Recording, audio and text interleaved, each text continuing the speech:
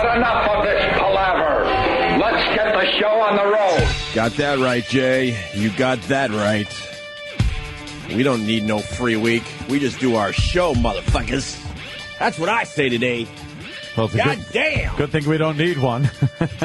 What? Because we don't get one. Oh, no shit. Yeah, it'll happen. Well, actually, guys, then we're going to do with something else on our platform. And then maybe around December. These empty promises. Shut up. Red flag? Yeah. Oh. I'm not a big fan of the empty promises, though. I think we could at least talk about that because I think a lot of people go through that in life, where your boss or whoever promises you something way down the road. Oh, way down. To try to keep you a little, like, happy and a little light on your feet. And then that day comes, and then there's always some reason why they can't do it anymore. Yeah. So it's an empty promise. Or I'm not a fan of the empty promise. Or hopefully you've forgotten about it because enough time goes by. Exactly. Yeah.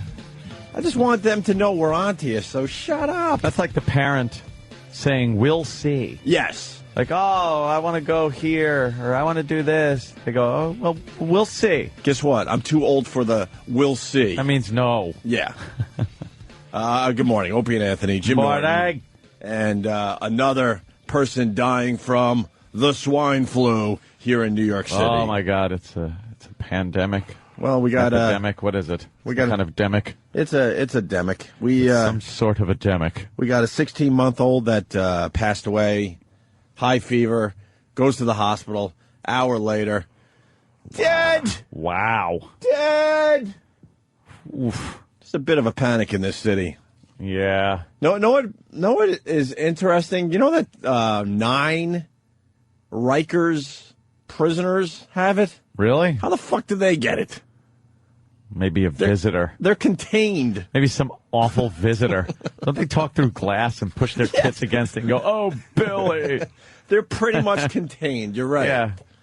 And you know, even if they have visitors, like you said, it's behind glass. It's but they still got to deal with the corrections officers and all that stuff. Yeah, they do leave. You think a correction officer brought the swine flu to Rikers? Maybe. Because you got 9 of those animals that have it. You got 2 deaths. But the CDC is saying over 100,000 people are likely infected with the swine flu in the United States. And then you get a few people dying from it. And the rest will get healthy. Yeah. So. Yeah, it's made a resurgence in the news. I noticed like 20 minutes of the beginning of the news, 20 minutes straight was about the swine flu. It's like, what the there's nothing else to talk about? No, not really. People, they're showing people again with the masks on, and, you know, those Asians love the masks. Mm-hmm. God, it was a whole school in New York City, little Asian kids wearing little masks. Oh, Uncle Paul. Last time I flew, our last vacation, I forgot. What, flu? No, just flew, like. Oh. Airplane. Oh, FLEW. I forgot to tell you this. I was walking through the airport, and there was a couple Asians with the masks on. There were a bunch of people, actually. Yeah. And you know how we all kind of talk under our breaths and stuff? I actually said a little too loud. Your life isn't that important. And I got a nice look. That's the first thing I think about. Yeah. When you see someone with the dumb mask on. I'm like, look, your life isn't that important. Breathe in the foul air like the rest of us and hope for the best. I mean, on the front page of Drudge, yeah, you're just seeing a bunch of people walking around with masks on. I don't know where this is taken. A lot of Asian people. Asian people love wearing the masks. What would it take for you, Anthony Cumia, to wear a mask? To wear the mask? What would it take, for real? Because most of us will never, ever buy one of those masks. A couple of Jimmy's gassers. I definitely wanted to strap one on, but let me think. It would have to be pretty widespread, and instead of just giving you the flu, it would have to turn you into a kind of 28 days later zombie-type person. Mm. Then I would wear it. Well, then you would just not leave your house. Yeah. Then I would set up gun emplacements and shoot the zombie people. I would get to the point where I don't leave my house before I walk around with a mask on. Yeah. That's ridiculous. air filtration systems in a bunker kind of a thing. But at least the news got their big story, so there you go. They love it. They certainly do, Ant. And all they want is death and destruction. Don't let them fool you. That keeps them on the air. They get bummed out when they start finding out it's contained, it's going away. No, they want to get that report. Oh, boy, we got another death. Because there was a lull. For a boy. while, everybody was going, this is nothing. Swine flu, stop. And then they stopped reporting on it a little bit, and then someone dies, and it's right back in the news. Full blast. We got a busy show. We got Jesse Ventura coming back. Oh, really? The last time he was in here... I was a Navy SEAL. Yeah. And there's a conspiracy that you don't know about. Well, how do you know about it? I was a Navy SEAL. How long ago? Before or after you wore a feather boa and fakely punched people? You can say that when he's here. Yeah. You know, I won't. That's why I'm saying it now, Jim. I like to see Don't blame him. you. I don't do the same joke twice. I like to see him fakely punch you when he gets here. Fakely. I think it won't fakely hurt whatsoever. His giant mitt. Yeah, there's a picture of him with his feather boa. Well, Just have that up when he comes in. Remember that guy? What happened to him? How was anyone taking him seriously? He had a lot of fun. He was a fun guy. That version. He was. That version was a lot of fun. Didn't he pretty much threaten us the last time he was in here? Or I think he little threatened Jimmy? Threatened Jimmy with you got to sleep sometime, I think was the line, which meant that Jimmy should have had his throat slit in his sleep by Jesse Ventura, which would have been odd. You could have sued Jimmy. I don't know. For what? Sleep deprivation? Right. Yeah, Sue, go. I haven't slept since you were here last. I've Thanks been a awake lot. for 18 months, Jess. But Jimmy always has what he likes to call a tranny shield on him, just in case anybody comes in at night. No? Nothing? Nah, it was funny. I was tripping over. I know you were. My tongue isn't working yet. You fumbled drunkenly into the room with that one. Humana. Well, Jesse Ventura was... late. Bob Eatman. Yeah, we'll get into the Bob Eatman thing in a second. Jesse Ventura on Larry King, just to set up the big interview with the Opie and Anthony show today. He had a lot of things to say about torture. That's the big one now. I think he's moved past the 9/11 stuff for a little while, and now he's all about torture, waterboarding, the waterboarding, right, and whatnot. He's very likable. Oh, yeah. Admit, very intelligent, which is a change from our previous president. Talking about me. All right, already with Bush, okay? He's talking about Obama, how Obama's intelligent and blah, blah, blah. Oh, great. And he's still taking shots at Bush. Pretty much everyone has moved on from Bush, right? Yeah, Just leave the guy alone now. Except for the real hardcore left-wing people. Janine Garofalo will still throw out a barb every so often. She's terrific. Oh, isn't she wonderful? On her bad side. Ugh. God. Ugh. She might hit us with her notepad in between jokes that she's just trying out. I bet she has hairy armpits. You think? Yeah, she's too cool to shave. Who was saying recently they think she's, like, kind of hot? There was somebody Danny. on our show. Well, no, I remember seeing her in Danny said she's there was a really movie hot and wants to have sex with her. No, I said that there was a movie that probably came out in like the early 90s and she wasn't that bad in it. Which one? I don't know. I'd have to go check it out, but she wasn't Copland? that bad. No, I don't think so. I don't know what it was. I thought she was cute. She was all right years in ago. a couple movies. You guys are crazy. When she first kind of broke, she was on an HBO Young Comedian special years ago. Oh, yeah? I remember liking her when she was on. Yeah. Well, let's see what Jesse is saying. He's very likable. Oh, yeah. Admit, very intelligent, which is a change from our previous president. All right, already with Bush, okay? No. I live in Mexico now, Larry, so I do a lot of reading. I don't watch much TV, and this year's reading, I covered Bush's life, I covered Guantanamo, and a few other subjects, and I'm very disturbed about it. I'm bothered over Guantanamo because it seems we've created our own Hanoi Hilton. Oh. And we can live with that. I have a problem. Yeah. I will criticize President Obama on this level. It's a good thing I'm not president because I would prosecute every person that was involved in that torture. I would prosecute the people that did it. I would prosecute the people that ordered it because torture is against the law. Shut up! He's coming in here with that drivel? Oh, yeah. Right. Oh, Christ, I'm going to get hit. I am just going to get that big meaty fist in my face, and I know it. He likes to argue. He loves it. If he was, he'd prosecute. That's good. That really keeps our country safe, you dummy. You know what? I've read He's going to start the whole thing. Do you read books? Shut it.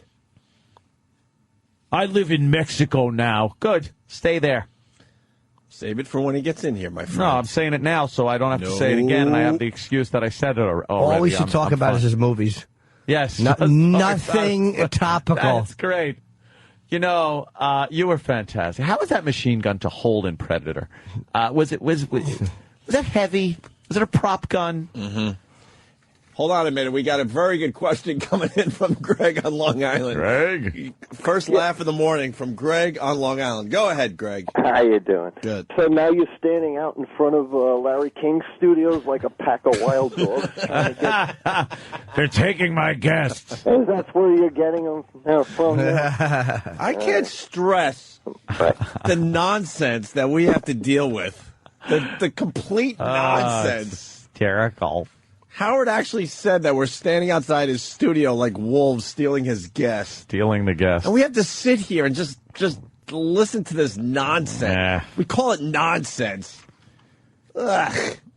Let's say hi to Dustin in Texas. Dustin. Hey. Hey, man. Hey, when Ventura comes in, ask him about his global warming theory. I heard him on another show saying he could prove global warming because of the thermometer on his rearview mirror of his truck. That's wonderful. All right, write that one down, Dan. We got to ask him about global warming.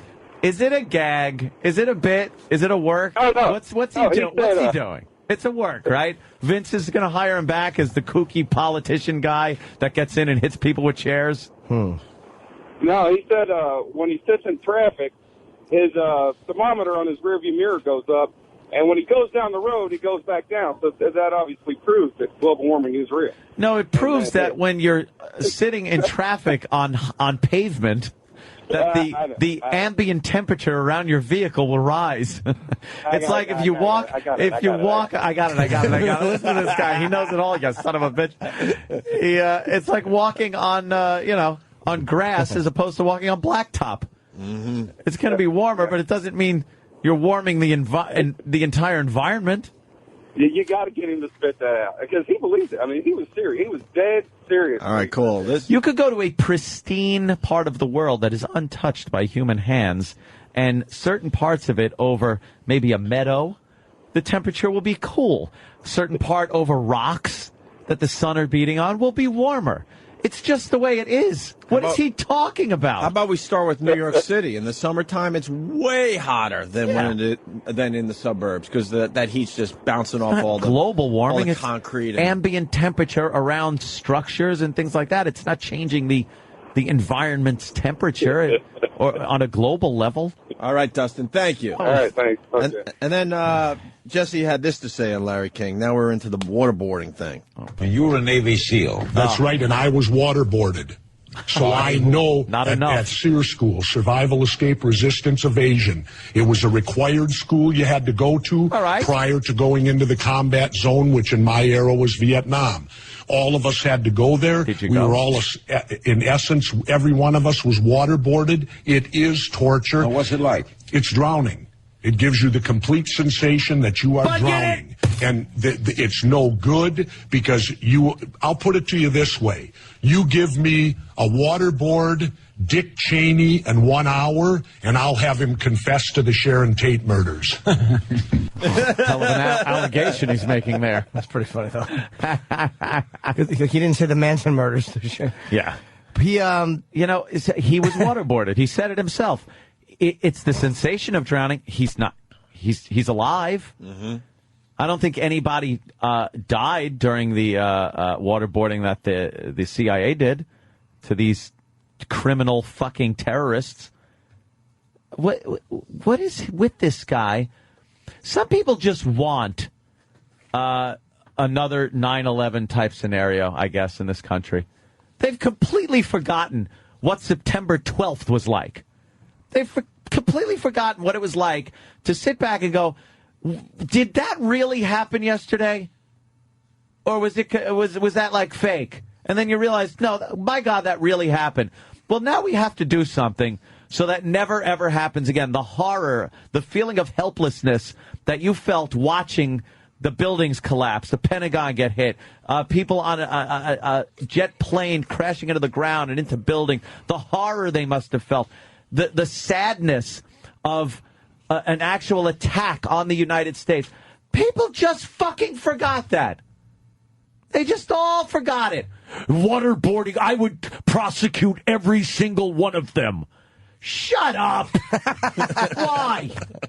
Save it for Jesse. So that they could go back, let them all out. Let them all out of Guantanamo. Let them all get back and regroup and attack us again. That's a great idea. You have that fucking feeling in your gut. Where the fuck were you when that happened? Were you a Navy SEAL at the time? No, we were in fucking New York, asshole. We were here at the battlefield. Oh, and you noticed how he said he was a Navy SEAL during the Vietnam era. Does that mean you went? Were you in Vietnam? I was waterboarded. Were we really part of the battle, though? What? I got to correct you on that one. Let me tell you something. Were we in the middle of the battle? When you lived in New York City at that point, when that was happening, you did not know how far it was going. You didn't know if there were stories that there were 10 more planes in the air heading for where the fuck ever. Mm-hmm. So yeah, we were closer to the battlefield than Jesse the body was. They just and I'm not just pointing him out.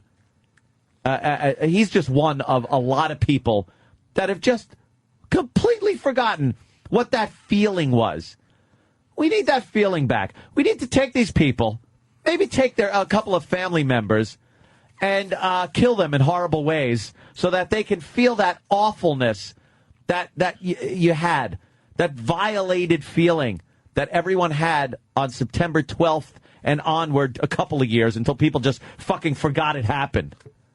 Ugh, you people disgust me. Disgust me! This is a wonderful rant, but you're going to do it in front of Jesse, right? I will. No holding back today, my friend. I will. This is all just a pregame until Jesse shows up now. Here's what, actually, just... The rest of the show doesn't even matter. Matter of fact, I would say go away for 3 hours and then come back when Jesse's here. No, I'm gonna go into the studio and just record some sounds and then go home. Here's what you can play while Jesse is here. What? You're out of your mind. Get out of here. You forgot. Just play it on the soundboard, and I'll go home and listen. Do the one, fuck me, fuck you. Yeah, that's one of my favorites. I love that one. I use that one a lot in private life. How about this one, too? Are you trying to tell me? Yeah. I can't believe it. Can you do the fuck me, fuck you? Fuck me, fuck you. And then... it's written this way, so I got to read it. Oh, Larry proves why he's a great interviewer. Oh, God. Okay. And finds out what a seal is. Who wrote this? Well, Sam. So obviously. Guess what? We're going to find out that Larry sucks at interviewing. And something else is going on in the studio. Dan is still trying to find a hot picture of Janine Garofalo this whole time. Oh, I know. And I saw you go through 1 million pictures. Yeah. 1 million videos. And you're having a tough time finding a youthful, hot picture of Janine Garofalo, Dan. I gotta find out what movie I was watching. Yeah, exactly. It was from like. Regardless of the movie, Opie's right. You're proving my point by the surfing you're doing. I watched 150 Janine Garofalo pictures scroll by that fucking monitor. And I love where he's almost confident, and then he's like, nah, and then goes back to surfing. He'll pop one up like he's looking at a closer view, but meanwhile we can see it, and he's hoping we go, oh, that's not too bad. But we haven't uttered a peep. Let me prove something to you right now, okay? You Google image Janine Garofalo. Now, Google image, once again, Christina model.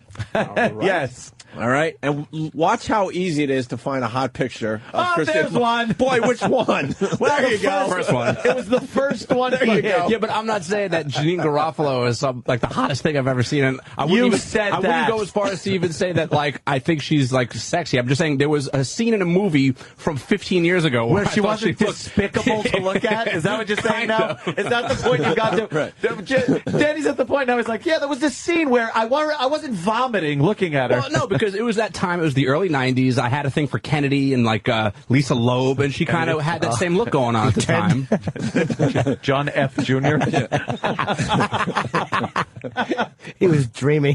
When you liked Robert, he would get a hard on every time he walked into a kitchen. Christina Model, first picture. Janine Garofalo, you've already clicked on the 10th section of the Google image. Yeah. Now area. It's showing people that look like Janine Exactly. Garofalo. Have the You know same how name. Google works after a while, yeah. We just found a fat pig from Idaho that just has the same name. You didn't like that young stand-up video? No. No, not really. She's got youth on her side. I mean, most girls, when they're young, you know, they got the youth thing, so they're not as horrendous as... Oh, wow. That's what am old, I trying to say? Ugh. I don't know what I'm trying to say. No, I'm not digging that. Hell, man. It was 1993. Yeah, I'm not digging it. She's on Conan in 93. No. She looks like somebody, but I can't figure it out. She almost looks a little like Alice Cramden in color. She's cute there, though, man. That's not bad. I mean, she's not bad. That's you Conan kidding Step me? 93? Yeah. Wow. No, she's... Was he in a library? I forgot about that. Yeah, he looks like he's in a library. I forgot Conan's old set was so weird. All right, here's Jesse and Larry proving he's a great interviewer. I meant to ask you, you were a Navy SEAL, and they have a tremendous image. Was there ever a time in your life when you thought fear would overcome you? Sure, the first time I jumped out of an airplane, I was afraid of heights. I joined the Navy SEALs so I would conquer that fear. Why didn't you join the parachutists?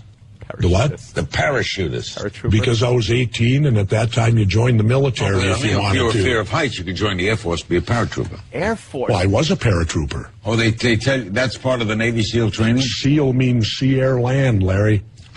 Oh, my God, Larry. Larry goes, Oh, my first of all, join the Air Force and be a parachutist. Oh, my God. I don't know about that. Wow. I mean, Wow, CNN, you got a gold mine with this like Larry airborne. All right, gold all right. mine. Why didn't you join the airborne? You know, and just be a paratrooper if you're afraid of heights and wanted to conquer your fear of heights. I understand the SEALs also do jumps, but like if you're just afraid of heights, you'd think you would become an airborne ranger or something like that, 82nd Airborne, but SEAL. Sea, air, land, Larry. How important is the parachute? When you were a SEAL, did you play honky tooty horns with your nose for fish? Well, Jesse's coming in a little later. The big showdown. Last time it got pretty ugly. Well, yeah. And I'm sure it will get ugly again. I've seen him once since then at Red Eye, actually. He was doing a show before. He might have been, I don't know if he was doing O'Reilly or whatever.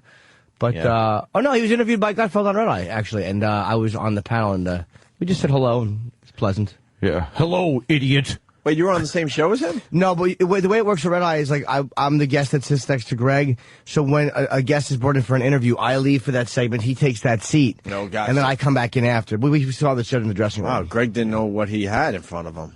The confrontation that he would have had with you and Jesse. Wow, well. For his TV show. How was Red Eye last night, Ed? Very good. Yeah. Apparently, though, I got bleeped a couple of times, or edited a couple of words.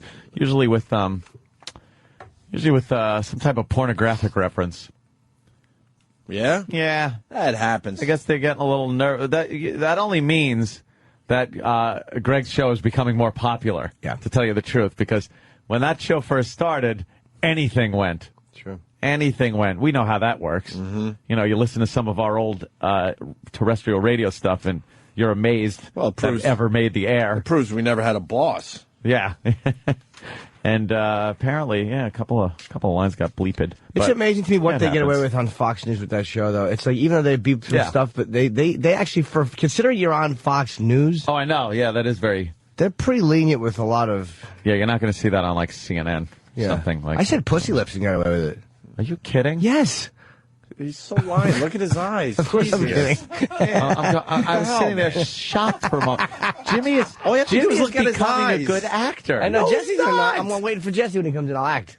His eyes get like this. But that's how he looks. Like the dude in Caddyshack that sees the boat coming as he's trying to do a little fishing. That's what it says in acting. I read a book on acting, and it said act surprised, and it said in parentheses, open eyes wide, exclamation point.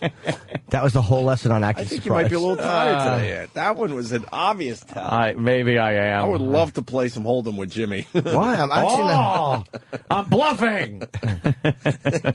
How about a little audio from Red Eye? Oh. And talking about Pelosi. You know, Anthony, Republicans say they want her to resign, but they really don't want her to resign because she's so awesome. She's great when she's hung out to dry. To watch her, I've seen Ralph Cramden give better explanations when he's in trouble. I'm the CIA. I'm Ed Norton. She really has no clue. And about polling, it's like, every time she opens her mouth, I think more Americans want to take away a woman's right to vote. Yeah. That's how bad it's getting when she even talks. It's horrible. True. That was an error, wasn't it? Yeah, it really was. Something we all have to live with now, Greg. Exactly.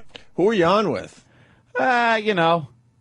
You don't know? I know some chick. Bill Schultz is always there. Yeah, yeah. Usually a hot chick from Fox. But you don't know who she was? That was some hot chick. That was it? Yeah.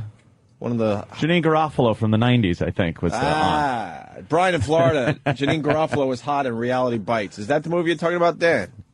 It could be. I'm still looking. See, he's still trying to find a hot picture. He's obsessed with this now. That's not bad. You're high. Come on. She's so frumpy. Yeah, that's what it is. You're finding young pictures of her where she's already frumpy. Frumpy. That baby fat should have gone away. This picture is only 13 years old. She is so frumpy. Find her at 13. There's not even a hint of a figure on her. Yeah, she is frumpy. And she wears stuff like, she doesn't wear revealing things like where it would show her ass or anything because it's probably, Quincy would love her ass, I bet. You guys were talking about Michael Steele on Red Eye. I don't even know who Michael Steele is. I got to be honest. He's a Republican chairman. Oh, he's that guy. A black gentleman. Oh, yeah. Okay. And, of course, him and Obama were trading little barbs at the little press thing that they do. What is that called? The press, where they make White House jokes. Correspondents' Dinner. The White House president is a comedian for a day dinner. Right. We're such a terrible racist country. The leader of the Republican Party is black, and the president is black. Yeah. It's amazing. Yeah. But I wonder if you felt at some level the president was mocking some of your attempts to have kind of a hipper outreach program to African Americans, other people of color to come to the Republican Party. No, that was just good love between two brothers, and I really appreciate the president throwing me a shout out. It took me totally by surprise, and so this morning I just want to say, "What's up?" right back at you. So. Well, that was the opposite of not strange. Anthony, was that as painful as I thought it was? Ooh, it's but Obama, first of all, he's not cool or hip. He's like grown-up Urkel. He just cannot come off as cool. And the whole thing with the brother and thing like that, it wasn't, not good. Painful to watch. Exactly. But then again, I mean, you do see that among white country clubbers. I was more amazed to see a black Republican. Yeah, that's sort of like a UFO sighting. Hey, J-Ho. No, it's Swampcast. Jonathan, you're... Very, very good. You know, you make a really good point, though. Of course I do. What? When you see black in general, especially when I was growing up, you instantly think cool. Instantly. Until Urkel came on the scene and kind of taught us all that black people could be nerds, too. And Obama's a nerd. Total. Yeah, he is a nerd. Such a freaking nerd. You realize when he was trying to sound hip and saying, that Michael Steele was in the hizzy. He didn't even say hizzy. He goes in the heezy or something. It's like... He couldn't be cool. And he's a terrible joke teller. He is a black nerd. You so rarely see. And so Michael Steele. Just these two joshing around. They're just two they're white guys. Like they're homeboys. Yeah. But it's like, stop. They're just nerds. Yeah. Complete nerds. No one hip gets to that level of politics. No. You can't be not a nerd and get to that level of politics. Clinton is the closest thing to not a nerd who has gotten that far, because he's not a nerd. All he wants to do is stick his dick in anything else with a girl. You gotta love Clinton. God bless him. He's just a pig. What's that picture with the legs? Are we still trying to find a Janine Garofalo? That one? Yeah, I found two. I found two that I think are let me see. He clicked on the picture, and I'm like, wait, who's that with the legs? And I was ready to just say, okay. That's like a Britney Spears picture. All right, you found one, but nope, wasn't her. Let me see. You think he found one? He thinks he trying found a so hot hard. picture of Janine Garofalo. No, that's just her. No. She looks all right. She's cute. No. It's not so bad. Jimmy's sort of I'm not with you. feeling it. Yeah, she's cute there. That's a good picture of her. No. She's cute there, too. No. That's a glamour shot, He's though. trying. From the mall. Yeah. But it's still not a bad picture. No. That one's not that bad, but she doesn't look like that. We're not saying find a good picture of her. That must have been in a meaning magazine because it looks photoshopped and a little retouching going on. A little there. retouching. You Thank said you, to find a good picture. I found one.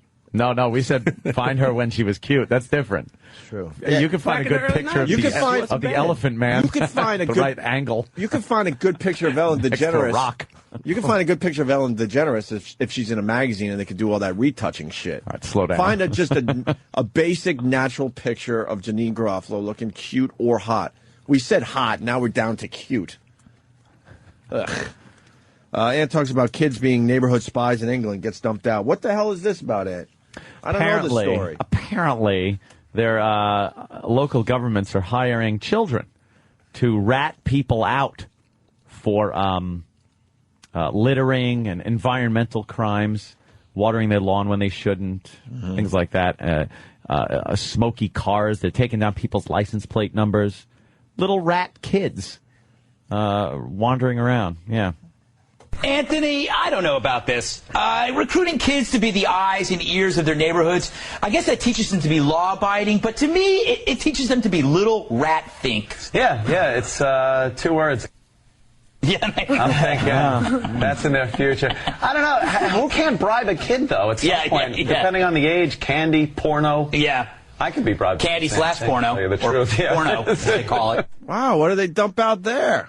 I said Amber Alert.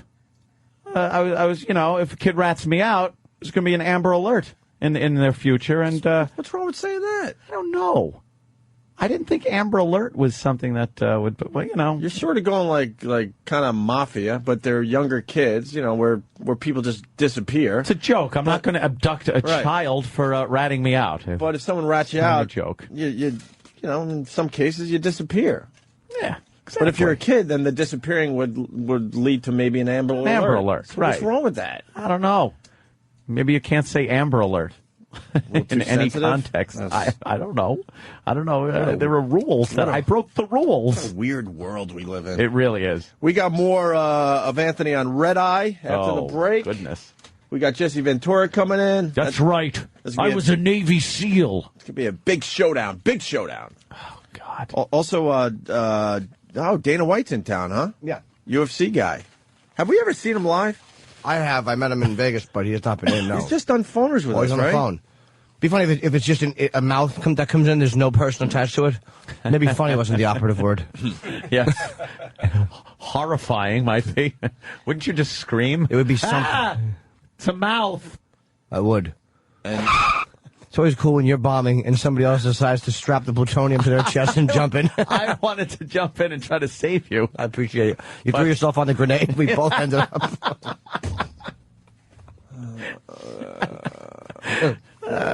Now people are trying to send in their hot pictures of Janine Garofalo.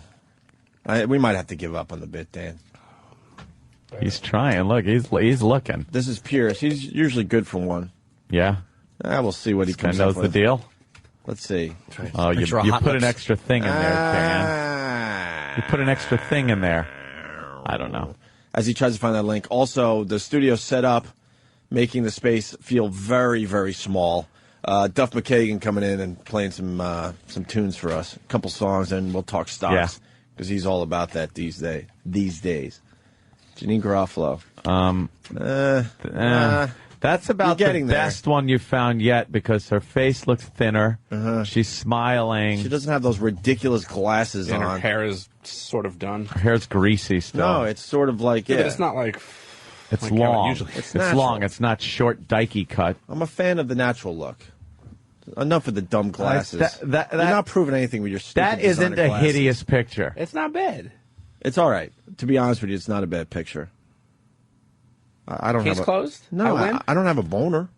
I didn't say you were going to go. It's you a boner. win. Now it's a boner. Opie's like setting the sights higher, where you got to find now boner worthy, and Dan, you just keep setting them lower. Like as long as you're not fainting from vomiting when you look at her, it's okay. I at least want to tingle. You guys got to find some common ground. That isn't a bad picture. I'll even That's all right. fess up to that. I think it's the angle and the 2 seconds after that. is a completely different picture being taken. How funny is it that God allowed her to be hot for maybe one night, and then she went back to ugliness for one photo, and then she's had to start going the other way. Yeah. And the second she opens her mouth with her liberal garbage. I didn't say I agreed with any of her thoughts or beliefs. Oh, okay. Sounds like you're all about her, Dan. Yeah. I just wanted to finger her back in 1993. That's such a bad thing. Just diddle. All right, going on a break. Ben Stiller came in yesterday.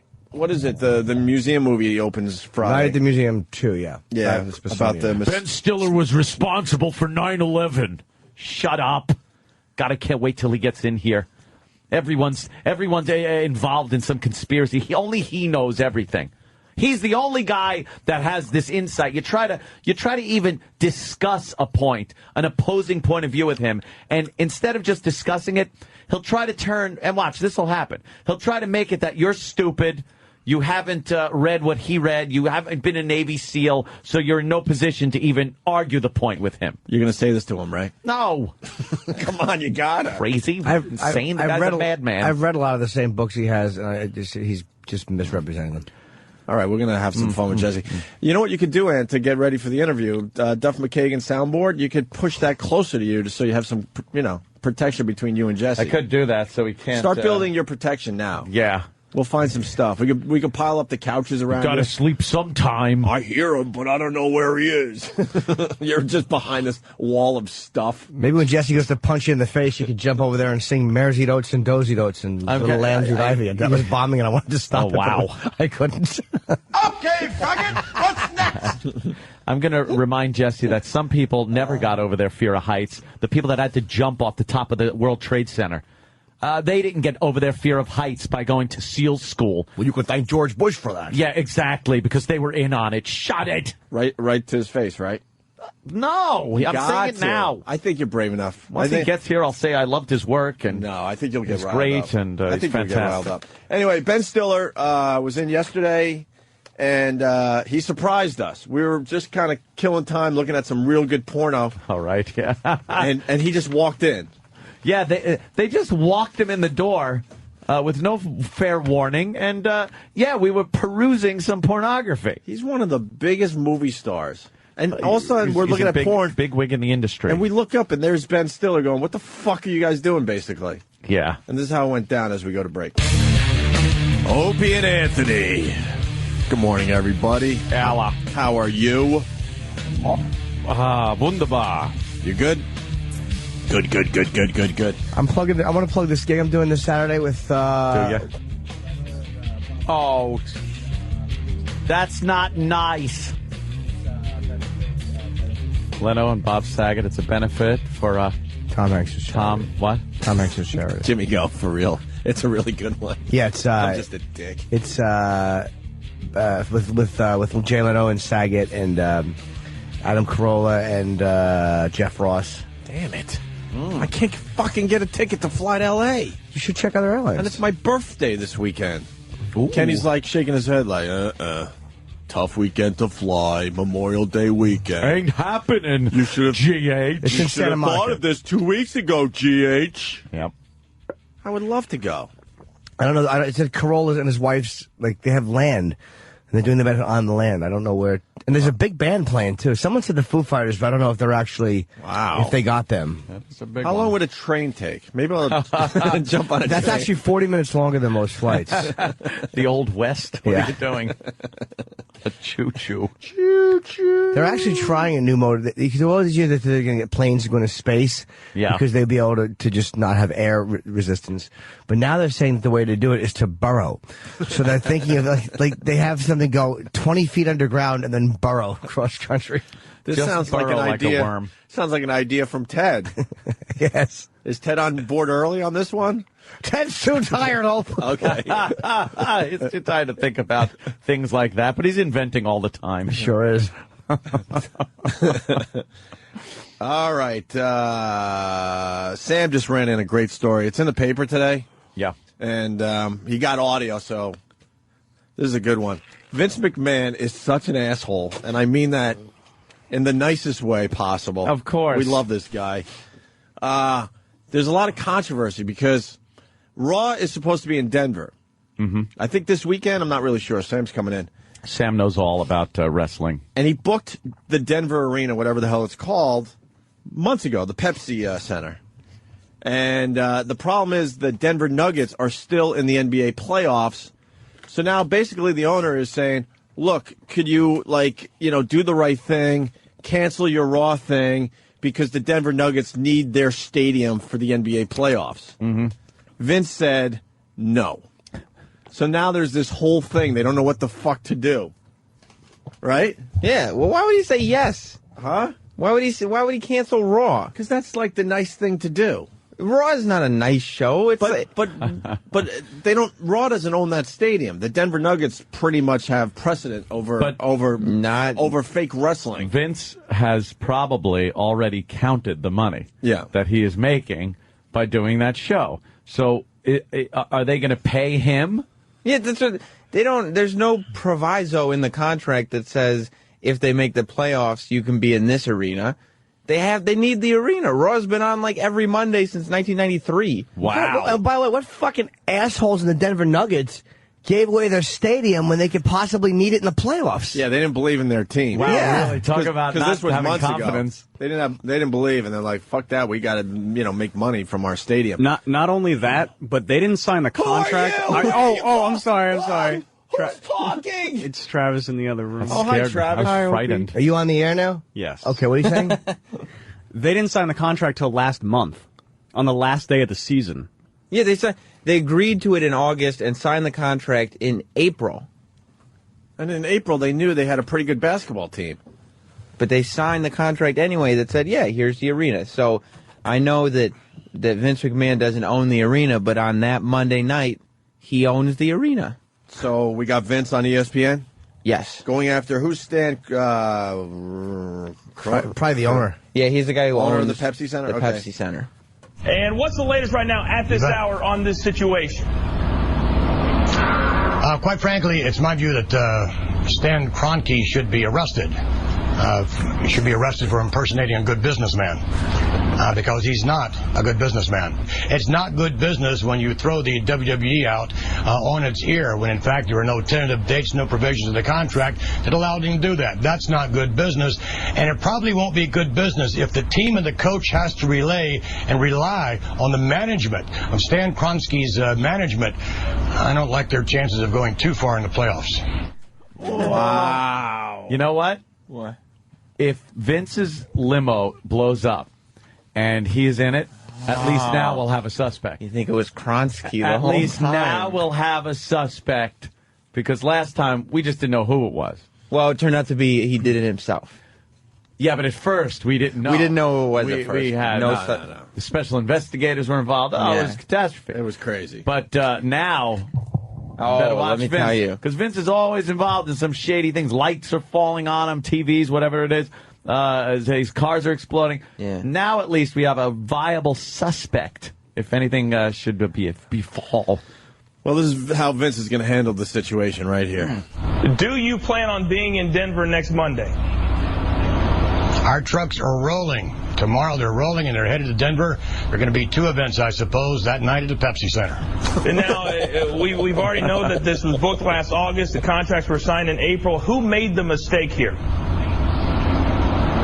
There's only one individual who made the mistake, and that would be Stan Kroenke. A big-time mistake. You don't treat people like this. It's just totally unfair. And certainly, it's unfair to the Denver Nuggets fans as well. They waited a long, long time for their team to be in the playoffs. And it's unfair to not support them as he should. It's unfair to book our event at the same time that they might be in a playoff situation. So I don't speak too highly of Mr. Kroenke's management skills. How great is that? Yeah. How great is it that the Denver Nuggets are going to play an NBA playoff game in front of WWE fans? They're going to be really confused as they're holding their fake chairs and At the same time. Yeah, it's going to be at the same time. I don't know how they're going to fit a ring and a Titantron and a basketball court. Yeah. They should just It's going to distract the players, too. Yeah. Plus, they got to honor everybody's tickets. If you want tickets to the playoffs, order Raw. Oh, well, 2 people per seat. Okay, You got to okay, sit then. on people's laps, and then halfway through, when you switch. You switch. Okay. Yeah. They should just have both events happen at the same time. Just put the ring in the middle of the court. Right. The basketball players got to go around it. That'd be great. Who wouldn't watch that, though? It's just so obnoxious. Wrestling is going to get the boot, obviously. There's no way that I don't know. If there's a contract and Vince will probably just roll over and he'll never fight it. Pepsi Center will take the lawsuit before they'll fucking boot the Nuggets out in the play. That'll be a public relations disaster in Denver. Brian has a problem with this. Let's go to Cleveland. Brian, how are you, buddy? Good. How you doing? Good, man. How are they supposed to know in April that this playoff game is going to fall right on this specific date? I mean, are you supposed to not book that Pepsi Center for a couple months just in case Denver makes it that far into the playoffs? Yeah, I guess what Vince is saying, there's nothing in the contract whatsoever to say, look, you have the date unless the Nuggets are in the playoffs. Like, the contract pretty much reads, it's our fucking venue that night. But doesn't isn't there the schedule of the playoffs and everything? Isn't it scheduled in advance? No, not at all. Because I think when this contract was put in motion or whatever, the Nuggets, you weren't sure the Nuggets were going to be in the playoffs. I'm not sure about the Nuggets themselves. I'm just talking about when they do the playoffs. Isn't there a scheduled date? Oh, yeah. It says the playoffs are going to be on this day. Oh, I don't. No, because you don't know how many games each one's going to go. What you like? You have to. They change schedules sometimes depending on who's playing. Yeah. I don't really know the specifics about that, to be honest with you. But what Vince is saying, there was no provision in the contract for this, so this guy's a bad businessman. He's right. That he doesn't even think, ahead just in case something there should like this be something like pop up. If in the case the Denver Nuggets are in the playoffs, right, you cannot come here and play your hit the people with the chair game. Especially if that's not a game, okay? Especially if you sign it in April and it's like May. Assholes. Someone is saying that playoff schedules are made in advance. So maybe he just didn't have confidence in the Nuggets. You have to playoffs. At least know it's around this time. Like, it'll be this week or next. Jason in Pittsburgh. Jason. Yo. Hey, the Penguins had a playoff game with the Washington Capitals, and there was a Yanni concert scheduled for one day. So they bumped the playoff game one day forward, which meant the Penguins had to play in Pittsburgh on a Wednesday night and then go to Washington to play on a Thursday night. It caused all kind of controversy, and the Capitals are saying this is one of the reasons why they lost. How embarrassing is it that you got bumped for a Yanni concert? Yanni. That awful fucking... my God. You know what? What do they call new age now that it's not new anymore?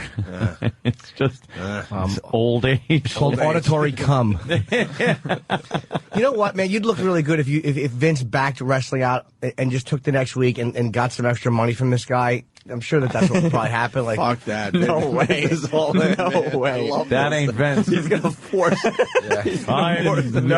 way will that happen. Trucks are rolling. If instead of looking at a legitimate sport, they're going to have to wait a day or two while Vince does his fake wrestling show. If they kick him out of the arena, Vince will set up in the parking lot if he has to. He will make a scene before We're doing our show. He should set up the ring in the parking lot. Oh, yeah. Raw is going to be on next Monday from Denver. Well, I don't doubt it. That's a developing story. We'll have to wait and see. Victor the Trucker. Victor. Hey, morning. How you guys doing? Pretty good. All right. Hey, I think there should be a tag team match. Get a couple wrestlers against a couple of the ball players, and best out of three, whoever wins gets to have the venue for the night. Then what would happen? You do it that night. That way everybody is happy. Yeah, but what happens? How does the game get played, though? Well, you use your third-string players. Don't use your first string. No, but I'm saying, like, how would they get all the people in for one and then out for the other? Doesn't make sense. Oh, it makes plenty of sense. What you do is, first off, you contact Ted's Emporium. You get a couple people to bring in some movable rings. Ted.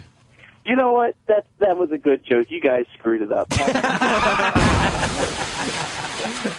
He blames all of us. Yeah, that was good. You know what? That's one of the better saves lately from I'm not leaving. From a caller. He's saying it was bad, yeah. Steven S. from Bayshore. Vince can't cancel. He's planning on having his ass polished again that night.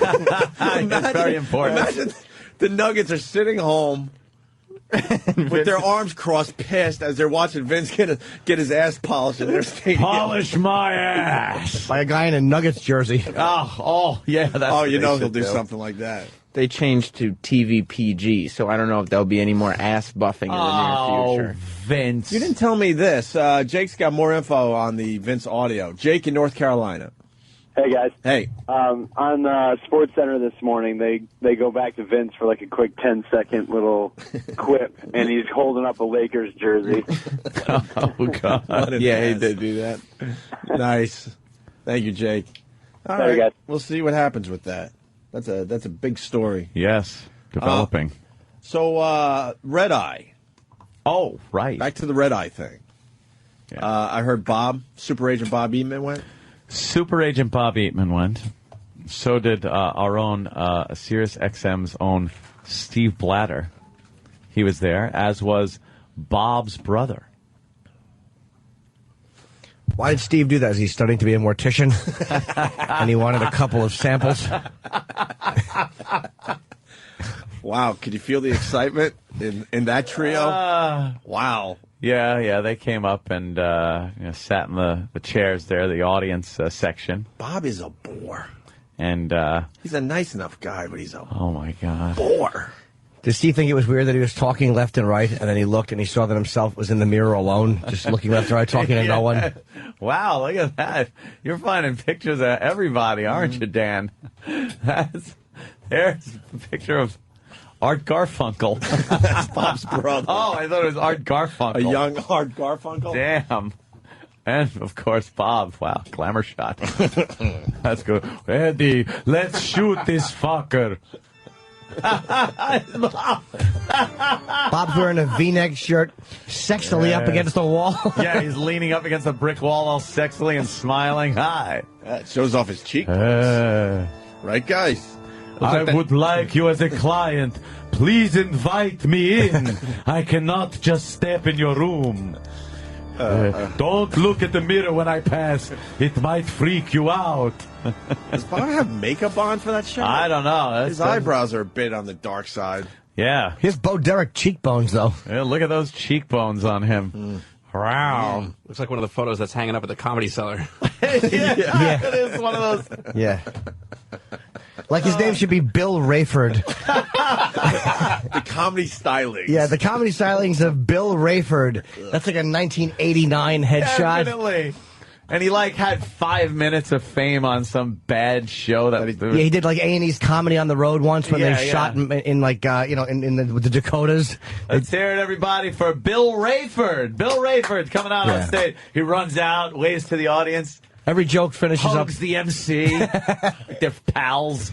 Every joke finishes with apparently, whatever, blah, blah, blah, blah, blah, blah. Well, folks, that's my time. I've been Bill Rayford, and you've been great. Oh, just happy to be there. Bill Rayford. Bill Rayford's a fool. He stinks. He does.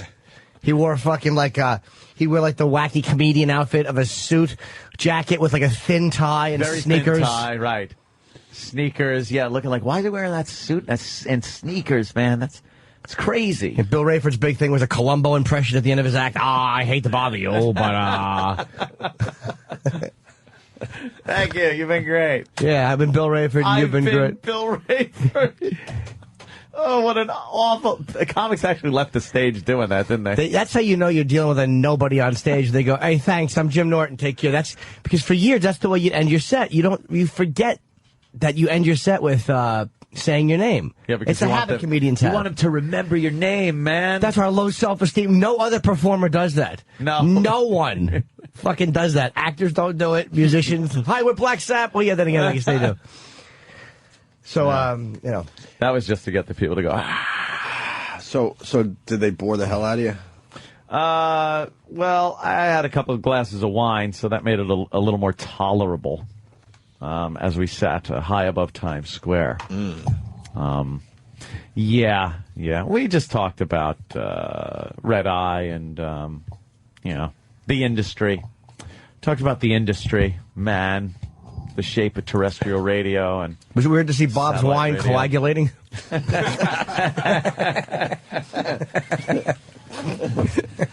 Well, he just laid right into the waitress's neck. What'll you have? Yeah. He threw a tampon to his brother. Look, you get it this time. Oh, shit. Make some tea. A delicious treat. Yeah, that was... but he kept me out a little late. Yeah, what is he doing? We were talking for quite a while up there, and it was in my hotel. But wow, kind of kept me up a little late. I got back to the room, went right to sleep, but the damage had been done. And I only had 2 glasses of wine sitting there, and I felt like a groggy this morning. That wine just fucking... Wine's rough. I could drink beer rough one. like Jim Cook, and wine just fucking exhausts you. E-Rock was in studio. I just have to tell him real fast. I blamed you on the check thing yesterday. I went back there. Okay. Yeah. I'm not going back there. Why? I don't live there. Oh, yeah, you didn't like the food either. We walked out on a check on Friday. I was telling everybody yesterday. I went back there, and I blamed it on E-Rock. You did? Yeah, I'm like, I forgot it was his turn to buy. Did they know? Huh? They knew. Oh, they knew? I walked in. I felt like I was going to be, yanked into a back room. You should have just sat at a table and ordered something. The same thing. To go. The same thing. Oh, they know. They knew? Were they angry? Yeah. I said, I walked down on a check on Friday, and they went, yeah, I know. So, yeah, I know. They were cool in the end, but I fuck them then. I blamed E-Rock, though. But E-Rock didn't like the food anyway. Oh. So. Yeah, I got sick from it, so. Did you really? Yeah. What was it, healthy? Yeah, we went with a little spicy chicken stir fry. You got sick? Do you think you got food poisoning, or do you think you just like it just a little too strong for you? It was a little too strong. Sweetie. It was too rich. Did you go dirty? No, but I threw up all over the Tasty Delight bathroom. Oh, that's right. Oh, God. I forgot about that. My stomach was bothering me. Oh, poor E-Rock. Tasty Delight rules. I know. Let's just put that out there. That and Popeyes. We haven't talked about Popeyes in a while. Popeyes! Thanks, E-Rock. And on Red Eye, a couple more highlights, and talks about Elizabeth Edwards' new book. Oh, okay. Right. That was... Anthony, why did she write the book? Was it to punish her husband? She doesn't need the money, or was it some kind of therapy for her? Because she's had a rough time of it. The book's one thing, but if she wants to punish him, this, first of all, should be on Maury. Yeah. It shouldn't be on that. You are the father. Ah! Elizabeth screams. He comforts her backstage. Because I can really see that scene playing out. But, yeah, probably some kind of a punishment thing. I mean, yeah she's rich. Well, she doesn't need the money. Yeah, I don't get it. Let's say hi to Scott in Boston. Scott. That was the paternity thing, by the way, with John Edwards. Right. Yes. She's writing all about it now. Yeah. Yes. Scott, what do you got? Aunt, did Bob's breath smell like a bag of pennies? Oh. You got something in your teeth, Bob. It's a clot. He's a nice enough guy, but... He is. He is, He started talking about his French horn again. No, there wasn't. I think he stopped the French horn stuff. Does he play the French horn? Yeah. Oh, if he plays it like Larry Craig through a hole in the bathroom wall. You know what? Bob's a fruit. This goes back a few years, but I was having a real problem with Bob, so I was yelling into the phone, "You don't understand what we do because you're not creative." And then he yelled back, "I'm creative. I play the French horn." Well. End of argument there. Yeah. Jesus. The French horn. Stinks. When you picked instruments in school, did you guys play an instrument in school at all? No. You weren't in the band thing, trying to be a rock star? You got a band outside of school. If you were in the band in school, you were fucking fag. No, you got to start somewhere, though. No, you cool. start in your bedroom Dude, with a guitar. I wasn't cool enough to know people in my neighborhood to start a garage band. What'd you play? I tried drums, to be honest with you. But then, the problem with me and drums, because I was one of 7 kids, I guess, even though there was up to 10 in our house at any given moment, I couldn't really have drums.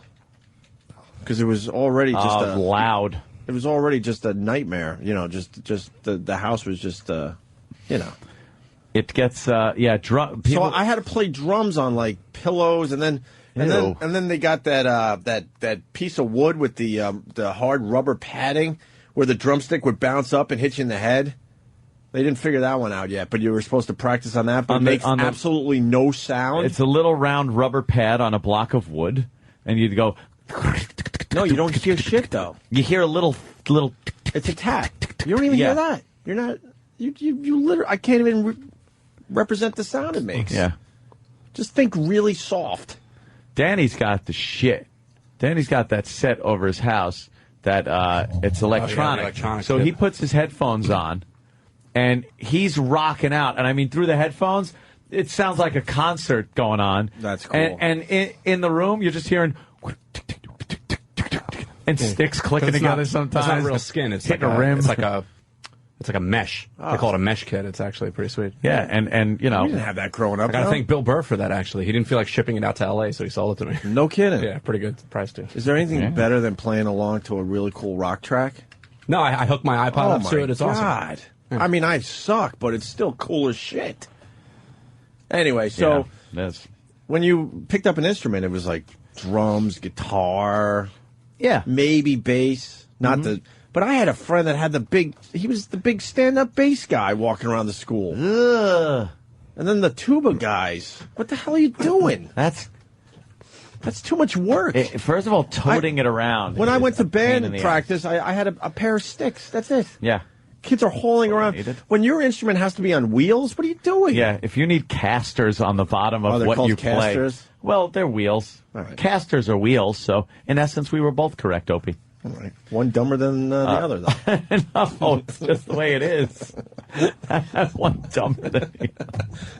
We represent a lot of different people out there. We try to cover the gamut. I represent the dummies, and you represent the ones that might have a few more words in their vocabulary. Some words.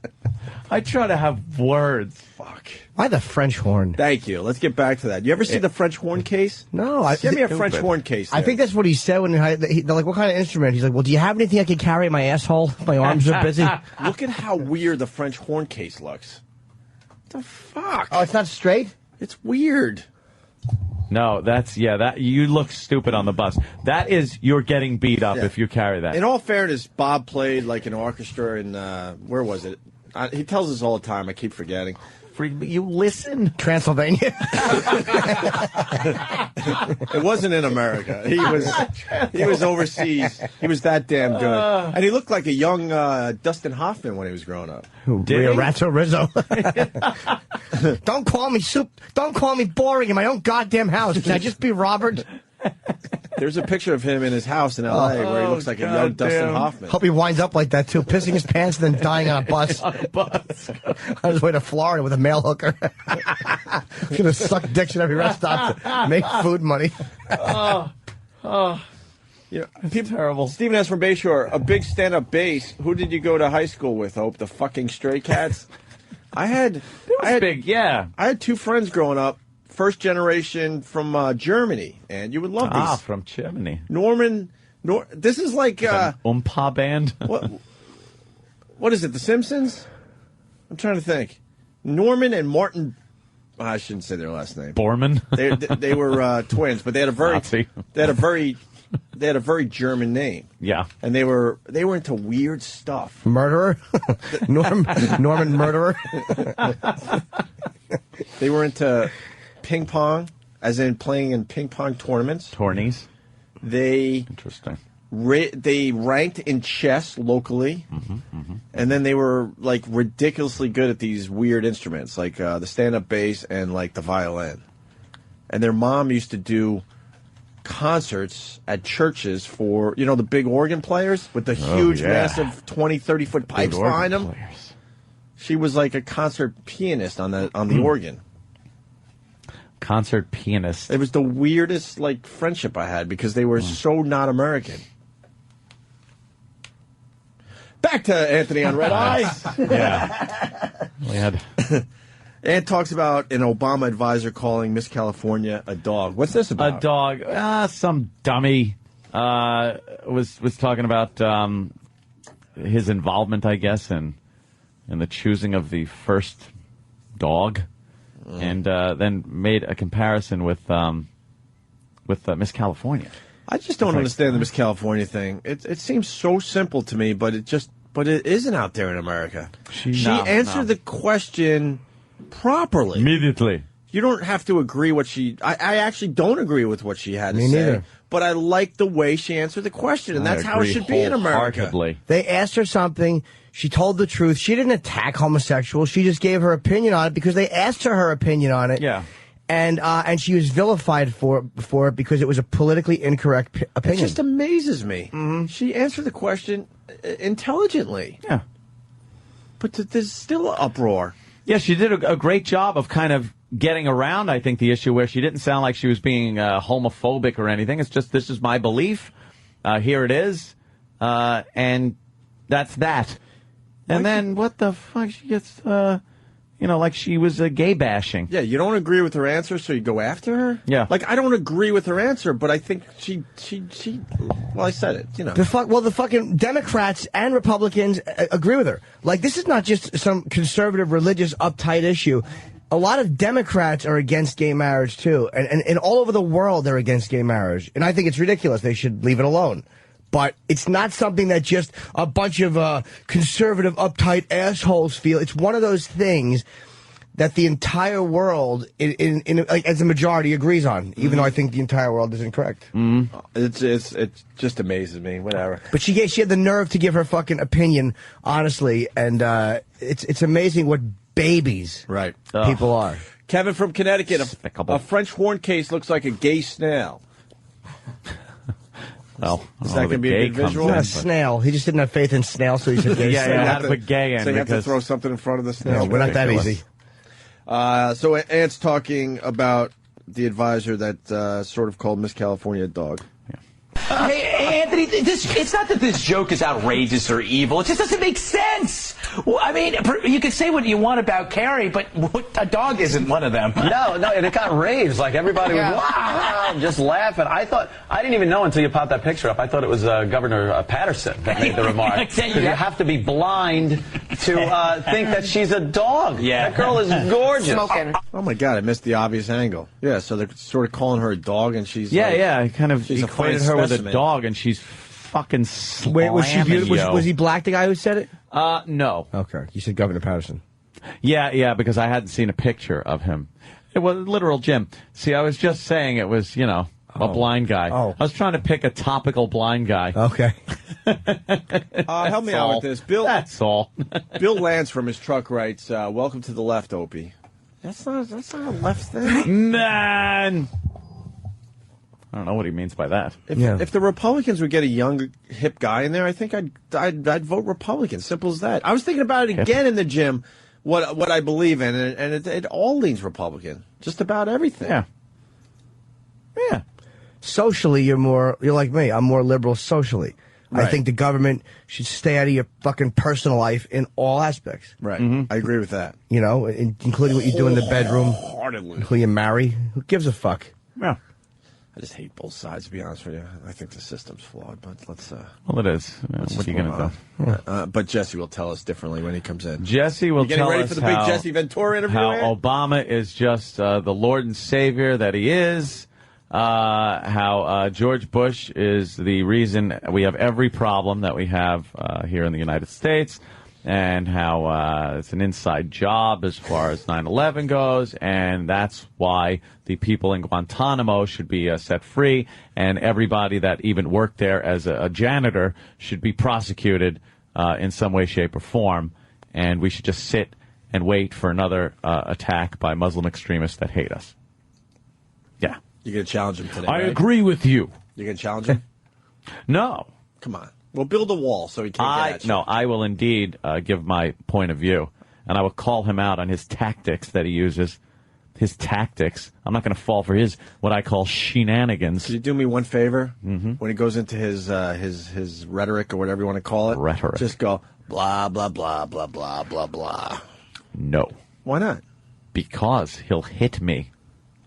He's a big gentleman. No, he was a wrestler. It's fake hitting. I will. Fake hitting. You'll be fine. Some of that fake hitting looked like it kind of hurt some people. Yeah, one of those meat hooks would sever your jaw from your face. You think it would do some damage? Yeah, he would put you in a fucking near coma if he hit you. Oh, by the way, Bruce now writes, "Welcome to the right, Opie." So there you go. Oh, nah. Let's say hi to Kenny. We got some great instrument comments coming in. Kenny, go ahead. Tennessee. Hey, what's up, gentlemen? I was going to say Bob Edwards plays an instrument. He has the fist while he blows it. The what? Bob Edwards plays an instrument. He has the fist while he blows it. Bob Edwards plays an instrument, or our Bob? No, Bob Edwards. Bob Edwards plays an instrument, and he had the blows. No, basically he's saying that Bob Edwards plays an instrument, because we're talking about instruments, obviously, where you have to fist the instrument to play it. Is there an actual instrument?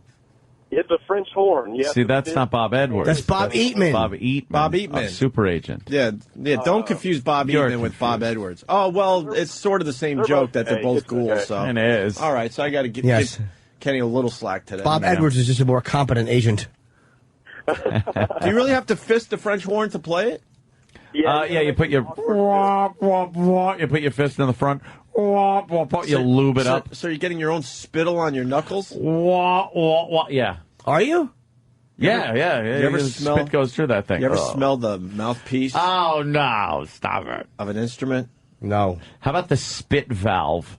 How about the spit valve of the guy from The Soloist?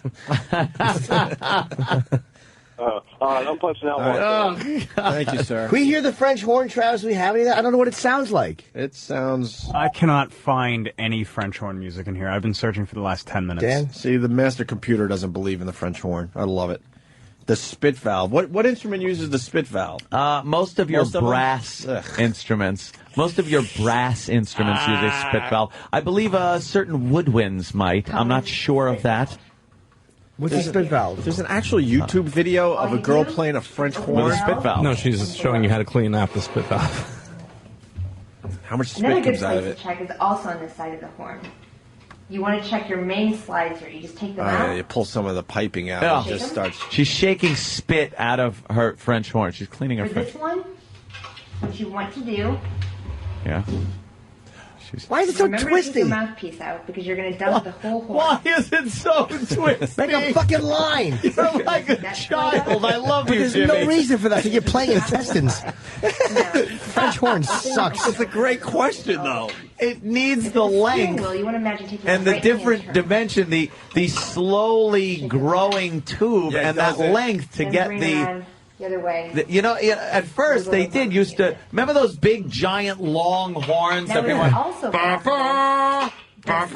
like that. Yeah. They figured they could still get that by just winding it up. It's actually kind of like, you know how your Bose wave radio sounds so delicious? Yes. It's because that sort of same technology is inside of your Bose wave radio. There's a whole bunch of tubing that goes on and it coils and it moves around. That's produce a better sound. Gets a running start. Why is it so twisty? I'm going to play the French horn for everybody. Slides out.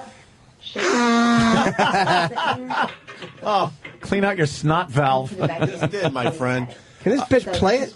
No, she's just cleaning it out. I want to hear music. Here, I'll find If this doesn't end with her sticking the French horn up one of her holes, I don't want to watch it. I want to see her play with her anus. Her puckering anus. Hey, for Travis, hold on one second. I don't want to lose this. Michu Kaku talking about the towers falling. We need that for the Jesse Ventura interview. Or E-Rock can work on that down the hall. Give it to me on CD, please. You got the French horn now, Dan? Yeah, I got a French horn solo. All right. And because I don't want to lose another instant feedback before we hit that. Patty McGee from Jersey writes. Hi! Opie, welcome to the middle of the road.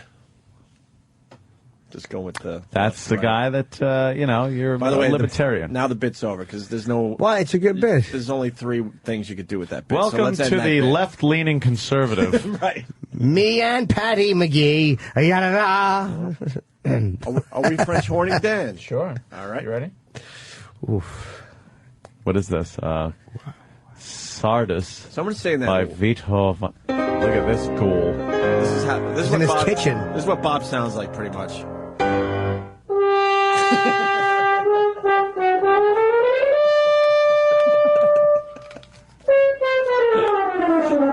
bet his wife is plotting his death every time he runs out to the garage and plays this piece of shit. This pile of internal organs. It's just a different world. Right? It's horrendous. This guy's head should explode like scanners. Oh,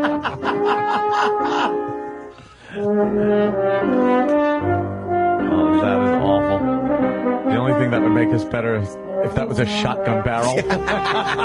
Yes. This guy's playing with his toe. What's the greatest French horn piece ever? Someone's saying that they used the French horn in the Jeopardy music. Is there any French horn where we would go, wow, cool? This is what I'd do. We lost a listener, guys. Lost one. Yeah? What happened? Well, you were too liberal? Or Scary Uncle from Philly writes, oh, good, the low-rent Hannity show again. I'll catch you guys tomorrow. Bye. More ill-informed rantings from high school dropouts. Surprisingly, it's not as interesting as you seem to think. Cunt. Shut up. Don't listen. Shut up. You're still listening, by the way. You didn't turn it off. Go in your mom's room and slip your hand under her sheet and fist her. Just do that. Do that while we talk, and then come back later with your stink fist. That's a good advice. You mess. Shut it. Sonny Forelli, Boston. Chuck Mangione is probably the most famous French hornist. Are they called hornists? Hornist? I would call French hornist. I would call them horniest. Yeah. Well, they actually wanted to be called hornists. Did Chuck Mangione play the French? I don't know. They thought douchebag was degrading. That looks like a version of a French horn that Chuck Mangione is playing. Chuck Mangione. A willful boy from Jersey writes, Opie, welcome to Just Left of Center. Oh, keeping the bit going. There you go. John B. from Boston. Just a string of good instant feedbacks. Pardon me. French horn in the intro to the badly drawn boy song from The Shining. Wait, I think there is some French horn in The Shining. Yeah. It's a ghoulish, creepy instrument. Well, fucking find some French horn for us people. John in Virginia. Opie, welcome to the Wig Party. Oh, wow, the wigs. Where did they go when you really need them? Well, you know what it was? They spelled it too weird. It's W-H-I-G is how you spell the party, not Yes. W-I-G. Yes. And there was just a whole bunch of misprinted flyers and bumper stickers. Oh. And they finally said, fuck this shit. Actually, in those words. That's what happened to the Was wigs. that their official? Yeah. We're done with this. One guy just stood up in the middle of it when they said, we're going to have to reprint the bumper stickers again. And one guy just stood up and went, fuck this shit. And everybody got up and just left the hall. And that was the end of the Wig Party. That was it, right? I remember that historical speech. Is that archived anywhere? Yeah, well, it was. You know what it was? It was the same day Lincoln was shot, so it was kind of like the news of his shooting kind of took priority. Over that. It's true. The Whigs. You know, the Whigs. I didn't know. DW. Opie, welcome to the reason why you don't vote. Oh. I like that, actually. The theme from the Sunday morning CBS show, the French horn. Who listens to right. this? Sunday morning. I hate that. That's creepy. It makes me feel ugh when I watch that show for some reason. We got Tom in Chicago. Sucks. Tom? Hey, guys. How's it going? Hey, Happy buddy. birthday, Jimmy. Thanks, Tommy. Hey, I think that the teacher's voice from the Peanuts might be a French horn. Wah, wah, wah, wah, wah, wah, wah, wah. Yeah. Yes, we know the Sunday morning. Wow, I'm in your house. That's creepy. Yeah. Oh, look, we can hear it. On to now. All right. That's really creepy. I'm in someone's house. We're in someone's house. Let's say hi to Neil in Seattle. Neil. Hey, Jimmy, Anthony Opie. If a girl's blowing me, she shoves her fist up my ass. Is that French horning? You know something? We do have the rusty trombone. You know we got to play the rusty trombone. Which is when a girl puckers up and licks your ass while she jacks you in the front like a slide trombone.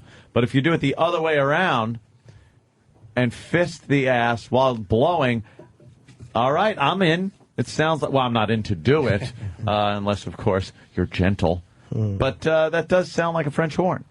I'm sure you'd make that sound, too. Do we have the rusty trombone? you are now? Yeah, let's hit it. Trombone, boom, boom, boom, boom. Boom, boom. You can hit it any time there. Here we go. An oldie but goodie. Yeah, from O&A.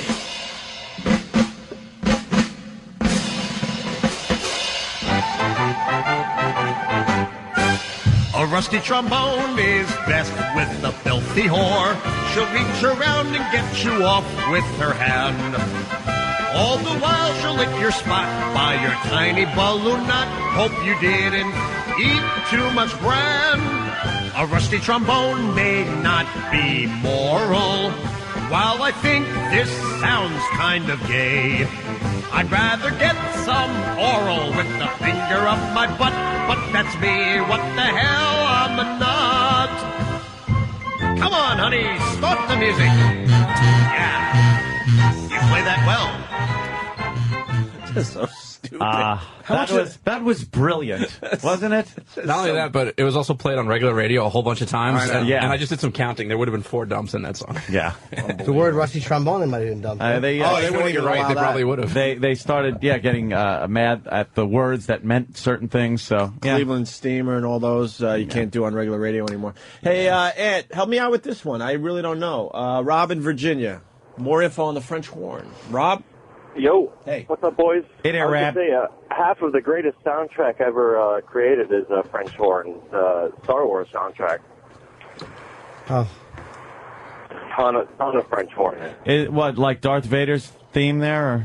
Yeah, almost like the intro, like Vader's theme. I mean, it's a whole orchestra playing. We want where. I'm sure there's a French horn in there. Yeah, we want something where the French horn is just completely highlighted.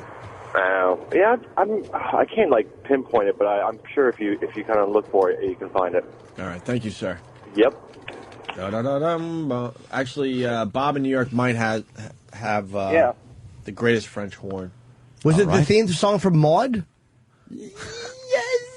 Maud, no way. Hey guys, how you doing? What's up, Bob?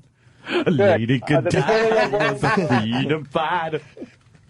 You can't always get what you want by the Rolling Stones. The beginning is a French horn played by Al Cooper. Alice Cooper? Al Cooper. Al Cooper. That was a big difference. Yeah. That is a French horn? Yes. Doesn't sound like the one that jerk-off was playing. We got a winner. Fucking old Stones rule. God damn it. Tasty Delight, Popeyes, and old Rolling Stones. What a combination, my friends. A glass of wine in her hand. What movie was this featured prominently in? Little trivia. X? I don't know. Casino? Wasn't it Casino? I have no idea. That was the beginning of that movie where the guy died. What? That one movie where the guy died and they were all at his funeral, they slept over. A couple days. Yeah, but do you remember the movie? Come on. You're right there. You're right there. I know. And you got the movie? You described it perfectly. The one with Jack Nicholson? No, whose body was the dead guy? It was a very famous actor, and that was his whole role because they cut out all his other scenes, and the only scene they left in was his dead body. Because Jeff Goldblum, he slept in that little race car in the bench. Yeah, Jeff Goldblum was in it. Oh man, come on. What year? It was early '80s, I'm thinking. Mid '80s, maybe. Come on. Is Jeff Goldblum, is he a Jew? Yes. I was just wondering. Come on. Don't look down at him, please. No, I'm trying to. They all get together for this guy. Right. He died. I know. They're on kind of a retreat for 2 days. Talking about life, man. Yeah. Glenn Close is in it. Jeff Goldblum. She's in the shower scene. And that. Yeah, we reference the rape shower all the time. I keep thinking of Diner, but it's the other one. It came out about the same time. The something with a C. Mark the day. I might have finally got you with movie trivia. Finally. Well, Come on. It's a crappy movie. I remember it as being a good movie, but maybe it's not a good movie. William Hurt? Yes, I know. Yeah. You're right. Don't look down.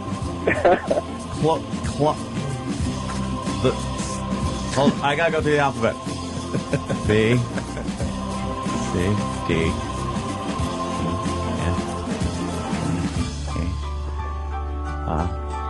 Oh, yeah. Oh. I'm going to kick myself in the ass because I know this. And part 2 to the trivia, who was the dead body? What actor? I want to say it was Kevin Costner, but I'm not really sure about that. Kevin Kline. Kevin Kline was in the movie. No, he wasn't. Did it start with the? Yeah. Most movies start with the. Cold? The Star Wars. Something cold? The No, Godfather. not cold. All right, good, Cold is in there. good. Is it? A version of cold. I know what it is. Good. It's in there. And Yeah, I just good. my good, synapses good. aren't snapping. Starts with the blank. The Big Chill. Give yourself a bill! Oh, gosh. Only reason I want to do that. Wow. Very good. Now, who was the dead body in the movie? Now look down, because we need the answer. It's one of those dumb movie trivia questions. Who was... Like, they show the body, I think, at the beginning of the movie. That guy had other scenes. They cut him out, and now he's a very Kevin famous... Costner. No, it wasn't. I actually know who it was. It was Bill Rayburn. He was anyone know? An average comedian from the 80s who eventually caught hepatitis in his eyes. Played the French horn. Guys, this is Kevin Costner. It was Kevin Costner? Nice. Wow. 83? Well, Bob, end of the French horn bit. You got it. The beginning of this song with the French horn, there's nothing better as far as the French horn goes. You win. I wish we had a prize closet. We're working on a prize closet, and I don't know. I don't know what's happening with that. We have literally 20 guys that work for this channel behind the scenes, and we still don't have a prize closet, so go figure. Because I would give you a fine prize for that. Sure. All right, Bob, thank you. All right, thank you. Ecstasy of Gold has the French horn? Just got everything in it, yeah. Opening scene of Fast Times, kids shoving French horn in locker. Oh, okay. Oh, well, that has a French horn in it, but it's not like in it. It's different. So now we're up to Tasty Delight, Popeyes, early Rolling Stones. Some of the greatest treats of all time. You want to add to Tasty the Delight? list? What was that? It's like ice cream, but without the guilt. Oh, I thought it was Chicken Delight. Little guilt. Remember? Still a little guilt. Do you remember Chicken Delight? Sure. Remember that? Don't cook tonight.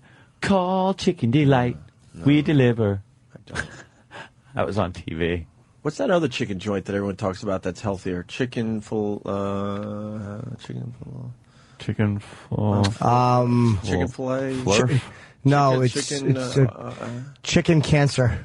Let's get back to and on Red Eye. Let's see. More. I said a lot. Guarantee this is... That was useless, but I talked a lot. You were good, man. You're very conversational. Oh, I like being conversational. No, you were really good. Overture to Tommy, right. That has the French horn. I saw the Who Man at Giant Stadium when they did the tour with the orchestra and everything. And, when that started up, and it was just...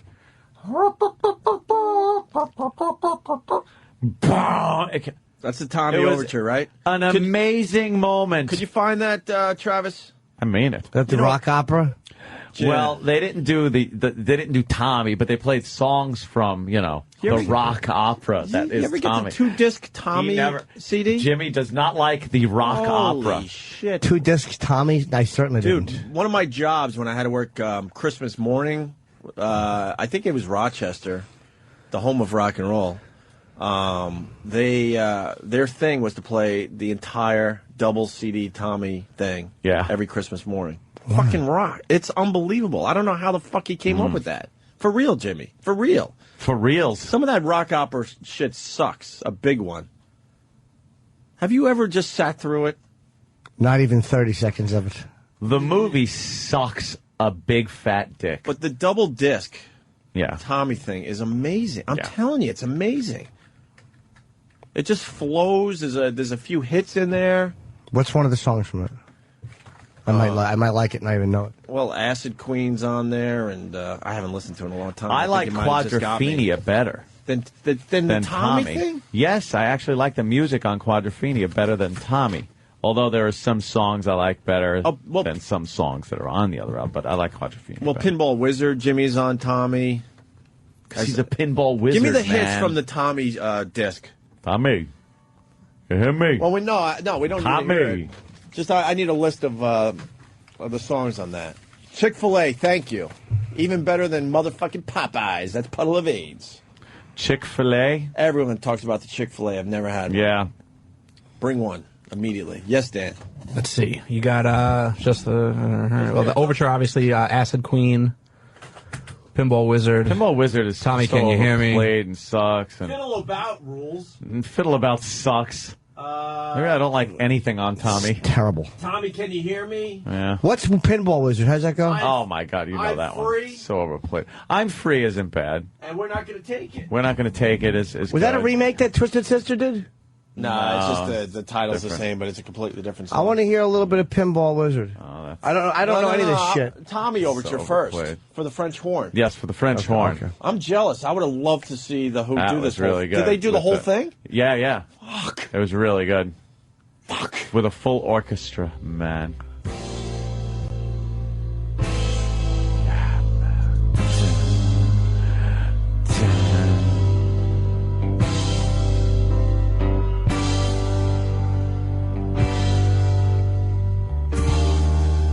I missed this.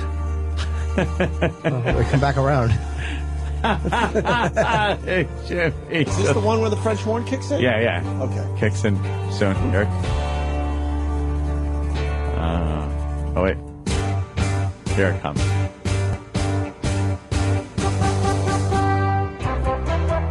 Yes. Live, this was I'm absolutely crying over here. I'm absolutely crying. I was by the Botox. Shut up. Sometimes you just can't goof. I'm jealous. I'm jealous. I didn't see this for real. Pete Townsend running around with baby powder on his zipper.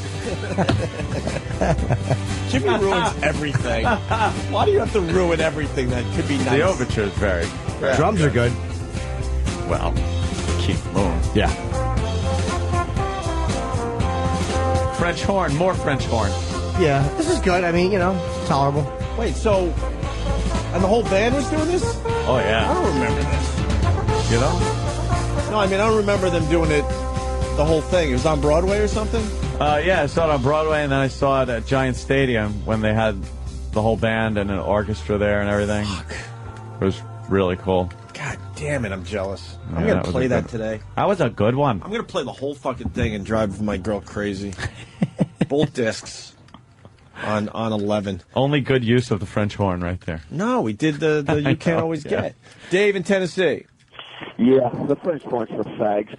Hey, listen, Opie, I love you, brother.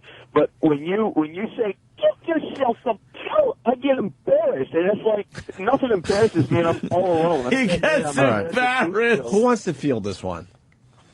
I got to tell you, Dave. Do you honestly think I'm sitting here thinking that is like something really cool to do? Yeah.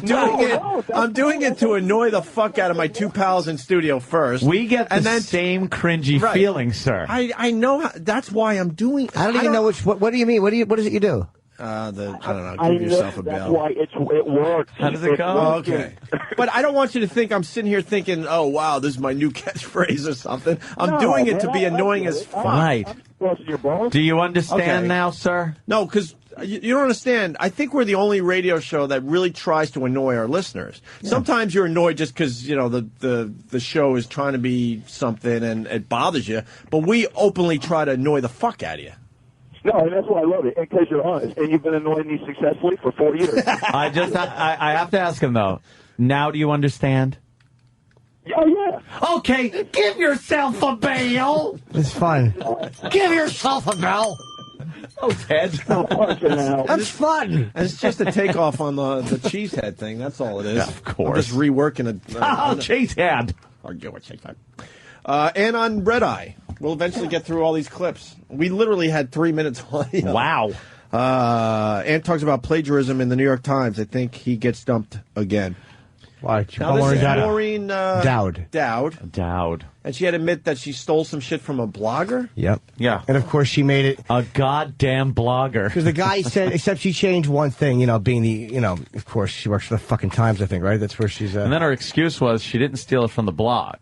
See, her friend read the blog, and then her friend conveyed to her what she read on the blog without telling her she read it on a blog, and then she wrote it in her column, still without saying, a friend told me, What a bore. and then saying that, so she didn't credit them either. There's one line where it says, the blogger wrote something about when we were trying to find out information on 9/11, meaning we, the collective we as a country, but she said, the Bush crowd. Ugh. Instead of we, she changed it to the Bush crowd. Throw Good. that in. That's it, you dopey bitch. Steal something else. Thief. Hey, Anthony, big deal, not a big deal? I kind of got to stay out of this one. For my show, I plagiarized barelylegal.com. But you know what? And totally played it off like it was my own literature. It's actually a fair point that you're making in kind of a vile manner, which we don't approve of. No. Because of the new web culture, people are just lifting from everywhere. That got through. That got through. Yeah. Yeah. Oh, good. I think Sam thought you had a second example. Sam's an idiot. He really is. He's a boob. Let's fire him. What a maroon.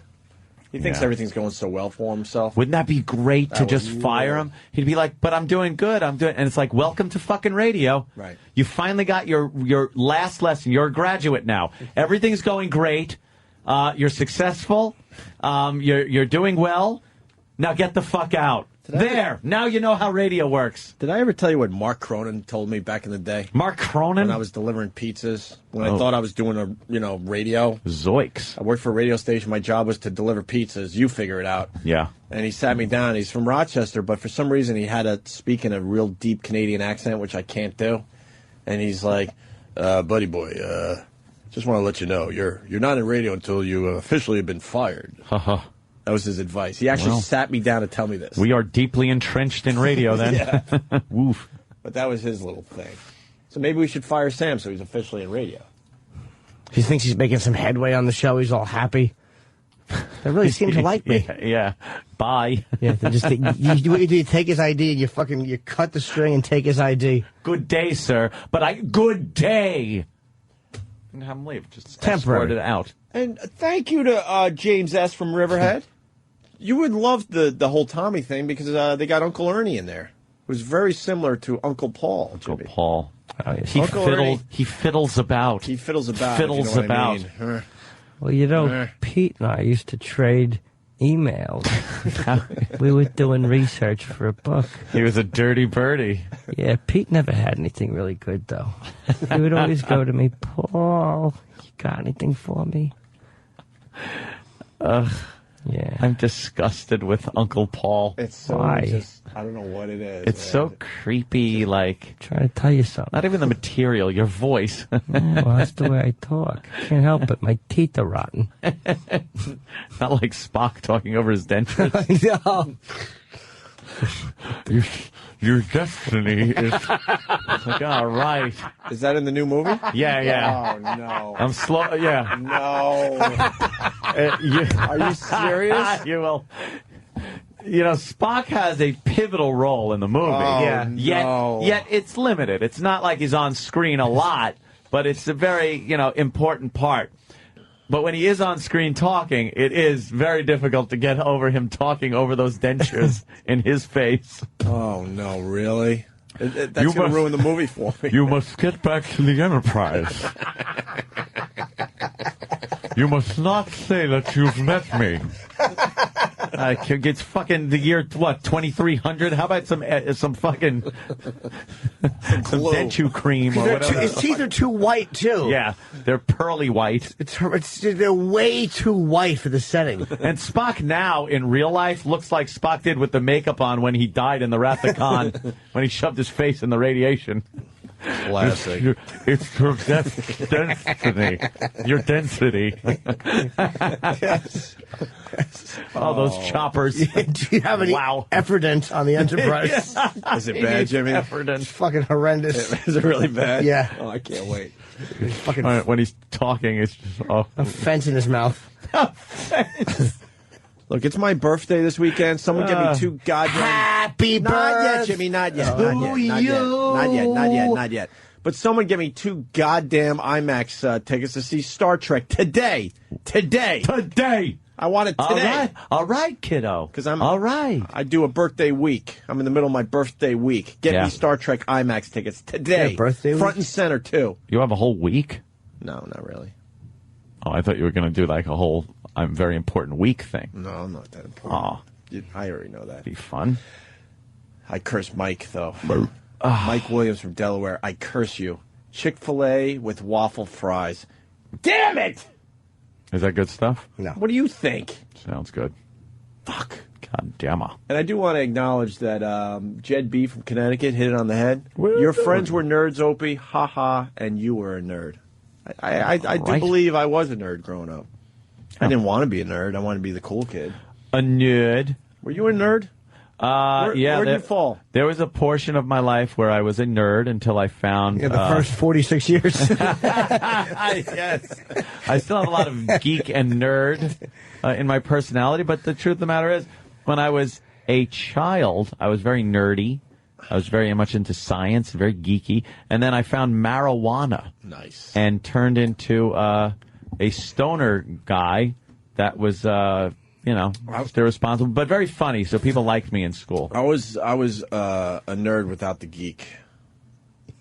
No geek? Not really. Just nerd? You gotta be nerd with geek. Just nerd is, ooh. I know, but I'm being honest. I didn't have the geek part of the nerd thing. I was like, what's his name in that Hughes movie, John Hughes movie, where he's showing the panties in the fucking bathroom? Oh, yeah. The Woodsman? He was like nerdy, yeah. But I was like... But he got the chick at the end of the movie and the Rolls Royce. Yeah, I didn't get a Rolls Royce. No. I was like or the chick. This is going to sound stupid, but I was like a cool nerd. But I wasn't in the cool category. I want to always be... You were cool among the nerds? Yeah. All right. But that's not saying much. No, being a healthy AIDS patient. Exactly. Because you're still in the nerd category. I always want to be like with the cool kids, but I never really made the jump. But as far as the nerds go, I was like the leader. I was like the cool nerd. You know what I'm saying? I know what you're saying. And I'm not trying to give myself a compliment. It still sucked. No, you were king of the nerds. Yeah. I really did kind of just, I was very neutral. Like, I was a nerd geeky guy, and I was friends with some of them, but I also hung out with the stoner guys and a few of the jocks. Like, I never got beat up by the jocks or anything like that. And I think that was because, I was always fucking making jokes and shit. We were and that's very like your similar. safety mechanism. Because I was on the line with so many different groups. Yeah. You know what I mean? Never committing to one. No. I committed most to the army jacket wearing in the back of the school, like in the back hall of the school, where you'd smoke cigarettes and weed out back. And those guys were like my friends. I was on the fringe of so many of these groups in high school. Because I played a lot of sports, so I was in that circle, but sort of on the outside. And then I was friends with a kid in junior high that was this real just nerd, complete nerd. He'd come in every day and talk about like the Nixon Watergate hearings or something. He's like coming in talking about how great. Did you hear what Judge Sirica said today as far as the Nixon Watergate thing? And I'd talk with him and stuff and like, oh yeah, really? That's kind of. And then he would proceed to just get pummeled by the jocks. Right. And I would stand there. He was kind of a friend of mine, but I was powerless to do anything. I felt bad. I couldn't save him. So I just kind of walked away as he got beat up. He's probably worth $300 million today. Oh, absolutely. Of course. Absolutely. Did you have friends that you didn't acknowledge in school, but they were actually really cool to hang out with outside of school, but you didn't, you knew it just wouldn't look good? Yep. So you would see them and you would sort of say hi, but barely. It's like the Breakfast Club, man. But you would kind of give a nod, like, all right. Yeah. We'll play after school, but in school, you're not going to help my status whatsoever. So I can't acknowledge you. Can't talk to you out of school. But they were great to hang out with for whatever reason. I was usually geeky or nerdy. Yeah. You can't get in trouble hanging out with the stoner kid. No. No one's going to or the jocks say, "Oh, or what are you doing?" Yeah. The popular ones. But it's the weirdos. The weirdos. And then there were levels of weirdos. Like geeks. A geek is at the point where you can deal with them. But there's various levels of geekdom, and then it gets into the weirdo category. And those were the people like Napoleon Dynamite and shit that would walk around school, and no one talked to them because they were just fucking weird. Or the 12-year-old that was in 12th grade.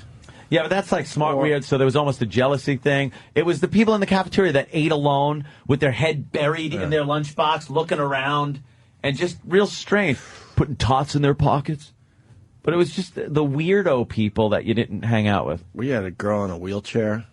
What's that? Oh, shit. Who, watching her eat lunch was the most horrendous thing you could ever see in What your you life. have, like CP, MS? What initial disease? Some god curse. Yeah. Just horrendous. Like, she couldn't, control nothing. And just eating was a major effort with a lot of drool and just spit and just, things flying everywhere. And Put them in a different room while you're eating, I say. She was brilliant. Yeah. Fucking brilliant. What else do they have to do? They're not fucking or... But the lunch thing, I even remember, in school, you're way more of a dick, but I even remember feeling sorry for her as a kid in high school. Yeah. And kids in high school don't feel sorry for nothing. But this it was such an effort for her to eat. I was like, oh my God. You have dying cancer, kid? You ever have dying cancer, kid? No, I had, no. That's a treat. We had one of them in We had a couple John shaved Glenn. heads, but they made it. They made it? Yeah. I was at the point in school, I guess. There's that fine line where I was there where it was just like death sentence. You had? Oh, they would put leeches on you, I guess. So he didn't come back after the summer? No, it was one of those during the school year kind of went away and then just never came back. And then we got the news over the public address system. But sit there, and even then I would think, why are you bothering going to school? No shit. I understand maybe you just want to be a normal life or something, kid. but Jesus Christ, go roll yourself up Mount Everest or When you be something. getting hookers and stuff? Yeah. Trying every type of drug possible? Yeah, yeah. If I knew it didn't harm me, I would try every drug possible, no problem. Yeah. Dying kid was depressing. Did you have train guy? Hit by a train? Oh, yeah. Yeah. I had train guy. Oh, yeah, it was called Trainee. As a matter of fact, there was a guy named Trainee that was hit by a train. He died, though, right? And no, he was alive. He was retarded. Our train guy died. Wow, he got brain... No, ours had brain damage. He was hit by a train before I ever knew him. Jeez. No, I'm talking about... Lady Di's husband? I'm talking about knowing the kid on the school bus. Wow, and then hit by a train? No clue that he had ever had any issues, and then, yeah. I had sump drowning kid. Really? Yeah. During the summer. In one of the sumps here on Long Island, you got a lot of those sumps in the development. They just dig giant craters in neighborhoods, and that's where all the flood water goes from the streets. And in the summer, when it's raining, these things would fill up, and kids would go down there and make little improv boats and things like that. And how did he die? He drowned. He fell out of one of his little boats. They were probably, stoned or something, and he drowned. Wow. Couldn't get out of the sump, and drowned kid. Did you have, there was one I had. I like this playing fucking, trading card death. I know, I had two. Got him. Car accident we all had. Car accident. That was dime a dozen. That's like dime a dozen. Molested by his father, kid? Anybody have that one? Wow, no. Raise your hand, Jimmy. That wasn't me. If you didn't know him, perhaps you should look in the mirror. Oh, two more. Mm-hmm. Falling through the ice guy? No, wow, that's a biggie. Yep. Never had falling through the ice. Mill kid. Pond. Really? Centerport. Dead. Yeah. 70s. That'll get you. I had Oh, Danny? I had bone marrow transplant kid. Oh, how'd that work out for him? Not good. Oh, shit. He died? Yeah. Ah. Really? We had horrific car wreck kid. A lot of car wrecks and stuff, but this was the Ortega Highway, which I talk about in California. It's just a windy, snaky road. Very horrible with just cliffs on it and big Conrock cement trucks coming up the other way. And they were in a hatchback, like a Pinto or something like that. And, of course, not wearing seatbelts. And a couple of the kids got thrown out before the car went off the ravine. And one kid was in the back. The hatch opened. He was getting thrown out, and then it slammed down on his arm and caught him. Oh. And he tumbled down the ravine with the car with his arm. He almost made it out with his arm stuck in the Pinot hatchback. Dead? That's where. Oh, so dead. So dead. So completely, totally so dead. dead. You ever have?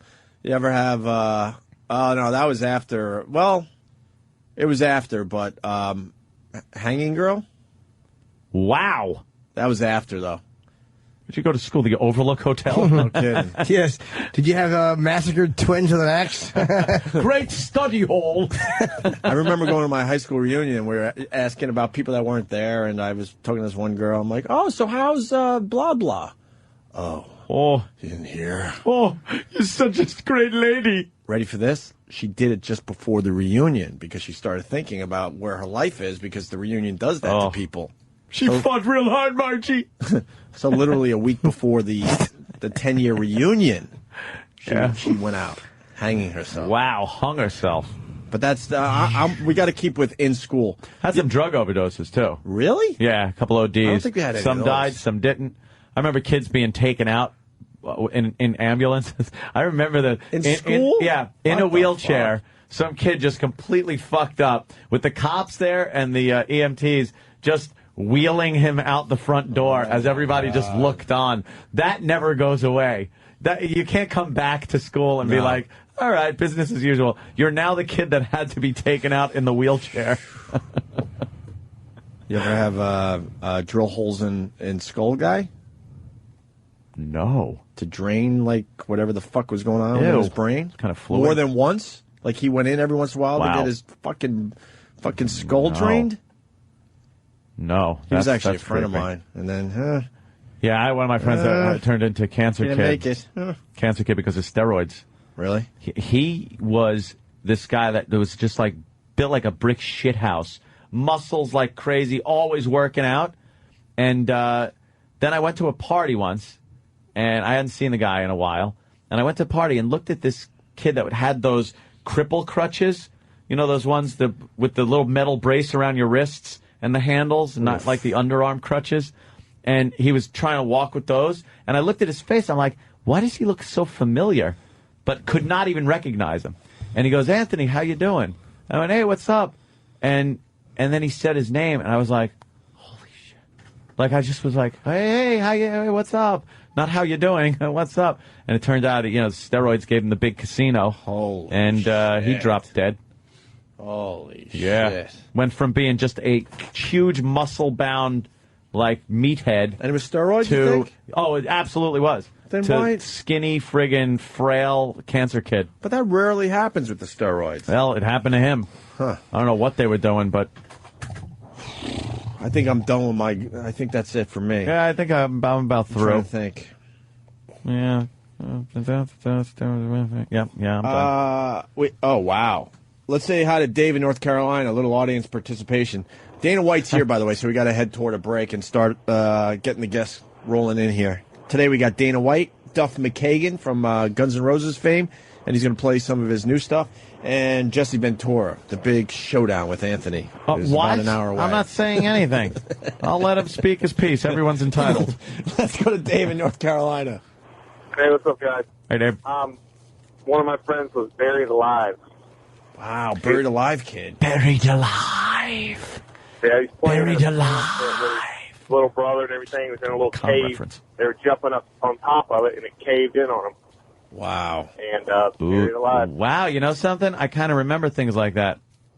I had broken arm kid out of my tree fort. Nah, everyone had that's an broken easy arm one. kid. Thank you, sir. No, it wasn't Richard. It was broken heart. Dave in Connecticut. Dave. Hello. Hello, Dave. You're on Kentucky. Hey, this is Dano from Kentucky. Dano, what's up, buddy? Right. Hey, I've called to bring the happy back. Yep. We had a guy got caught fucking his dog kid at my school. Hi, John, if you're listening. Jesus. Let's go to Susan in Pennsylvania. I've heard of some of these, Susan. Really? In Pennsylvania, yeah. Well, yeah. Pennsylvania is known for the quarry, right? Susan. Hey, guys. Hey. There was a kid in my high school who got real stoned and was hanging out at the quarry and ended up falling over the edge. Wow. They get a kid pretty much every other year in Boston in the quarries, right? Yeah, they drown in the water down there. Or they fall off and doing crack radio. their skulls open. Yeah. Yeah, I think he hit the side before he even got to the bottom. Oh, yeah. Here's one we haven't touched on. Thank you, Susan. Heather in Virginia. Heather. Morning, boys. Good morning. Hey, I've got murdered by another student kid. Holy shit, really? Bravo. It was pretty intense. It was kind of before that became more common. He just got shot in the back in the woods one night. It was awful. Well, I forgot to tell you I've told this on the air, but the story of the two kids that I went to school with. One kid went over the other kid's house to rob it. His mother was home. He raped and killed the mother and then burnt the house down. Oh, my God. Did it hurt the friendship? No, they're actually still best of friends. They got over it. You went to school with that? Yeah. That was some crazy suburban white kid rage. Let's go to Joe in Texas. Joe. Hey, what's going on, guys? Hey, Joe. I'm stuck in traffic here, so give me just a sec. I actually went to high school with a kid who was stuck in a wheelchair, and he had no outer layer of skin. Like he couldn't fight off bacterial infections or nothing. Yeah, you keep believing in your gods. What the fuck? I don't know. What lesson are we supposed to learn from kid with no outer skin layer? God has... God, explain this shit He works to in me. mysterious ways. I needed to make a human with no skin to walk the earth. Where he gets sunburn in the shade. Oh. What the fuck is that? Muscle tissue burn. Right. It kind of sort of reminded me of a burn victim / somebody with a really, really bad sunburn. He was constantly peeling. Oh, my God. That's pretty horrible. All right. Thanks, guys. Thank you. Hey. No, it's thank funny. you. Me and you were trying to be cool going back and forth with our little bit. Yeah. And these guys are killing us. Yeah, they got some good They stuff. got way better.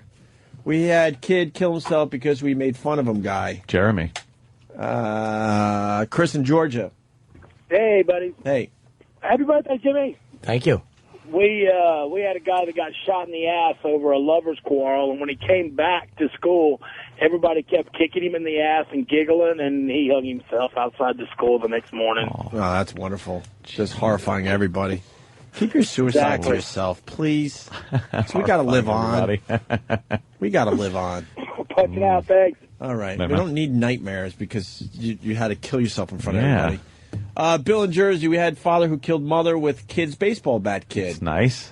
We had accidental death. All right, whatever. Tom in New Orleans, we had girl with frozen hot dog and coochie. All right, come on. That's a good one. Steve in Cape Cod, we had kid who killed self with flare gun. Wow. Ow. Let's say hi to Steve. Steve. Hey, what's happening, guys? How are you, buddy? All right, yeah. Oceanside High School, Long Island, like 1985, man. This Chinese kid, his parents must have really put the pressure on him because they just wheeled him out with a big burnt head. Oh, fuck. Punching out. That's pretty bad. We had no arms kid. It was. I'll never forget it. All right, thank you, sir. Mark in Florida, no arms kid. We had run over by a huge truck kid. This is a weird one. I don't know if this is true. We'll see. Gary in Cleveland. Gary. Yeah, I had a couple of friends that had a cow farm, and they had a big slurry pit, and one brother must have fallen in. They found the other brother's wallet and shoes laying on the catwalk. He went in after him. It's like a what do you call it? Quicksand. They both drowned in cow shit. Oh, wow. No, that's a hell of a way to go out. Yeah. Yeah. Yeah. Punching out, boys. Coke Logic caught your Jeremy joke, by the way. It wasn't a joke. It was just kind of a statement. Yeah, well. We'll end with Kelsey in Massachusetts. Kelsey. Yeah, hey guys. Hey, Kelsey. I went to the birthday party of I Shot My Mom Girl. Really? Afterwards? Yeah. After or before? Before. Ah, see, the I was after would have been cooler. Yeah, well, I was like 6 years younger than her, and for some reason, we were in dance class together, and she invited me to a birthday party, and like 3 years later, she shot her mom on the couch, went to life in prison. Jesus. Jeez, Unbelievable. That's brutal. All right. Thank you, Kelsey. Welcome to Jersey, punching out. All right. We could do this for another half hour. Look at the phones. But we got to take a break because we got Dana White standing by. Yeah. Good friend of the show. Also, Jesse Ventura, let's not forget, around 9:30, 10 o'clock, somewhere around there. Absolutely. And then Duff McKagan coming in and playing a song or two and talking about finances. Is he? Big finance guy. Ron Howard was in recently. Finance. His movie doing very well, Angels and Demons. Yep. And the boys noticed that he did a lot of laughing during the interview. So they strung together all his laughs. Loft and loft. Right. Laugh your goddamn head off. And now the Ron Howard laugh thing is taking on a life of its own. Yes. Starting with this one from Derek and Danny. And now, Academy Award-winning director Ron Howard getting high.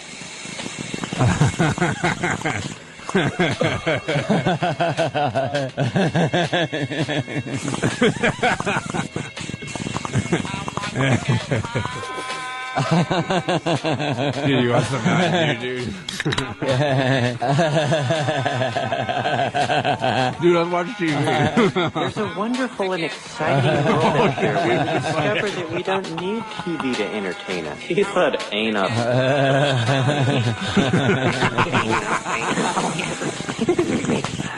Have you guys heard a word I've said? Yeah.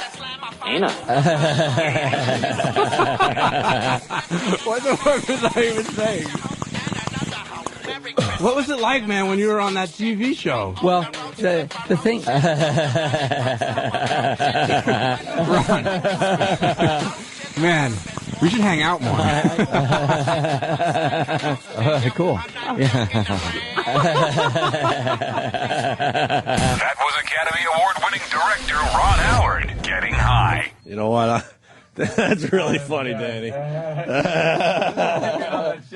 Huh? Oh, we're still on the air, bro. We're on the air. I thought we were going into break. Oh, I know. No, we're still on the air. Because I just wanted to give Danny props. That's really funny. Propellers?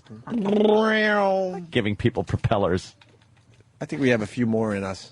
Yeah, but them getting high, watching Beavis and Butthead is very fun. Yeah, there's another idea that's been floating around, so I think we'll get that by the end of the week. It's good, man. Dana White next from the UFC. Opie and Anthony. You're checking out the Opie and Anthony show. In studio, Dana White from the UFC. Yeah. What's up, Dana? What's up, buddy? How are you? We realized we never met you face to face. Yeah, I know. We've done a million phone calls with you. You've met Jimmy. The guys who have been out to the fight, I've met. I'm looking at the graphics for this UFC Undisputed, which is coming out today, I guess, on Xbox and for PlayStation 3.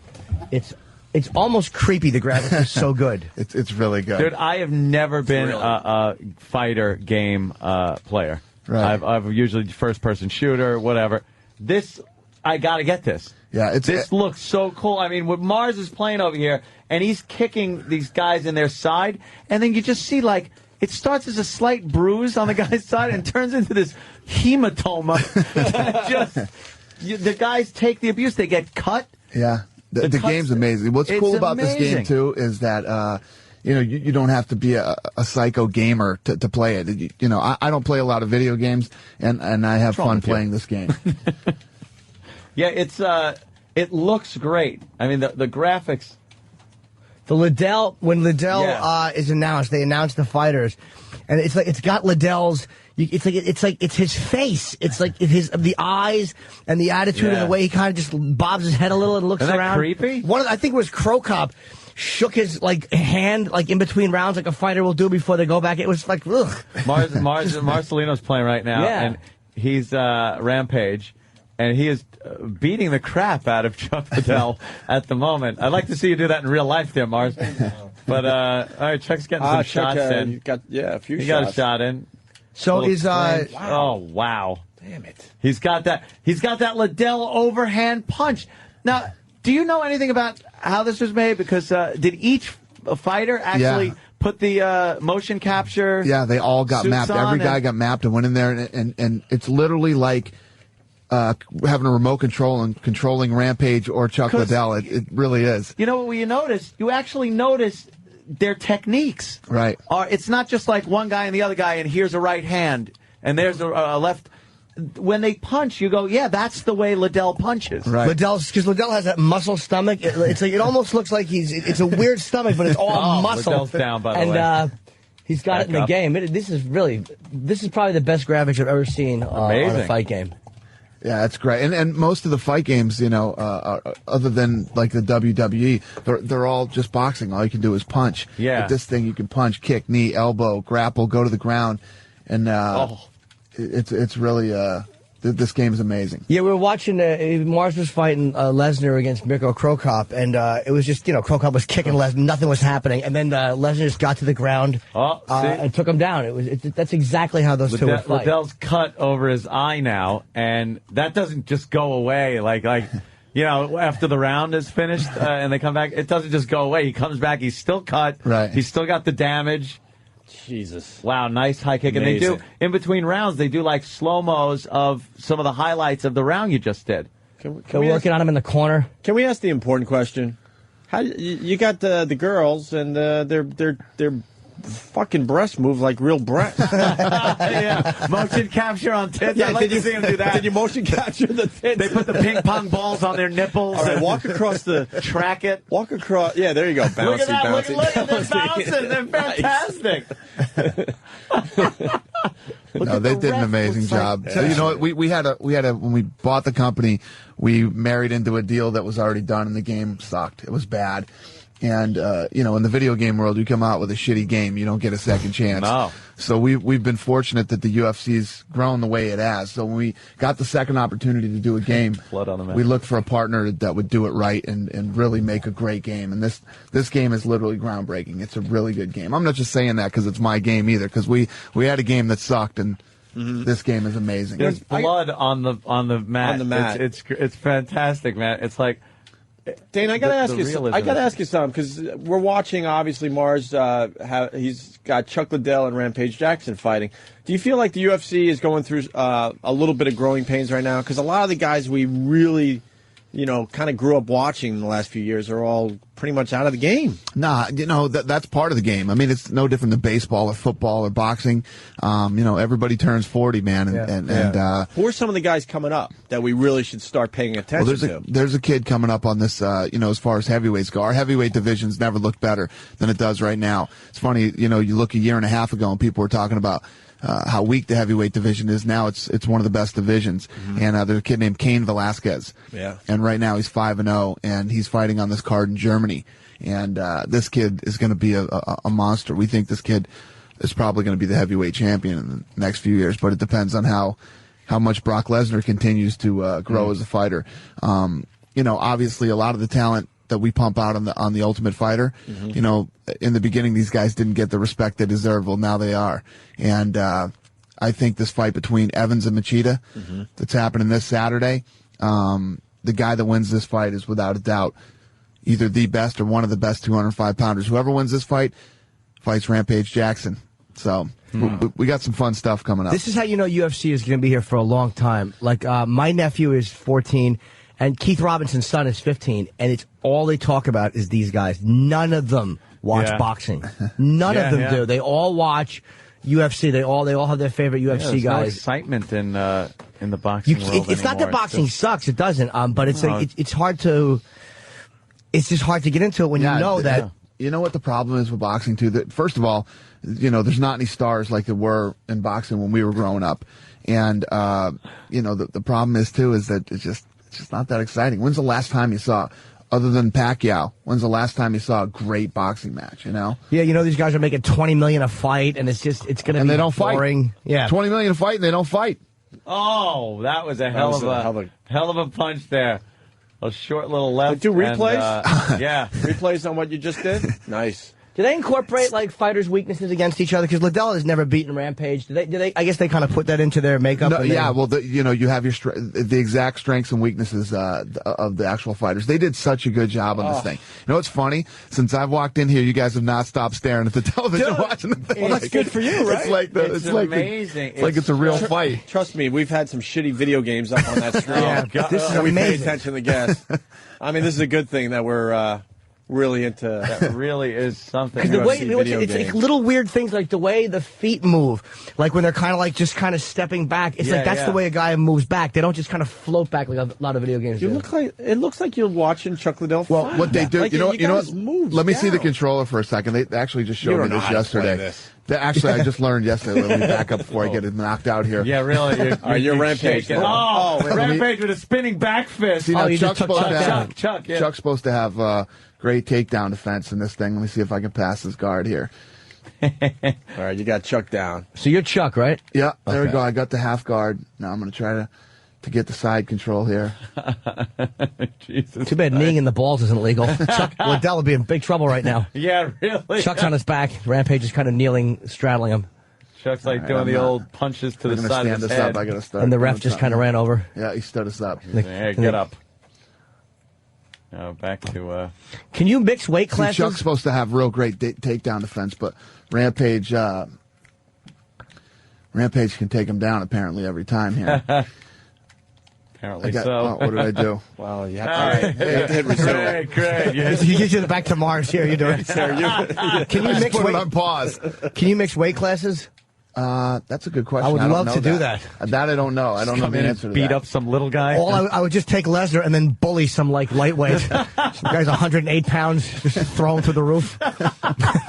Just be fun to do that. Are you guys coming to 100?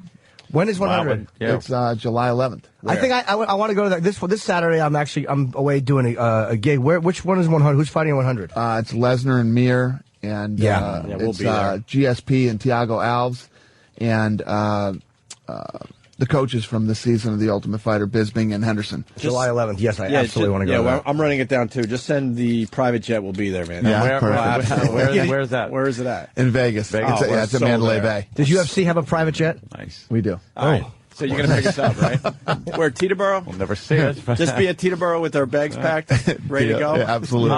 The little UFC hats all ready for the ride. Could you make a stop at Republic? Because I really got to pick me up there. It's closer, more convenient for me. Yeah, we'll look like just complete idiots with our UFC gear on, getting ready for our big flight to Vegas. I want to go to that, man. I would love that to go flight. to That fight was delayed. When were they supposed to fight? Mir and They're Lesnar? supposed to fight on this one this weekend. Oh, this okay. Yeah, this Saturday is Machida and Evans and Matt Serra and Matt Hughes. Yeah, we had Matt Serra was in last week. He's great, isn't he? Yeah, he seems very ready. He's definitely not shy about shit talking. I like that. Yeah. Well, you know what? This is one of those fights. It's very rare in the UFC that we have guys who really hate each other. You know, everybody respects each other, and these guys hate each other. Hate each other. That makes the fight a little better. It does make it Let's be fun. honest with No, each I other. agree. I hate when they really get along. I It's like- absolutely agree. Yeah. Hey, Blue Healer from Kentucky writes, UFC 2009, best-selling game right now on GameStop.com. Excellent. Doing well so far. Yeah. Last night we went down to that we were actually in Times Square at the GameStop down there, and at midnight they opened it up and started selling games to people. About 200 people showed up last night down at GameStop. How many people didn't go to work or school or anything? It's like if you're midnight, you're not getting home and go, I can't wait to play this tomorrow. Right, no, that's you what they were load it saying. up, and then at 5 in the morning, you're like, oh, Christ, I spent the whole night playing. That's what every one of them said. Yeah. We're not sleeping tonight. We're going to You know play what? the game. Danny showed me that they got a new Silent Hill game out, though. Yeah, what are you going to do? I love that Silent Hill. Well, oh, sorry. get both. We got someone from Knockout.com wants to ask you a question. Rich in New Hampshire. Rich. Hi, guys. How you doing? Hey, man. We got Dana White in studio. Dana, long-time fan. I was actually at UFC 1. I write for a small independent MMA website called Knockout.com. I just had an article up a couple days ago about Rashad Evans and Lyoto Machida, the matchup coming up. Who do you like? I've been following Machida since the Stephan Bonner fight. I've been in martial arts my whole life. I'm a karate guy, so you know, I'm a big time Machida fan, and I sprung for the cage side seats because I've been waiting for this fight for a long time. Oh, cool. So you're coming out this weekend? Yeah, I'm going to be at the weigh-ins and do the whole thing, and I'm going to write a couple articles. For Excellent, man. A number of online sources. So cool. I wanted to ask you a question. With the passing of the unified rules, do you ever see there being a set of systematized, unified judging criteria that are more thorough than, say, the NSAC, judging criteria that they have? right now. Yeah, I mean, I'm the one who's always bitching about judging and reffing, and I think it can always get better. It's going to take time. When you think about it, the unified rules that we've been fighting under in the sport, the way that it is now, is about 9 years old. So it's going to take time, and we're focused on working with the commissions to make sure that we have the best judges and refs possible. But I mean, even if you look at something like football, basketball that's been around for so long, there's still tons of mistakes made in football and basketball, and we're going to have those problems. Sure. Do you see a more comprehensive system coming down the pipeline for training judges in the future? Yeah, I don't know. That's not up to us. It's up to the athletic commissions. The different state athletic commissions handle that, but we do everything. Obviously, we've got Mark Ratner on board, one of the most respected guys ever in any athletic commission in any combat sport, and he's very proactive on getting out there and working with these commissions and educating the judges and refs. Sure. Who do you like in the Evans-Machida fight? It's a tough fight, man. Rashad has been so explosive, and this is a guy who in the Ultimate Fighter was a straight wrestler. Now he's got knockout highlight reels of that kick to the head, Sean Salmon, knocking Chuck Liddell out the way that he did. The guy's a beast. I don't know. I think, like I said earlier, I think the guy that comes out of this fight with a win is possibly the best 205-pounder in the world. We'll just have to see if Rampage can beat either one of them. I absolutely agree. One last question, then I'll leave you alone. If somebody were to be interested in applying for a job with Zuffa, where would you go about initiating that process? A lot of people are interested. That's the most asked question I ever get. Info@UFC.com. Info@UFC.com. Yeah, and you can send resume or whatever it is there. Okay, great. Thanks, Dana. All right. Yeah, no kidding. All right. Thanks. I appreciate it. You got it. Hey, Knockout.com. Look at this guy doing our interview for Why us. not? Great. Why not? That's the question I was going to ask anyway. I'm not going to claim to be an expert on the UFC. I like checking it out and whatnot. Hell yeah. I got a question for Dana White. You're in New York City. When the fuck is this thing coming to New York? Next year. We're working For on it. real? Yeah. We're getting close finally? Yeah, we've been working on that hard. The 2 states we had left were Massachusetts and New York. Amazing. We could do a fight in Mass this summer, but we don't want to do it in Boston this summer. We're going to wait until, the way that Boston works, there's 100,000 less people there in the summer in our demo, because all the schools are out. Sure. And then we're going to do New York next year. Well, it's obvious why New York is a holdout. It's the boxing capital of the United States anyway. But what about Boston? It's not that they've been a holdout. We really haven't focused. We had laid out all the states that we were gonna hit over the last few years, and realistically, New York and Massachusetts were the last 2, and then we're moving up into Toronto after this. We got to get it sanctioned in Toronto. We just got it done in Germany. We're doing a fight in Germany in June. We're working on France. We're bigger than U.S. Steel. We're constantly working on opening up all these new territories. Who was the resistance in New York, though? Because was it the Garden? And there had to be some kind of a pushback. No, the Garden was great. Actually, the Garden's been great working with us. It's not that there's ever been any pushback. What you guys got to understand is when you move into these states, you're actually changing laws, and that doesn't get done overnight. That is true. You know what I mean? It takes time. It takes time and a lot of effort and work, and it's not easy. That first time when you're in the Garden, though, you're going to be out of your mind. You're going to be like, holy shit. It's going to be cool. UFC at the Garden. I'm excited for both Gardens, the Boston Garden that'll and be Madison huge. Square. It'll be fun. Even though it's named after some bank or something now up there. How do you change the name of the Boston Garden? Yeah, it's true, and it keeps changing every couple years. Yeah, when the banks it's fold the Fleet or merge Center or now. something. No, you're right. Is it true Mark Cuban is keeping you out of Dallas? That's coming in. No. Okay. Are you in Dallas? It actually couldn't be any further from the truth. Mark Cuban has been trying to get us down there. Let's go to Jason in Maryland. Jason, talking to Dana White. We're checking out his new UFC video game. It looks amazing. Great. Go ahead, Jason. No, we lost Jason. All right. Let's say hi to Rich in Georgia. Rich. Hey, Dana, I was wondering, is that the Lee kid from the minor league group, is he the real deal, or is he still minor leagues? Was it Kung Lee, whatever? Kung Lee? Yeah, actually, I like Kung Lee. Kung Lee recently beat the shit out of Frank Shamrock, somebody that I'm not too fond of. And I like Kung. He's a good kid.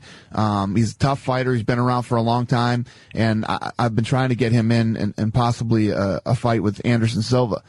But, the kid, literally, you always hear these guys, saying, yeah, I'm thinking about getting into the movies, and none of them ever do any movies that make any money or do anything. But Kung Lee is actually making money doing movies.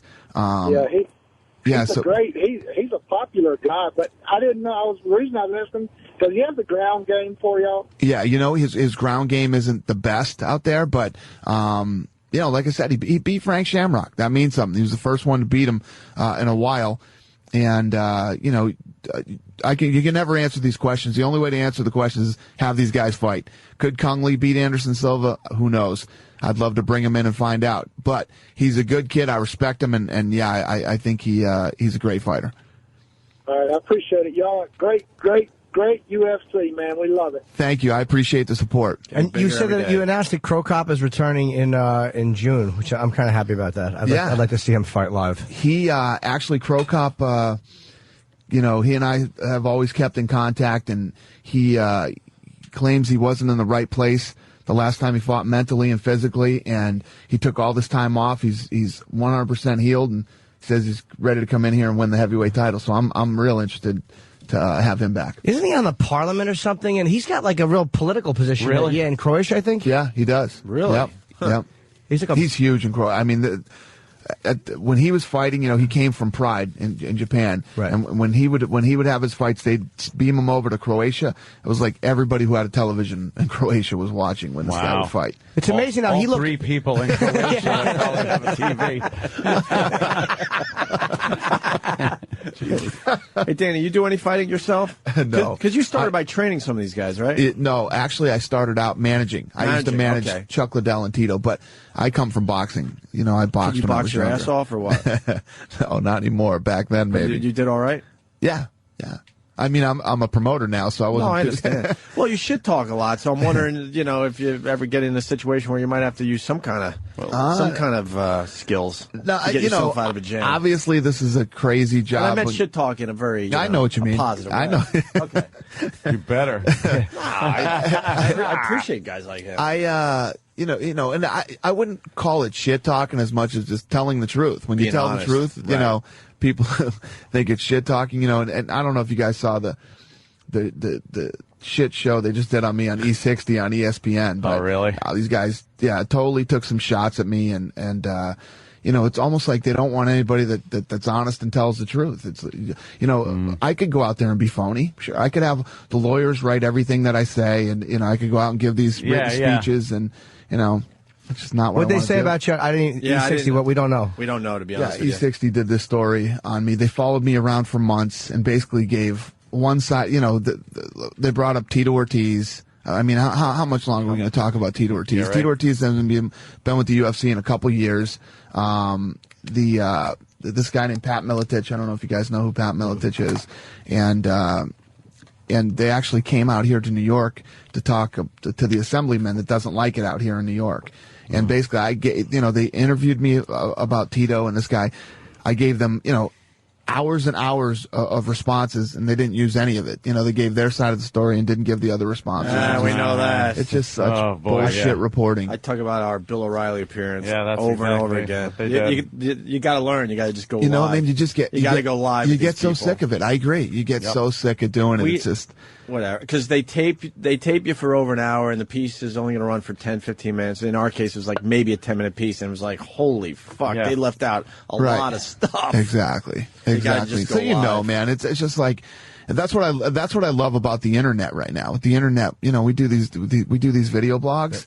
I'll talk directly to the fans instead of having a middleman go in there and decide what they're gonna put in there and not put in there. Oh shit! Well, it's made a lot of that reporting irrelevant because again, at least you can go out and respond now and go online immediately and have the same amount of people watch it. No, exactly, or more. This is what I meant. More people. And you didn't leave this in the interview, and you didn't do this. Yeah, it's perfect. Yeah. You had a way to fight back. You had a thing where you went after a reporter. You had a little bit of a thing recently.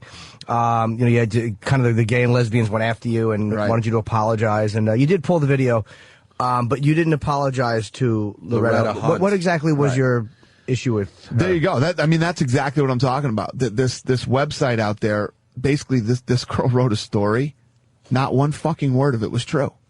It was all bullshit. The entire story was full of shit. Isn't that amazing they can get away with that? Exactly. And they can't.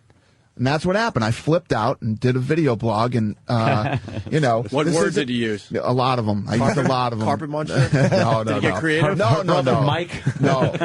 What happened was the reality is it's not 1987 anymore. You can't go out and write these things that aren't true.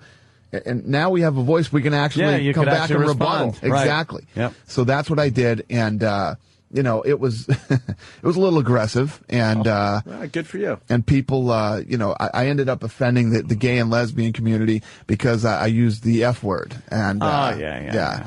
And listen, it's now the F word. No, you know what though? Let me tell you, I went through some shit with this thing. I'm 39 years old, and as being a guy, it's a word I've used since I was a kid. You know what I mean? That's how we say it all the time. And when I said this word, it was in no way, shape, or form, geared toward anybody's sexual orientation.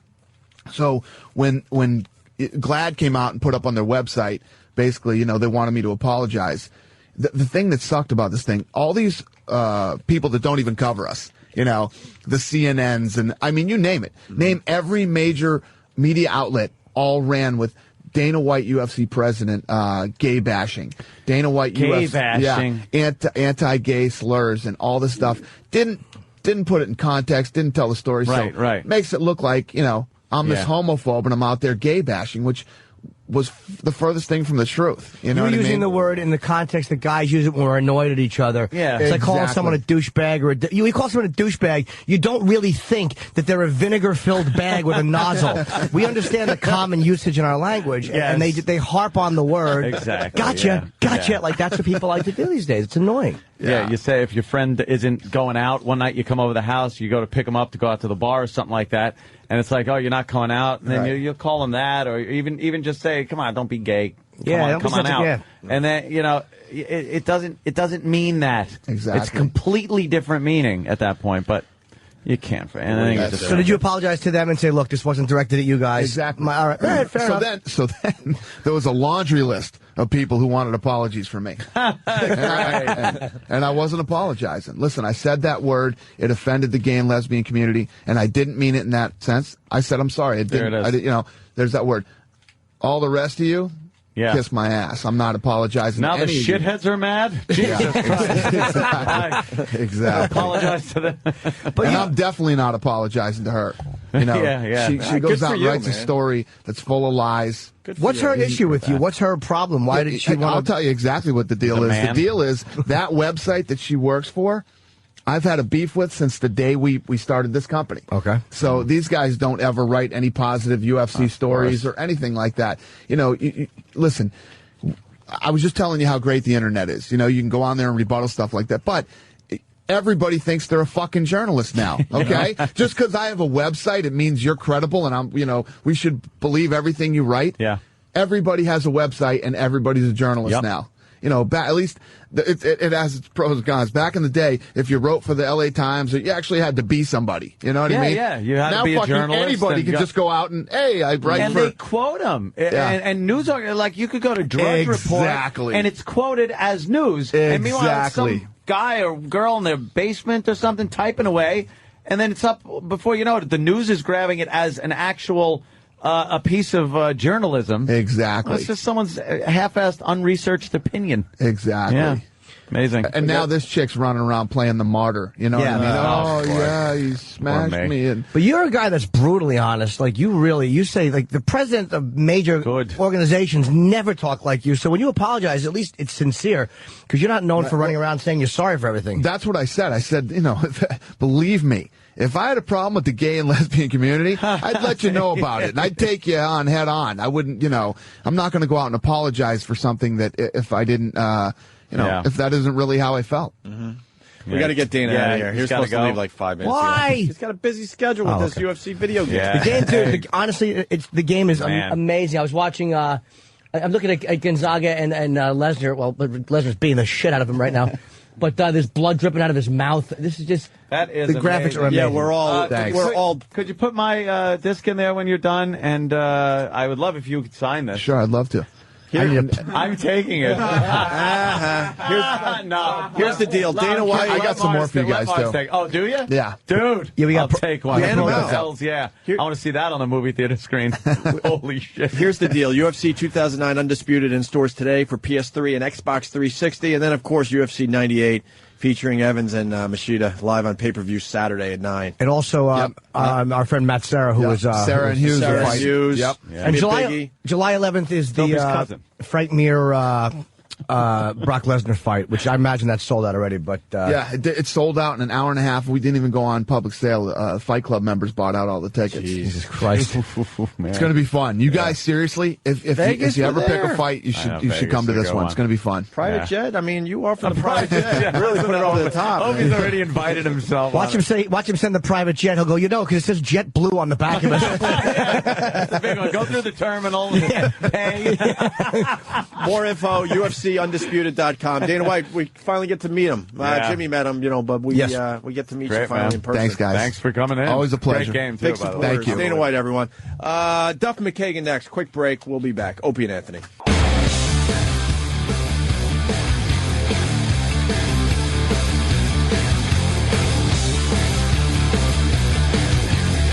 What is wrong with you? I was kidding. Opie and Anthony. Is he kidding? Yes. I don't know with these rock guys. Duff McKagan in studio. He asked for a tissue, and then someone gave him really hard paper towels. He goes, "No, I like this better. I like the rough feeling on my nose." That's why when you had a cold in school and you went into the bathroom to blow your nose with those fucking brown paper towels that had zero absorbency. You come out with just your nose ripped to shreds. Yeah. Everyone walked around with that red fucking. It's in the 70s or 80s. I have a cold nose.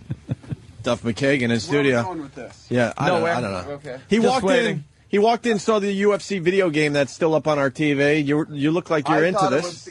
Pretty cool, right? Yeah, a lot of people were think it's real. A couple of your bandmates thought it was like what? Just video of. I thought it was a fight. You thought it was an actual fight? Yeah, that's the video game. How cool is that? And it's sick. The graphics are amazing. You got to see the girls when they walk across the ring. Their boobs bounce nice. You guys were on the radio? Yeah. So, got some news. People can't see what we're talking about. Oh, yeah, that guy. So we gotta like describe it to the listener, man. So the chicks walking across, you gotta see people out there. Yeah, but that makes people go and buy the game or YouTube it. Where are the chicks walking? They've come up with breast physics that are amazing. Yeah, they're all about the breast physics. Yeah, breast physics now. They must have put like those tracking balls on boobs and actually tracked how they move. How they naturally swing. They had to figure out the heaviness of. Yes, the weightiness. The weightiness of a youthful boob.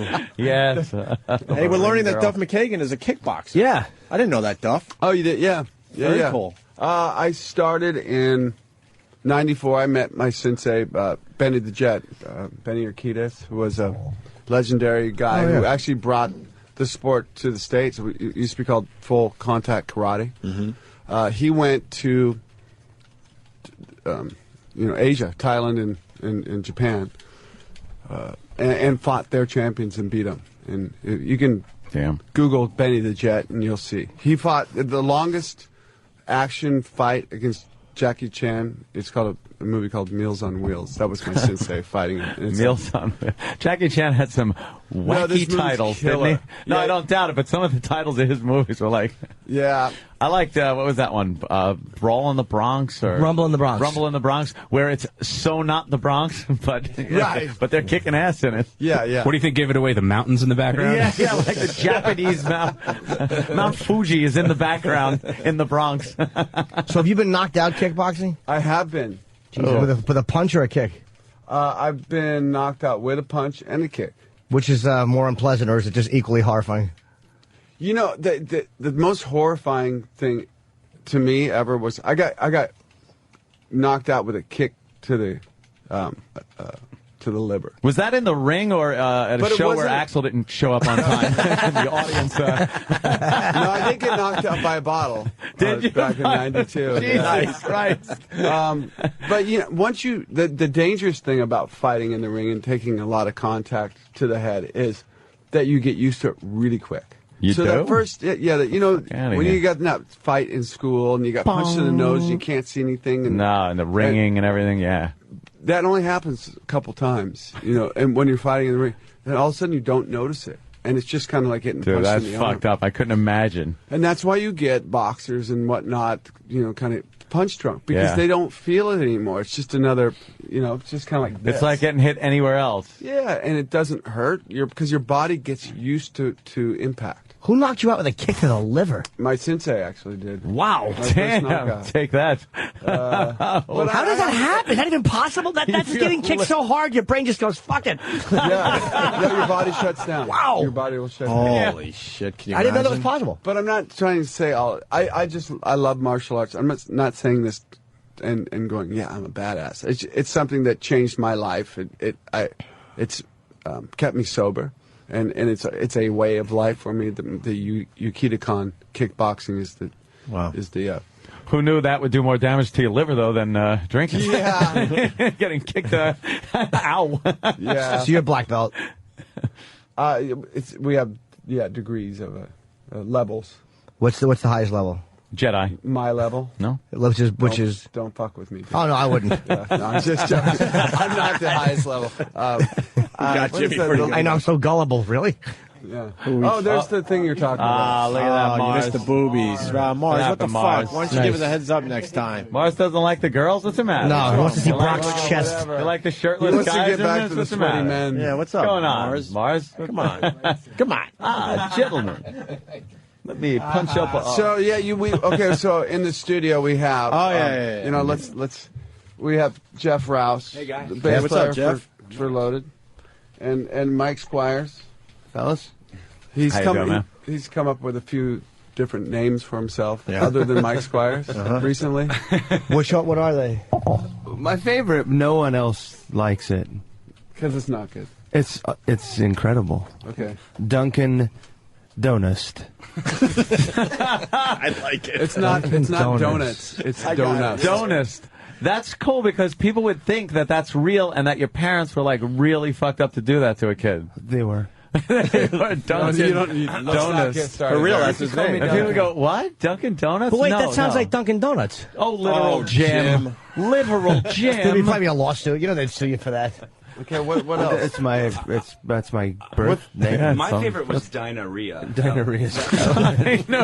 I like Rufus on fire. The last name on fire. On yes. fire. You got to put you got to put the accent somewhere. It's on fire. Yeah, Rufus. On fire. Yeah. Well, Duff's new band is Loaded. just Interesting so people know name. that, yeah. Any other It's names? the name, not the condition Right. that they're in. Gotcha. Right. And they're playing tonight. Gramercy Theater, East 23rd Street? We are. Yeah, we're playing Gramercy tonight. We're playing. We're on tour. How cool so is we're that? playing every night. You like that? Yeah, I do. I love this band. We have been a band for 10 years, and so one thing we do have is we kick ass live. We've been doing this a while. Do the live show, not just fucking standing there doing the job. And I can't stand going to see a band that just you could tell they just don't want to be there. It's an experience for us. And I grew up in a time when that first wave of punk rock hit. And I had 7 older brothers and sisters, and I was listening to their music, which was great. It was the Beatles and Led Zeppelin and Sly and the Family Stone, but it was theirs. And all of a sudden, punk rock hit, and I saw the Clash in '79, and Iggy, and some of those early gigs I went to go see really informed me about what the rock and roll experience should be, and it's participatory. Said it 10 times fast. Participatory. Is that right? Yeah. Is that There was a thing I thought that couldn't was his say name. 10 times. Participatory. Wait, what was it? I could last night. We get a little punch drunk out here on the road because it's 8 guys on a bus, but we came to Little Italy. So, and I couldn't even say it once fast. Can you say that 10 times? I know fast? there's a lot of little There we go. things going on there. Little. Yeah, I'm really digressing. It's all right. That's what the show is. Big digression from something else. From the beginning to the end. Just, How are you guys doing? What's going on? Hey, I gotta tell you, the Sunday paper here in New York did an article on you. I don't know if you saw that. I didn't see it. And they're talking about the whole, financial thing that you're into, which we talked about last time. Yeah. He knows his day trading. Well, you don't day trade. We learned.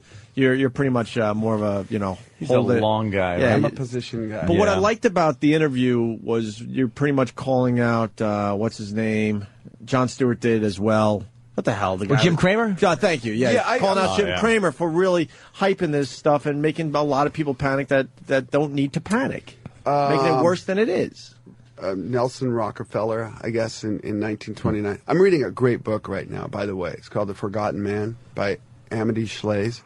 And it is 1929 to 1938 in this country. And there was actually about 3 depressions, economic depressions, in that 10 years, not just the one. But it's almost like reading a book from right now. Really? Exactly the same conditions, the same mindsets of people, the whole thing. And Nelson Rockefeller, he was getting his shoes shined in 1929. We know what happened in 1929. It was the big crash, yeah. A shoe shining guy was giving him stock tips. He went back to his office, sold everything. Oh, when a guy shining my shoes is a stock picker, it's time to get out. Everything is overinflated. You know what happened? We went through that during the big internet bubble there at the late 90s. And I was saying... I live in Seattle, so I was right there when that whole .com thing was going on. It was huge, and everyone's trading. And I said, you know what's fucked up? I go, my landscaper is in the market and telling me shit, and I didn't know if that was good or bad or what. Obviously, if I would have known Rockefeller's position, that is a bad thing. Yeah. But I was amazed that everyone was in this market, and it was just ripe to pop. Yeah. And it certainly did. But you know what I'm driving home right now, coming on these radio shows, and I have to do it. Our band Loaded, we have a record that came out about 6 weeks ago on Century Media. The record's called Sick. We're on an indie label. Don't have the money to market the record, so a lot of people don't even know the record's out. We're going out. You guys are cool enough to have us on your station and have us on your show, but. We have a record called Sick. It's out. We're out touring right now. We're doing... this is our first time we've ever tried to break the States with this band. Mm-hmm. We have a lot of exposure, a lot more exposure in the UK and Europe, and certainly in Japan, where we've played 4 or 5 times. But we're out playing this big continent of North America and going from city to city to city playing. And I would be remiss if I'm not... I've gone on shows and gone through the whole show and talked about stock picking and blah, blah, and then you forget the plug. We don't even have to focus too much on that. That's all. But the article is out Sunday, so we just want to acknowledge that. What's going on with Japan? Why does? You guys, you know what? I twittered, by the way. My daughter signed me up for this thing, so I twittered this morning. I'm going to use it as, giveaway tickets and stuff, I guess. Yeah, sure. Wow. Yeah, so I twittered that I was on, let's see what happens, that I was coming on your show. And now I'm just trying to figure this whole thing out. You're Opie Radio on Twitter, right? No, that's you. What? Opie. I'm Duff64 at nice. Twitter. Yeah. And it's not Twitter. We're all into the Twitter thing here. Duff64 is you. Yeah, so... That's it. You're going to get a lot of people on there, bro. I guess if you say, what do we do? How we do this? Say, if you're listening to us right now on the Opie and Anthony show, and you Twitter me, Duff64. I have 2 tickets for the Gramercy show tomorrow. The first to Twitter me right now. Oh, is this tonight? how this thing works? Hold on, you might have given the wrong day out. When's the show, guys? Today. They're saying. Oh, you said tomorrow. They're saying today. Yeah. Well, I meant today. You don't know. You've been. What's today? Tuesday. All over the place. Tuesday night at the Gramercy. The show is tonight. So the first 2 people to Twitter Duff. I'm actually going to do it from here. No, you're not eligible, dummy. Yeah, you're not eligible. That's what it is. Yeah. Some side rules. Twittering back and forth. No one within arm's length. this the Post you're talking about? No, No. There was an article on. I think it was a Sunday paper. Yeah, Sunday. It was Sunday. It was a quick little. It was a nice little interview. It's a funny. It was good. It was good. You were saying how like the whole housing thing is collapsed around you in Seattle. You saw everybody lose their fucking life savings, basically. I did. Should have. In Seattle? Maybe not in those said words. that? Nah. Maybe I should get an exact It was quote. vague. Yeah. I don't know if I was. Where people really didn't do well in the housing market.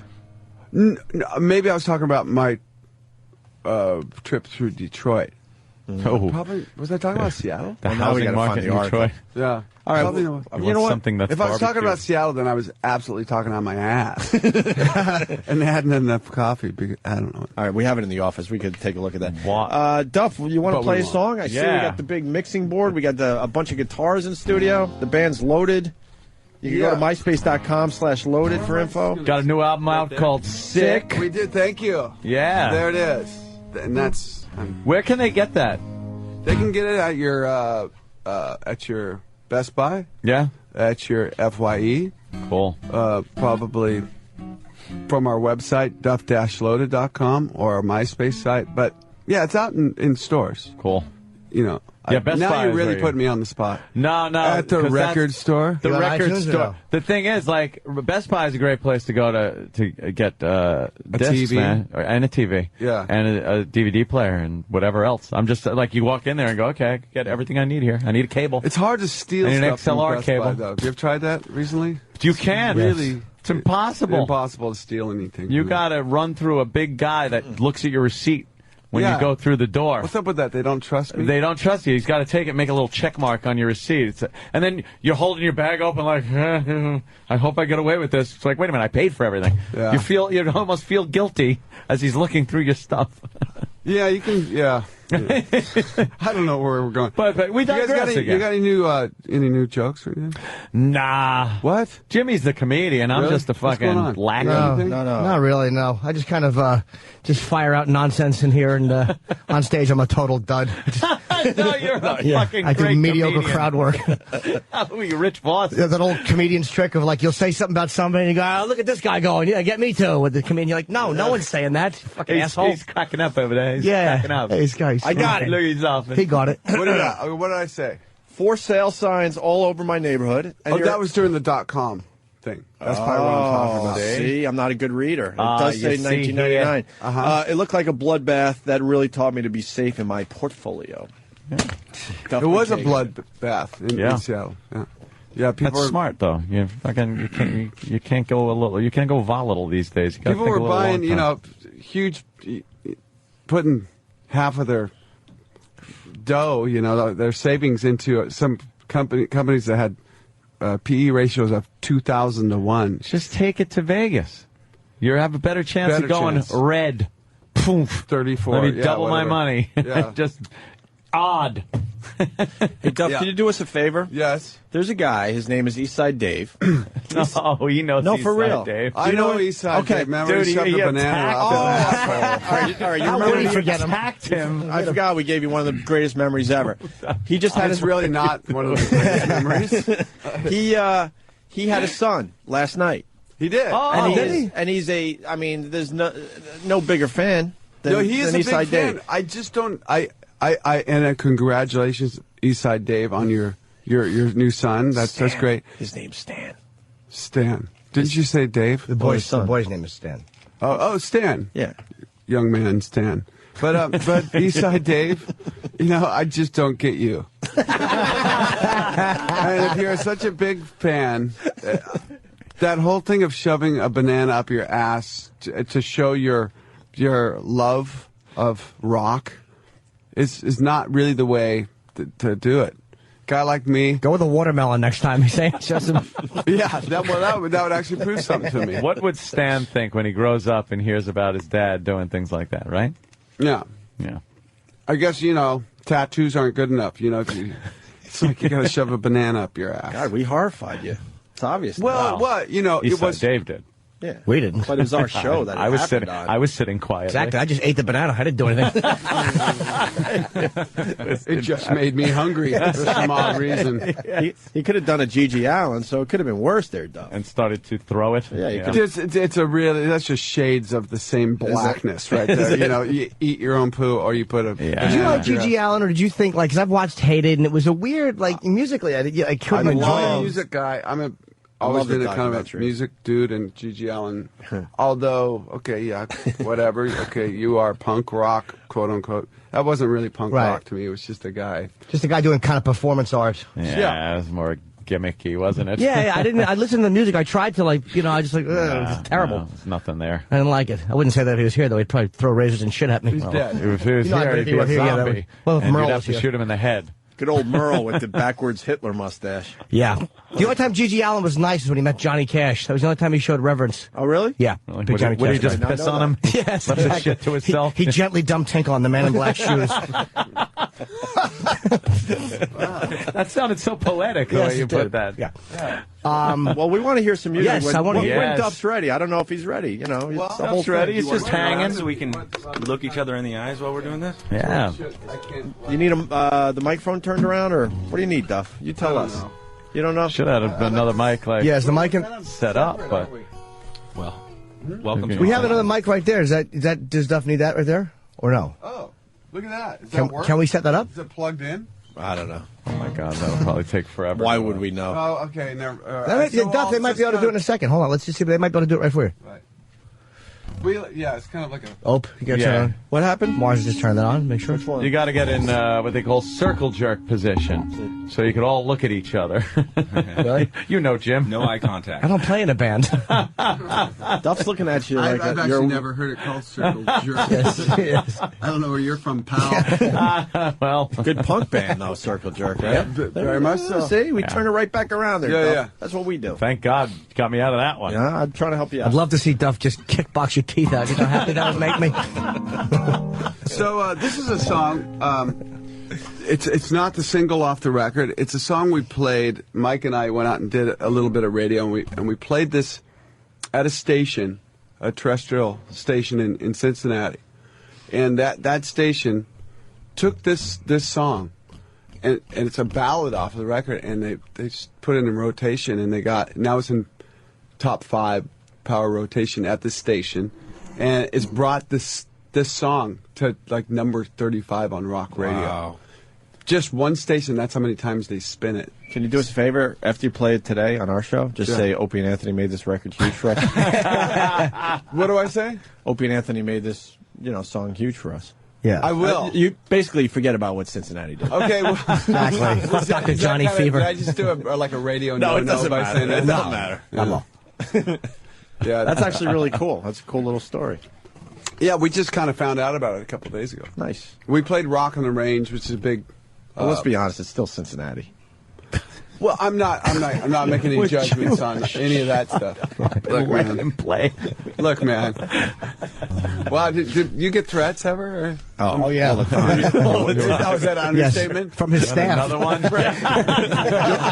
You're looking at 2 of them right now. All right. So anyhow, Duff McKagan loaded. Yeah, this is a Wasted Heart. 2, 3, 4.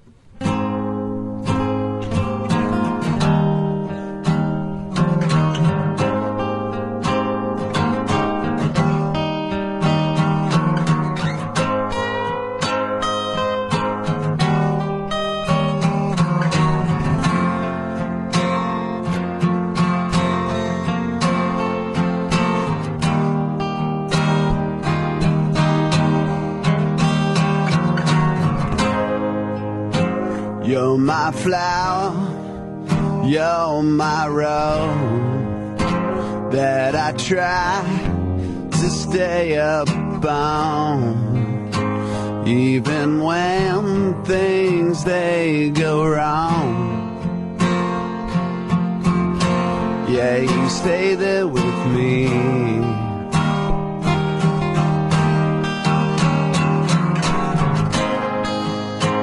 You don't stay for what I do. Sleepless nights I drug you through. when I say the things I don't mean to. Yeah, you stay there with me.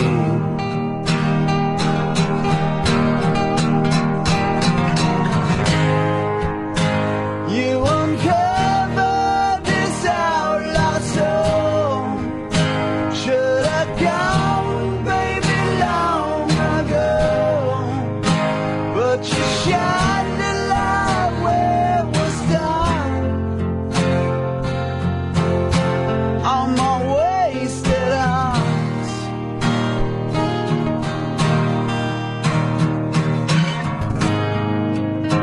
When I flew, you pulled me down.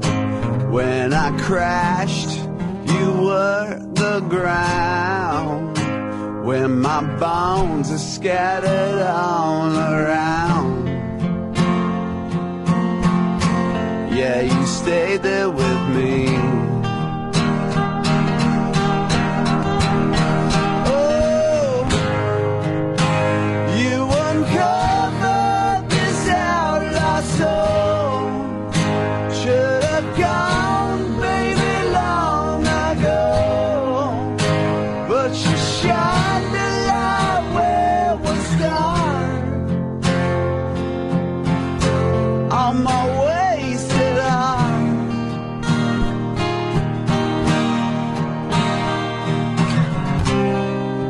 My wasted heart needed healing, and you saved it for me. I got a new start. Rest your eyes in time. These days will say what I never could.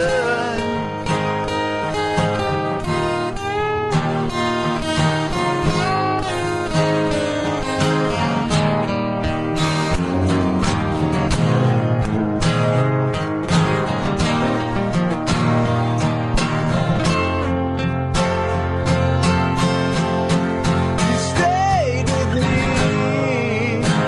You uncovered this outlaw soul. Should have gone, baby, long ago. But you shined a light where it was dark. Yeah, you uncovered this outlaw soul. Should have gone, baby, long ago. But you shined a light where it was dark. On my wasted arm.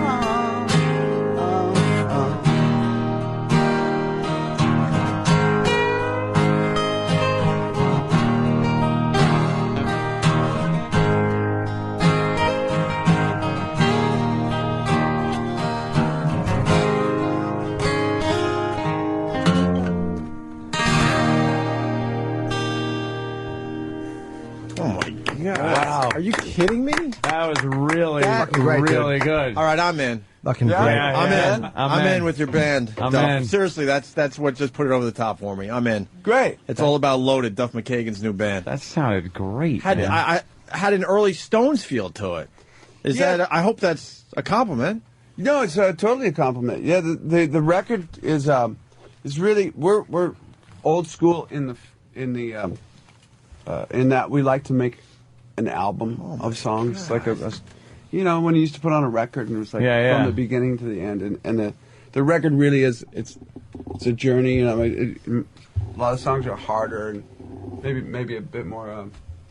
You know, we're a little left of center than mainstream rock for sure, but it's a real rock and roll band. That had a great sound. I Yeah. mean, and the harmonies were fantastic, Amazing. and just wow. Look, you got us all serious stuff. That was What the really fuck? good. Like, we're gonna cry or something, man. I wanted him to keep just playing it. Yeah. That was really good, thanks. man. I appreciate rave reviews on the instant feedback. And you can see Loaded tonight. I want to get the plug out again. Gramercy Theater, East 23rd Street in New York City tonight. And Twitter Duff at Duff64. Okay, look at this on Twitter. I'm sure you got a some. winner by now. Come on.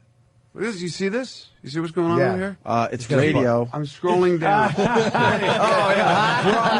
Damn. Touche, my man. Touche. Damn. Yeah, he's got a shitload of Twitter tweets. Wherever. Okay, so who is the? The first one is the. You guys last got a one. big audience. Yeah.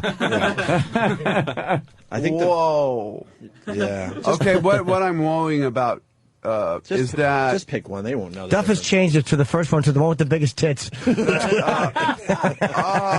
Okay, wait. Okay, so there's so many of these that came in that I don't know where to start. Just go to the beginning, whichever one came in first, I guess. Okay, well I don't know if he lives here though. Oh, but that's true. The first It's gotta one, be someone that could go the first tonight. one that came on was Joe Petrosi, Petrocy. Joe, and then he's from Florida. How do you know that? I'm just kidding. You're freaking me out, man. You know how many Joe Petrocies are going to your show tonight? Yeah, it's me, Joe. My Joe tickets, waiting Petros. for me. Yeah. So anyhow, I don't know how many people just signed up for my Twitter account because I can't scroll that fast. Yeah, no, you're going to get a lot of followers just Wow. at one time on our show. You guys have a lot of listeners. Yeah, you're going to see the power of our show. we got Alex. So we got a lot of people just signed up. So I'll figure out who.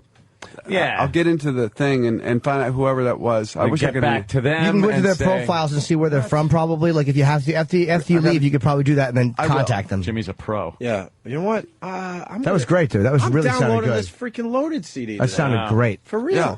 For real. Yeah. Definitely. We've gotten really. Do you rock too, or you keep it? We rock. So it's a little of everything? That's what we do. We rock. We do jokes. Oh, really? We do jokes. Some jokes. Sometimes we drink a lot of Red Bull when we play. So you start to kind of tweak a little bit. Yeah. And you get loopy. You get a little loopy. Yeah. Yeah. So jokes That come out. Red But Bull's dangerous. Holy we shit. mainly rock hard right in your face and. So you guys are not acoustic live? No, just right here on right here just for the opening. Sounds great. Don't you think Red Bull is equal to cocaine? Yes. No, I do. Thank you. But I don't do funny things, like cocaine. I would do At things. least you don't grind your teeth down when Yeah, you're and Red Bull doesn't drinking Red shrink Bull. your dick like a mushroom cap. Anybody fucks on coke. No, that was really. You could. Oh, dude, my dick was worthless. Worthless. Really? Yeah, it was like a knuckle. Like coke. Really? Yeah, horrible. You know what it is? Yeah, it was just. With loose Coke, knuckle? it was always, kind of little. But then once you did get hard, you could fuck all night. Yeah. But you really had to, work at getting... You were doing the old, shoving it in the side of your thumbs just to get it in there, and then... So the point is, on Red Bull, none of these right, things, no. and those demented thoughts, those demented sexual thoughts, and Right. although I don't know if those ever. And when you really talk, stop. there's actually substance. You're not just babbling about nothing for hours. I don't know about that. I don't know about that. What, you think the Red Bull... There was one gig in particular in England or somewhere that we played recently, and I realized I'd been talking for a while. Not sure what I said, and I stopped myself and asked the audience what I just said, and but the band rocks hard, and we mean what we do, and You don't even have to sell it. Instant feedback. Our listeners are a bunch of assholes. Oh, okay. They'll openly admit that, and no one trashing you. No one. I think we might have some friends out tonight. I know, that is fucked up. No, for real, because, no one. Because it doesn't No matter matter what who we has do. played in here, somebody is always like, it fucking sucks. But everybody is... what's that dude doing saying it's singing, fucking man? great. He should go play bass. Yeah, fucking crawl back and you shut up. No, your voice But, is... Sounds great. It sounded Right fucking on. great. Well, you Thanks. What were you saying about your friends? You said that some of your friends might. Oh, we just might have some other stuff going on tonight. We'll see. We might have some because we're here in this metropolis. big city. There's other musicians here Give in us a town. hint. City is kind of... Give us a hint. Come on. No, you said it. Come on, man. What do we have? I think Bumblefoot coming out Oh, nice. tonight. Oh, damn. Nice. Ron, Ron? No? hell of a guitar player. Yeah. Yeah. Nice. Like plays fretless guitar. I don't even know how to play a You fretless play anything. fretless guitar. What does My fretless God. mean? It means has there's none no of these. None of those in there. Figure So it you figure it have out to- yourself. It's like a violin, or a cello has no frets on it. It's just there's none of these things. Jimmy doesn't know that. None of Lines that go none of the. across. Oh, none of the. Okay. These things. You see those? Yeah. They call those frets. Okay. In the Why would you He didn't know what Big league. he didn't know what a spit valve was on a I would have. I'm musical. On a tuba. But I know what post-op means. You want to talk? Hey, I like that. Of course. Well, there are websites dedicated to spitballs. See, he's coming alive. So that when you're learning guitar, where the frets are, is like you kind of know you have to go up to this. Guide. It's just it's like having. But guys like Ron Bumblefoot can play. He's a virtuoso guy, and he can play with it's like a cello, but it's a guitar. And you have to figure out, you have to know, and I don't know. I don't even know. It's fucked up that you have to know exactly where you're putting your fingers. Like with frets, you got a little leeway. You're in the area. Yeah. Now your finger is actually making the string shorter instead of the fret itself. Get it. So you know what's going on. That's fucking tough, man. But are there like a bunch? There's like how many frets are there? And like when you're reading music, I don't know how to read music. Frets are there? I don't either. I don't know how to read music. So like, what is there? Like 15 frets? There's some like 21 to 24. 21 to 24, and like when you read, like let's say go to the 8th, then the 7th, then the 6th. Is that how that works when you're telling someone how to play? It's good enough for me. Good. That's what I. Tablature will show you by fret. Okay. It's different than actual reading music. All right. Just use a computer. Just fucking go on there, get some loops from Mac. What's going on some today? Apple loops. You guys are following what's going on. What's the deal? Oh, like news-wise? It's all about the swine flu. Swine flu. Oh, it's coming back, right? It's coming back with a vengeance. We thought it dropped off, It dropped off in the news for a while. Now it's like coming back. Yeah. Had a couple of fatalities. Well, that was a good. Drew a lot of people to the news, so they probably had to. Yeah, so they pumped it up. They realized, well, look at our ratings when we did this. We got to do it again. So we'll have a resurgence. Thing slowed down. Yeah, Miss California thing was. They got to find some. Actually, they should try to find some porn. Yeah. Bring that up. Oh, I think they did. They found some lingerie shots, and then they found. That's not porn. They found some photo shots. They want a fisting video. I'm talking about the point of view. Hey, we got a pretty cool phone call coming in. I don't know if this is true, but Mike in Queens, what do you got for Duff? Yo, what's up, man? It's hey, wait, hold on. Hold on, Duff's got to put his headphones on. Supposedly, Duff, you wrote a. Go ahead, Mike. You talk to Duff. Duff, man, my uncle was Johnny Thunder, as you were saying so fine about him on Use Your Illusion. Sorry, I'm nervous as hell right now, man. Your uncle is Johnny Thunders. I just want to tell you thank you, man. That meant so much to my family. And I met... guy's freaking out. Yeah, I dedicated So Fine to Johnny Thunders. A huge influence, for sure, on my guitar playing since I was 12 years old. Who did he play for? Band called New York Dolls. Oh, okay. And then he had his own solo career that was... I actually got to jam with him once. I played drums. I was probably 16 years old. And it was... he's just one of those He influenced Steve Jones, who was in the Pistols. And Steve Jones' guitar playing really influenced a whole generation. If there wasn't... so you could say if there wasn't Johnny Thunders, there wouldn't have been...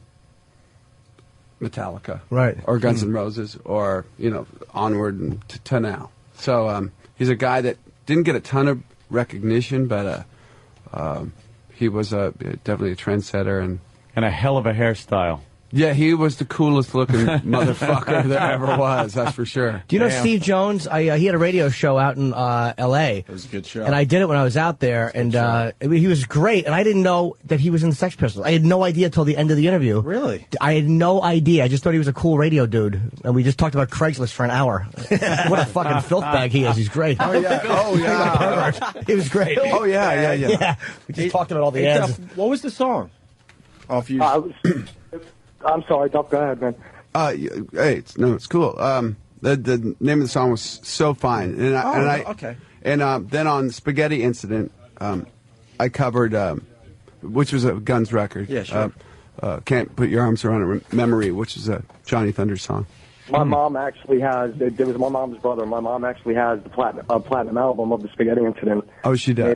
Made out to her from the record company. Yeah. And it's something that, she was really proud of. I don't need to get upset, dude. Oh, look at, he's getting all upset. It meant a lot to my mom, man. Dude, that's great. Thanks, guys, for putting me on. Still real for me, damn it! It's a thing, man. It definitely is a thing. Well, it's odd you get a chance to talk to the guy who, who had such an impact. It's nice. Exactly. But buck up, you fruit. Jesus, man, let him have his fucking emotion. He's making him laugh, though. I'm just fucking with you, man. Duff, the problem is he gets very uncomfortable with real moments. Yes. Just so you know. It's all good, dude. I just See ya. happy to say thank you. All right. You sound like me when the spaghetti hit the wall when my father threw it and my parents started fighting. Just having a real moment on this. All right, Mike. There Thanks are for That was the my call. spaghetti incident. There are certain people in the room, I'm not going to say who they are, who may have adult children of alcoholic issues. I don't want to point any fingers. Well, why is there a spotlight going on over Anthony's head right now? Sam, I know. Oh, yeah. Thanks, guys. I appreciate it, man. Take care, Mikey, man. Mikey and Queen. Hey, wait, is Johnny? His name Johnny Thunder? Is he dead or is he living? Well, stop. What do you think? Jesus. I don't know. No one shit, needed Jimmy. to ask that question. What do you got? You took that call and didn't figure that out. No. Are you out of your mind? Maybe I'm not that The perceptive. guy gets all emotional about it. Well, and the New talking York- about like how good he was and Oh, all right, this okay. and past tense things. Holy shit. Well, he could have been a guy who just The question retired from is- music and didn't play anymore. Or you could be stupid and It could be both of those things. imperceptive of anything. The question actually is, how did he die? No, I didn't know. I don't know how he died. Duff? Overdose. Oh, shit. Yeah. Shit. If it wasn't a direct overdose, it was certainly something that had to do with it. Yeah. I'm the same idiot that asked Vince McMahon how's Gorilla Monsoon, not knowing that he was dead. And then I asked Gene Simmons about Star Stowe, the chick he posted. Remember, you're like, we interviewed Gene 10 years ago, and he's like, Gene's one of your idols. Ask him a question. I'm like, how's Star Stowe? She was the Playboy bunny that he did the motorcycle chopper photo shoot with. And he goes, and they laughed, and he goes, that's not funny. She's dead. I'm like, oh, good. Great. Yeah. I didn't mean it. I didn't know she was dead. A bunch of people are asking us to play Dice's kids band for Duff. See what he thinks. You know Dice, Andrew Dice Clay? Yeah. I've met his kids. Have you heard their music yet? They live like 3 blocks from me in L.A. But I haven't heard their it out of band. the garage. Jesus. The kid is talented, man. Really? He's the lead singer. He writes everything and He's plays 14. lead guitar. He's 14. There's only two Wait, of them. what's the name of the band? L.A. Rocks, I think they're calling it right now. There's 2 of them, Dylan and Max. Want to give him just a taste of the first song that we played? If you got it, just a taste. We won't like. You guys. 14-year-old kid on vocals, lead guitar. His older brother playing drums. Yeah, kind of a White Stripes 2-piece thing.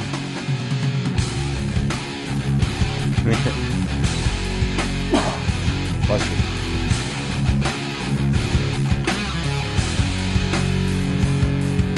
Looking at your pastime, rusted and decayed, barking from the guard down, makes you go insane. If you picked up a scrap, would it make you choke? Down in the junkyard where the dead things lay. Down in the junkyard where the dead things stay. Here at the playground you could never escape. This is your final day. Oh yeah. Yeah, pretty Little good. taste. Not bad for 14, huh? Yeah. 14, little fucker. It's like singing like that and Jesus. probably getting chicks up the ass. Now, how did it come that you guys have Dice's sons? Dice came in all proud. Yeah, we've known Dice for And you many know how years, that is, yeah. where people go, oh, you gotta check this out, and we're like, oh, now we gotta be polite. He's the proud father. Yeah. Hey, listen to my kid, jerk off.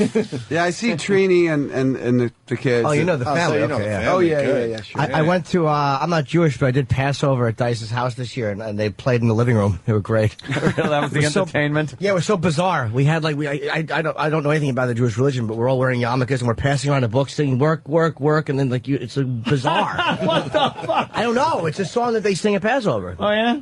Yeah, Working? I don't. It's. That's where they get. I don't know. that Maybe one of the from. Jewish listeners knows. Yes. I don't know. Yeah.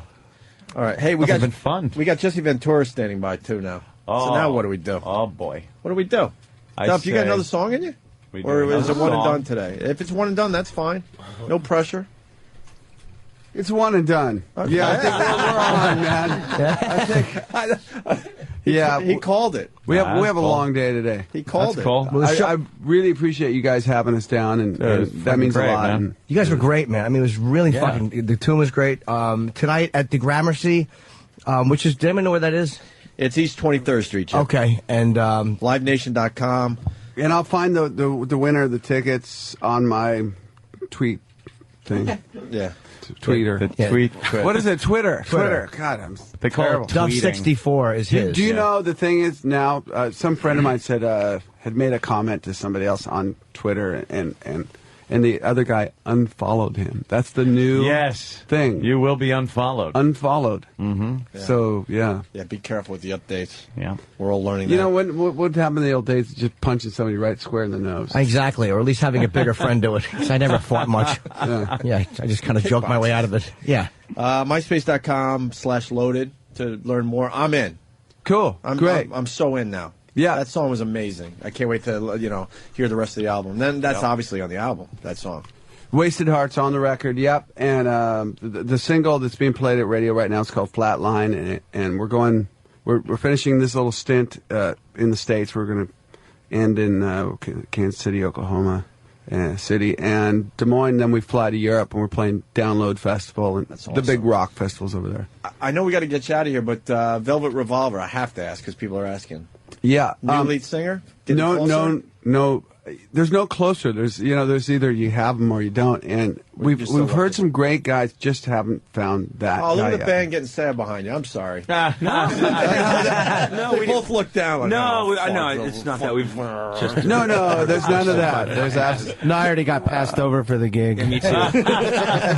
We're trying to do both of us. It's a dirty damn shame that we don't get Mike Squires on the radio more because he's an entertaining. You know what, though? If this Loaded thing goes to the next level, then you know what? You don't even have to worry about the Velvet Revolver. It's all about Loaded. That's what I say today. That's what I say. That's what I say. Duff's a multitasker, man. He can do lots of stuff. Apparently at one so. time. That's He- cool. He's ready. We'll put a video cam on the bus for you. Yeah. Yep. What do I do? Yeah, that's where I finally go to sleep on the bus. All right, we got to get that. Anyhow, Jesse in okay, here. enough of that. Hey, Jesse Duff, Ventura. thank you so much. Always a pleasure to see you. Is he still the governor? No. No. I don't know. He is insane. Yes. He's still insane. And he's still very large. Yeah. So you can't call him that. No. Don't. Oh, he'll see me out in the lobby now, though. Yeah, you shouldn't have called him insane. Oh, no. Duff said that. Well, as we walk out, I'll say that to Mike. Why'd you call Jesse Ventura? All of a sudden, Mike goes flying from the 36th floor window. I was a Navy SEAL. All right. Yeah. All right, we got to get We'll have Jesse in here in a minute. Yeah, quick break, and we'll get Jesse in here. Sure. Opie Great. and Anthony. It's the Opie and Anthony Show. Very, very busy day today. In studio, Jesse Ventura. Yes. Promoting Don't Start the Revolution Without Me. On paperback. Oh, out on paperback. That's right. Oh, Yeah. you came around when it was out originally. Now then they it's- make you do it again when the paperback comes out. You got to come out and do all the shows all over again, and that's part of the obligation of when you write a book. If it's successful enough and makes it to paperback, you're happy to do it because it means the book was a success. Did if you they take it to and you got to paperback. write extra pages too, because you got to give them a little extra, right? Yep. So I updated it now because, of course, I wrote the book, and the epilogue of the book is complete fiction. I write fact all the way till the epilogue, and then I switched over to fiction without telling you. Oh, really? It just becomes a murder mystery. And I had to kind of remove that because I did a fictional piece saying that martial law, that I and Robert Kennedy Jr. are running for president, and that martial law is declared here, and they suspend because there's an attack of 6 of our cities, and they suspend the elections. And then I wanted to kill myself in the book, but Dick Russell, the guy who wrote it with me, wouldn't allow it, so I end up in a coma. Why wouldn't he allow it? Did he thought it was too depressing? No, he probably wanted to do another book with me, which we're now doing. So he figured if I kill... See, I created Jesse Ventura, so I felt I had the right to kill him.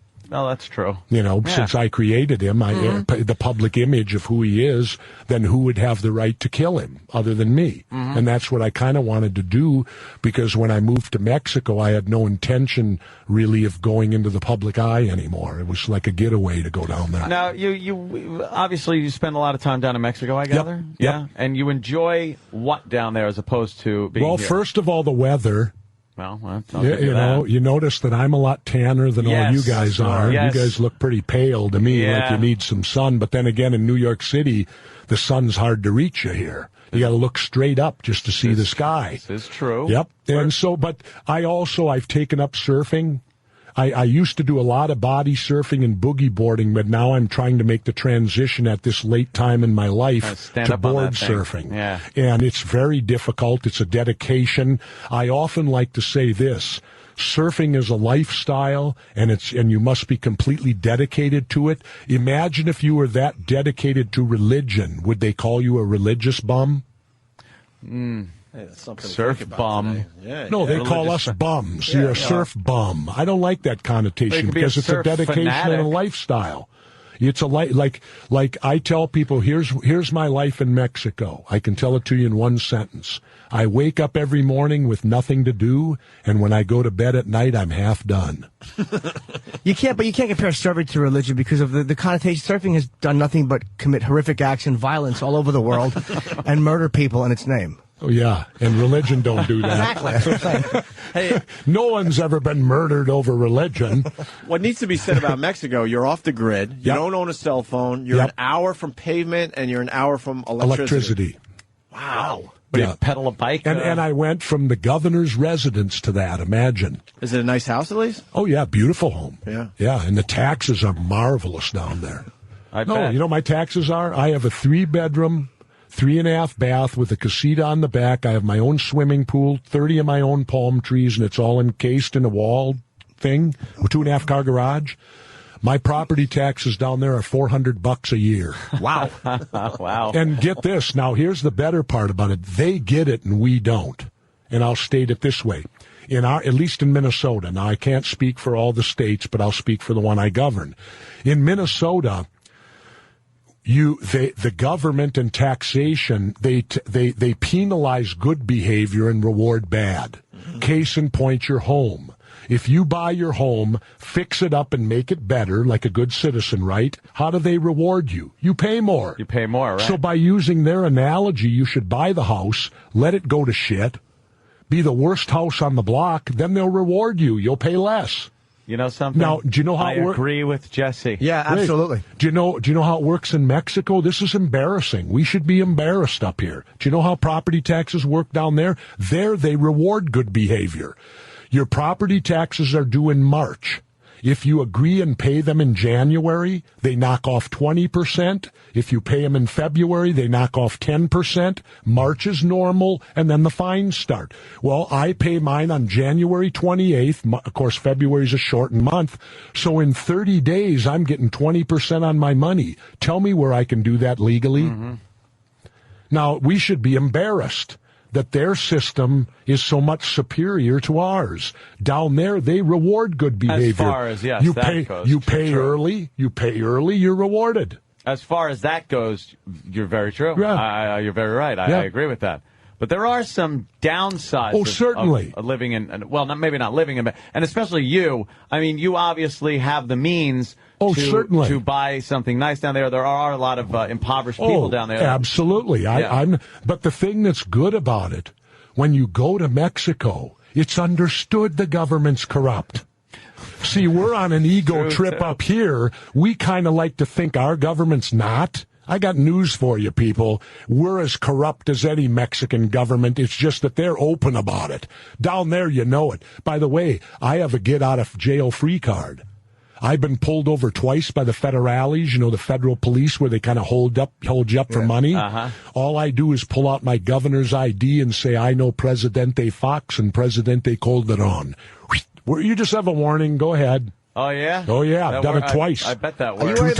you worried about crime down there? Because Giuliani didn't even want to go without his own security. Do you have security with you? Or? Never. No? I'm safer where I'm at. Are you kidding me? I've seen old women walking along the roads where I live, where I'm in far more danger in Minneapolis, Minnesota than I am in Mexico. Where the danger is in Mexico is the borders. Mm-hmm. And why? Well, let's go back in history. Who created the border towns? We did, the United States. We created Tijuana, Nuevo Laredo, Nogales, and all them crappy we're on Sirius Radio, right? Yeah, you curse. So I can curse. Yeah. We created all those shitholes, right? Do you know how? The prohibition of alcohol. When we prohibited alcohol, everybody that wanted to drink went over the border to Mexico to drink. Well, there came the prostitutes. There came all the bullshit. Now, the same holds true today. You have violence at the border. We all remember the Virginia Tech murders? Yeah. Sure. Okay, do you know what the headlines were that day in the Mexico papers? It said USA 33, Mexico 20. It was like a sports score, because on that same day, Mexico lost 20 of their people at the border. The difference is ours only happens once a decade, like Virginia Tech. Theirs is a daily thing. And why? Because of the illegality of drugs and the prohibition. That's what. If we want to stop all the killing, then stop the prohibition. It seems to me in our country, we're more fearful of marijuana than murder. Because we're prohibiting marijuana, which is causing all the murders. Is it marijuana, though, or the cocaine traffickers are the ones that tend to be really violent? It's all of them. Because it's all lumped together with the cartels. Would you want to legalize cocaine also and all drugs? When you speak legalize, let's remember, I think marijuana should be treated identical to liquor. Absolutely. Because I'll tell you, it's less. In fact, it's a lesser of a drug. Of course. Because how many kids do we hear at college who binge drink every year and die? Yeah. We hear about it every year. Yet you can't smoke pot and die immediately. Smoking is now you might die in 40 years from cancer, maybe from inhaling the smoke, but it's not going to kill you that night. There isn't enough weed in the world that could kill you in one night. It's also a personal choice you're making, too. If you want to smoke it and take the risk of cancer, you should be able to do it. Absolutely. Yes, and now, so to me, let's bring... I think Franklin Roosevelt said it at the end of Prohibition of alcohol, and I think it's a great quote. He said... I can't feel my legs? No, not quite. He said we can no longer afford to prohibit alcohol anymore. I say you switch alcohol and marijuana now and say we can no longer afford to prohibit marijuana anymore. Right. I saw, those little stores in L.A. where they sell the medicinal if you got a script? Medical marijuana, yep. I saw a story where they went into the guy, now it's all prescription, and it was a guy in a wheelchair, runs a little shop about as big as your studio right here.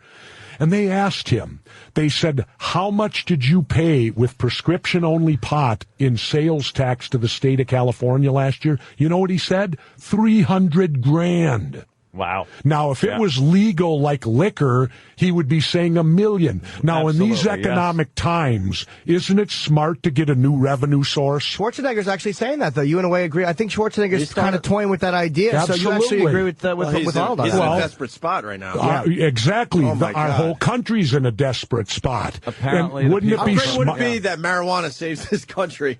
Well, it won't save it, but it's one of the building blocks. If you can get more revenue coming, and one thing is not going to solve the economy. You're going to have about 30 things to solve it, but this could be one. How much more of the Predator cast is for legalizing pot?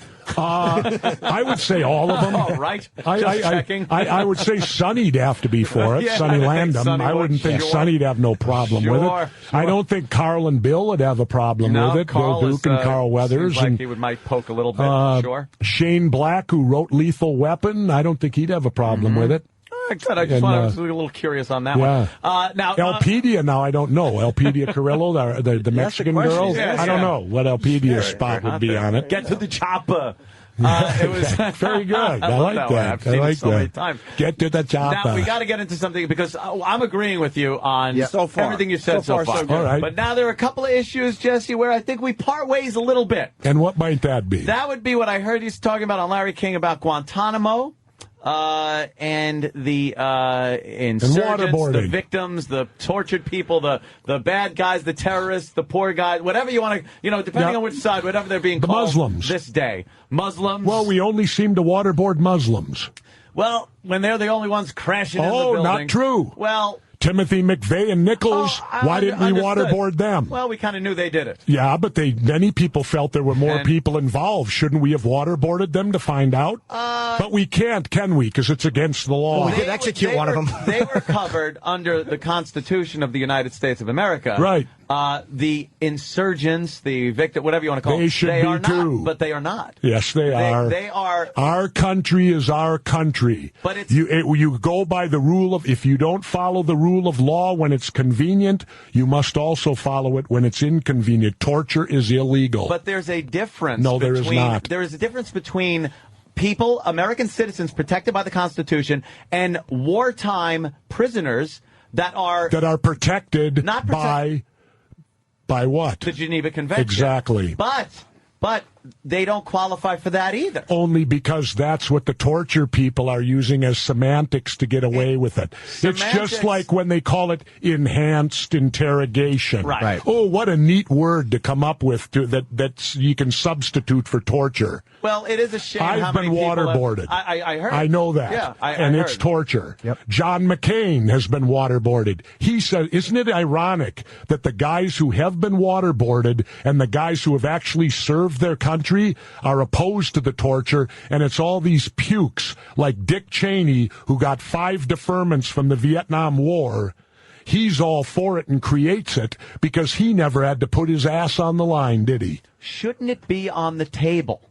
Shouldn't that be on the table, at least as a threat for information? No, because the information's fraudulent. That's why I made the quote. You give me Dick Cheney a waterboard in an hour, and I'll have him confess to the Tate murders. I understand. Because when you're being tortured, you will say whatever it is to stop the torture. Yeah. So there's no credibility to what. Why do you think it's not allowed in the courts? But the threat. There are no buts. The threat of a torture. Let me then, tell you. Okay, when you go public then we and stoop say to their level, don't we? I'm not saying. I'm not. What's even next? Saying Should we torture lop them. some heads off? I'm not even saying torture them, but I'm saying to publicly say this is what we're never going to use takes a tool away. It's called the tool of fear, not actually torturing. Let's say, and believe me, I'm not even for that. But I'm talking with you here. I know. Why would a president or anybody else for that matter say we're never going to use this? It's a bad thing to tell the opposition what you're taking off the table, regardless if you use it or not. Because that puts us above them. But by and being if above them, if we stoop to their level, we're no better than they are. But you know something, we are, because we're not. When we bomb places, we have to make sure they're strategic strikes. We don't. When we have bombs are you that go kidding unmissed, me? you know How many civilians you think have died in Afghanistan and Iraq from our supposed surgical strikes? Because war isn't perfect, unfortunately. We That's can't right. just kill the bad guys. That's why it's war and it's bad. And that's But I'm why we saying- shouldn't be in either one of them. But I'm saying Afghanistan too. We shouldn't be in. No. Why? Al Qaeda are the people. No, they could have turned him over. Excuse me. We went to war with Al Qaeda because they supposedly would not turn over bin Laden. That's all they did. Al Qaeda. That's all they did. We said to Al Qaeda, turn over bin Laden. Al Qaeda said no, and that's why we're fighting them. Well, the Taliban, you mean? Or the Taliban. The Excuse me, the was Taliban. They were the head muckety mucks lopping off heads and doing whatever they do. But don't you think that somebody had to be held responsible? And I know some of your theories on 9/11. They're not theories; they're questions. And in our country, you're not allowed to ask them anymore. You have theories, though. No, I have questions. I have questions. That's all. Not theories. I have questions. Your take on what happened is not what the official line is. Right. You feel... I follow what Thomas Jefferson said. Dissension's the greatest form of patriotism. Mm-hmm. Yeah. I dissent. I question my government. I agree with everyone's right to do that. Absolutely. But why does everyone get angry when you question 9/11? People get angry at you and they call you names. And they do all this stuff. And all I do, there's things about 9/11 that are very peculiar to me. That whole day was a bit peculiar. Yeah. And I do have a background, I think, in demolition. I was trained by the best guys we have in the country.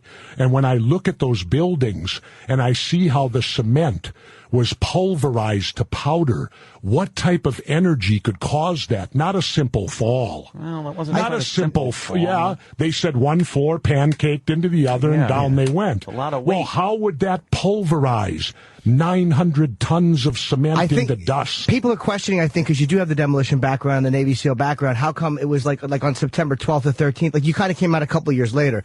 And I think that's what people are questioning. Like, there have been so many theories about it before. Because at the time I was governor, I didn't have time to question it. When you're governor, that's a full-time job, believe me. And so it was after I got... You know what made me question 9/11? Here's what did it. After I got out of office and Bush said we're going to invade Iraq, I stepped back and went, Iraq? Wait a minute. The 19 guys they told us that did this, there wasn't one Iraqi. Right. Why are we going into Iraq? And that's when I started to question. I said, ooh, what's the real big picture? But how did that make here? you change your view of the physical? What's the real big picture here? But you could question that, but it doesn't have to necessarily tie into 9/11. It could tie into Saddam Hussein tried to kill my daddy. Oh. That's pretty much what I think. The point is, all of it wouldn't have happened without 9/11. That was a catalyst because he was able to use the fear of terrorism and potential threat of Saddam Hussein, which turned out to be bullshit. To lie to us. I'm not going to disagree. Right. That was the weapons. Big lie. Big lie. But. Well, if they'd lie about that, wouldn't they lie about other things? Just because I lie to one thing doesn't mean I'm lying about a murder. Okay, I could lie that I stole something. It doesn't necessarily mean I would lie for something more important. All right, let's go back to my generation. Mm-hmm. I'm a Vietnam vet. Now, I remember when the President Johnson got on TV and told us our boys are floating in the water for the Gulf of Tonkin incident, which is what got us into the Vietnam War, where 58,000 of my generation were killed, probably 1 million Vietnamese killed, who knows how many. And they've now come out and said that wasn't true. It never happened. Now, if they would fraudulently build up the Gulf of Tonkin incident to get us to war, you think they wouldn't fraudulently take us to war again? In that fashion, I'm not too sure about that. Really? In the fashion of taking down two huge, very symbolic buildings, killing a lot of innocent American people, in that fashion, no. And the demolition thing, I like to, because you say you're in demolition. I was trained by the best. You know what it takes to wire a building that size for demolition. Not much. How would you do that in a working building? Easy. When you see, Let me explain. when I see them demolish buildings, they're drilling holes, they're planting, there's wires, cables. All right. Great. First of all, the World Trade Center had construction going on a daily basis. Every time a tenant moved out, they had to redo whatever floor they were on. And I learned this from guys that worked there. They said construction was an everyday thing. Construction workers would walk in and out all the time. You want to know how to do it? Be the UPS man. Show up with your brown truck. You got access to every floor. You can carry boxes up to any floor. Who's going to ever question? You're the UPS plant guy. Enough explosives covertly to take down buildings that are 100 stories tall. Do you know anything about the modern demolition? I've seen many. Do you know what super thermite is? Do you know what super thermite is? No, but I assume it would be a very high temperature. It's a highly explosive demolition that you can put on like painting the walls. It doesn't become a demo till it dries, and it can be made into paint. You could have people painting super thermite right here in the building, and they wouldn't even know it. I would love to see a demonstration of it used to take down pillars of cement. I can show you super without thermite. Drilling into the superstructure. I can show you super thermite. We just did it for a pilot I'm doing on True Channel. We showed super thermite simply painted onto I-beam steel and detonated, and it burned right through it.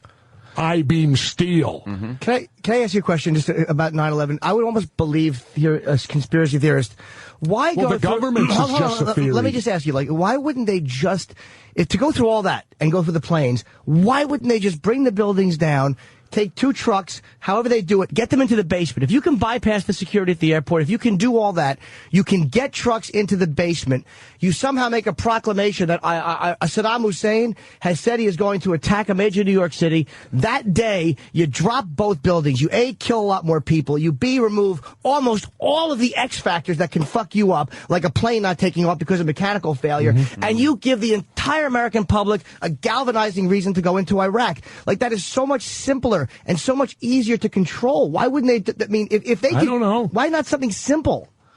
Why 4 airplanes and possibly more, and then you leave Zacharias Moussaoui to be tried? It's embarrassing. There's a lot of unanswered questions, and that's my point. Why is it that when you ask questions about 9/11, you're immediately attacked? Why aren't you allowed to ask a question about it? If you saw something that you don't understand, which there are many things I don't understand that day.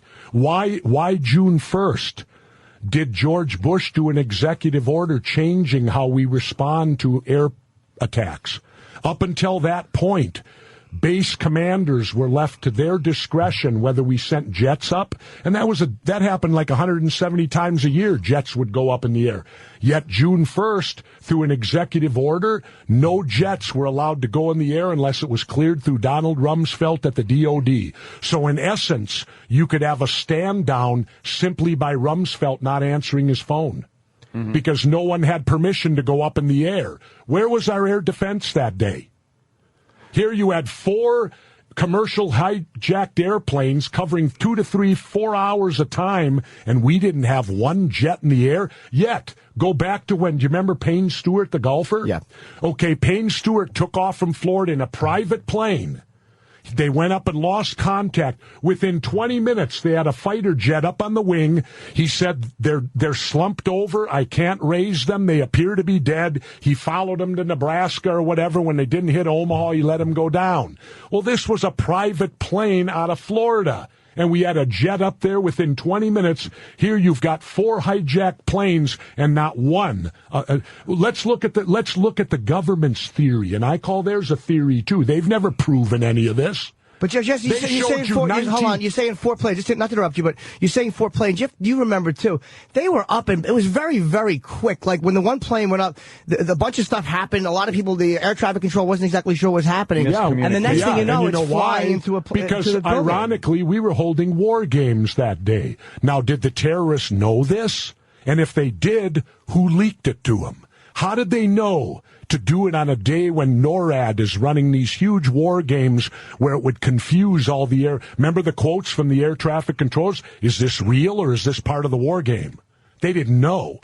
Now, that fits bad for us either way, because either it was done intentionally or the terrorists got inside our government to the point of knowing when we run war games. But didn't they call the plot? So somebody's not doing their job here. The plot was called Porsche 9/11, I believe. So they knew that they were going on September 11th.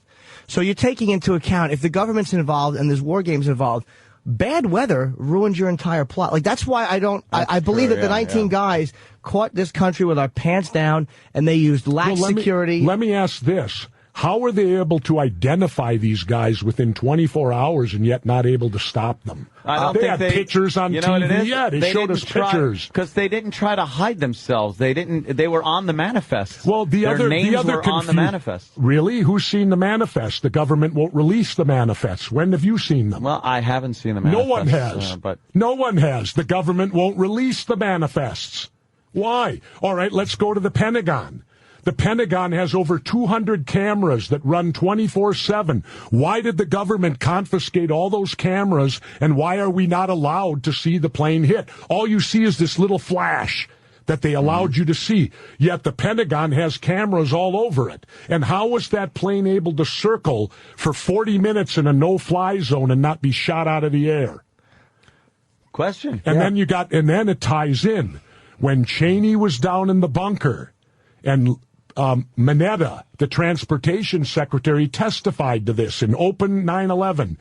He said a kid walked in and said, "Mr. Vice President, the plane's 50 miles out. Mr. Vice President, the plane's 30 miles out. Mr. Vice President, the plane's 10 miles out. Do the orders still stand?" Mineta testified, and Cheney snapped around and said, "Of course they still stand. Have you heard anything contrary?"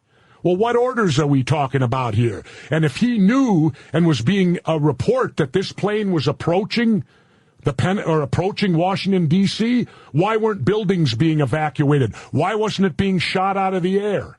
Well, maybe a lot of they questions handled it. You're like right. that. They did handle it terribly, but I don't think it was handled horribly. Like that's implying that the vice president and the president know a plane is being crashed, and they're going, "Well, the plane's on schedule to hit the Pentagon." All right, that doesn't hold make on. sense. Now here the plot thickens. Now Bush was down at that school, right, talking to the kids, right? And remember the 7 minutes he sat there frozen in the classroom, right? All right. The Secret Service is under the Department of Justice. They don't even take orders from the president. If they feel the president's in danger, they whisk him to safety. Now, the president's trip to Florida to that school was a photo op. So it was well documented he was going to be in that school. Card comes up to him and tells him a second plane hit, we're under attack. Now, planes are flying into buildings. 2 of them have done it now. Why did the Secret Service allow Bush to sit there for 7 minutes when, for all purposes, a plane could have been bearing down on that school at the very moment that he was in there? Who would know? We're under attack from flying planes. They knew he was there. He should have been whisked out of that room immediately. But it was almost like they knew. I just think we had this perception that we were protected a lot better than we actually were. Yeah. We always had this perception that there were missiles on top of the White House and things would happen if something like this ever happened. But you know something? We just were not as prepared as we would have liked to have been. And like Jimmy said, so a memo on August 6th that said the exact thing that was going to happen while our president was vacationing in Crawford, Texas. The memo of August 6th said exactly Osama bin Laden's planning to hijack planes and fly them into buildings. And it was I can tell you something. Oh, yeah. Had I been the president, 9/11 might not have happened because I would have responded to that memo. I wouldn't have gone on vacation the other to Crawford. investigator that went down to the flight school and spoke with people that said this gentleman is trying to fly a plane. It's very suspicious. He doesn't fly very well. He's not concerned with landing. Like that to me is evidence also that this guy is a Middle Eastern gentleman that was flying a plane and pulling up red flags. Let's look at the actual hijackers. Now, Osama bin Laden is a purist Muslim who goes by the old traditional Muslim. We'll all agree to that, right? Whether you agree with what he believes in. What do you mean, the purist? Purist. He's a Muslim who believes in the faith. Like, we're the infidels, we should be out of their country and all this. I think al-Zawahiri is more the strict religious guy than he is. Okay, well, both of them then, whatever. But these guys that hijacked, they were not strict to the faith. They were going to stripper bars. They followed him. Well, they were following orders, whether they're... But if you're going to go die and you believe in Allah and you believe in the purity and the sanctity of the religion and you're now going to die, wouldn't you live cleanly? They're not very rational if you're going to take a plane and fly it into a building. So they're flying civilians into a building. But you're not listening to me. These guys don't fit. They perfectly fit. No, they were. No, they don't. They were fanatics. Perhaps not as religious as you would think they would be if they're going to fly into buildings, but you got to be a little cuckoo to fly into a fucking building with planes full of people. So, perhaps they weren't strictly adhering to this Muslim faith. I would.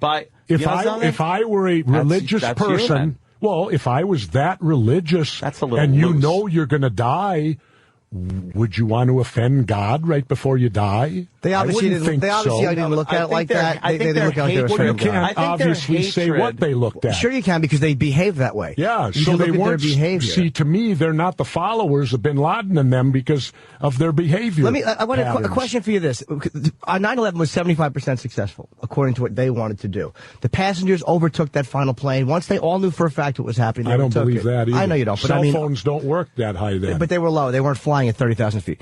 But let's just say, let's say for the sake of argument, the passengers attacked. If the pilots are not trained to open that door and negotiate, if those doors are locked and that the first sign of trouble, they allow that woman's throat to be cut and they do not open the doors, 9/11 doesn't happen. All right. Here's another one for you. You got 4 experienced pilots that were flying these planes, like the guy that flew the Pentagon plane, Burlingame, former Top Gun. Tough as you can get. Now, they have a thing on all commercial planes where all you've got to do is punch in some numbers and it's a code that you're being hijacked. Why did none of the 4 planes, none of them, that number was never punched in? Probably because they were smart the way they did it. They would attack the stewardess, and the pilots were trained to open the door and negotiate, which is a horrible... But they still would hit that before they would do anything. It doesn't require any words. All that does is send out to everyone who needs to know we're being hijacked. Well, none of the 4 planes did that. Well, didn't the stewardess say open the door? And a guy like Burlingame... Guys that knew him said he would never give his plane up. He would die first. So then how did they get it? I don't know why they didn't. I don't know. He might have died Yeah, first. but he was a tough guy. He was a karate guy. He was top in self-defense, all this stuff. When you got a guy box with cutter? a box cutter, Ooh, yeah, box cutters when you got are a guy with real a box cutter dangerous. to a girl's throat, perhaps, then the guy isn't going to charge in and start fighting, knowing that somebody's life is threatened. You got to look in hindsight. You Well, know, let's remember if you think now. these planes are going to fly into the ground and everything like that, you're going to do whatever you have to do. Okay, here's what we have to believe then, and which all of you do, that 19 Islamic hijackers armed with box cutters defeated our multi-billion-dollar air defense system that the Soviets couldn't. And the threat of a bomb. The Soviets couldn't do it, but these 19 guys, all while taking orders and conspiring with a bearded guy in a cave in Afghanistan. Yeah, a billionaire who has funds and who has a network of people. He's not some broke guy. He's a construction billionaire. Yeah, and in fact, you're correct there, because his brother Salem, he helped bail out George Bush on one of his horrible business ventures. Them being tied in, I don't even disagree. Oil families are a very small group of people in this Exactly. world. And George that are Bush making is a part lot of it. Oh, he is. He absolutely is. But he didn't orchestrate 9/11. So dislike him as much as you want. I'm not saying he did. No, I know, but I'm just saying that if they didn't orchestrate it, I believe that they didn't do much to stop it. 19 guys caught the U.S. with their pants down because they first of all, they had the threat of a bomb, which everyone... What threat of a bomb? They said they had a bomb. People were calling on their cell phones saying that these Muslim guys or whatever they said or Arabic guys have hijacked us. And this is coming from people who were on the plane, and they said they have a bomb. That's how they stopped the mutiny from the passengers. How did they get the bomb through security? They didn't. There was no bomb, but that was and what you'd they be that stupid on the plane? Wouldn't you if you were on the plane? I would think. Jesse, you're different. You're not a businessman on your way to L.A. to do something. No, I'm a governor. But you're also a fucking wrestler and a Navy SEAL. You think differently than the average citizen. No, I don't. Yes, you do. No, I don't. Regular guys aren't 6'5" that can throw somebody through the window. Pre 9/11, your mindset, if you're a regular average Joe flying, was if some fucking shenanigans happen, I'm going to sit in my seat, shut up, and hope we land and they, deal with this problem. Because it had never happened. Because it hadn't happened. If they knew right off the bat that they were flying into buildings, you would do everything you could. Every old lady would be scratching friggin' eyeballs out. That's, I think, the mindset now is what you're thinking, but it's hindsight. The pilots would have done something. You tell me they couldn't have dipped that plane. They knew they were going to be flown into buildings. They would have dipped that plane and dropped everybody. They would have lowered the air pressure. Rolls if you want. Anything. But... No, it had never happened. You negotiated. They would ask for the freedom of political prisoners, and you would land. No one had ever flown passenger planes into buildings. And the shitty intelligence, the lack of communication between the FBI and the CIA, that was all terrible. But that doesn't mean that it was a conspiracy by the U.S. government. You got your ideas on it, in questions, like you said. I'm not saying it is. I'm just saying that what troubles me in this country is that on this issue, you're not allowed to talk about it. But you are. Well, without people insulting you. Now, you guys are different, but I get you get insulted. You're right. You get called Rosie O'Donnell. I've been called that now because I... Hey, it's Opie from Opie and Anthony, and that does it for us. We're done. Go find someone else to entertain you. We're done. Ron and Fez, yeah, they're up next. All right, hooray! On the virus, XM202, Sirius 197. Pin. Pen.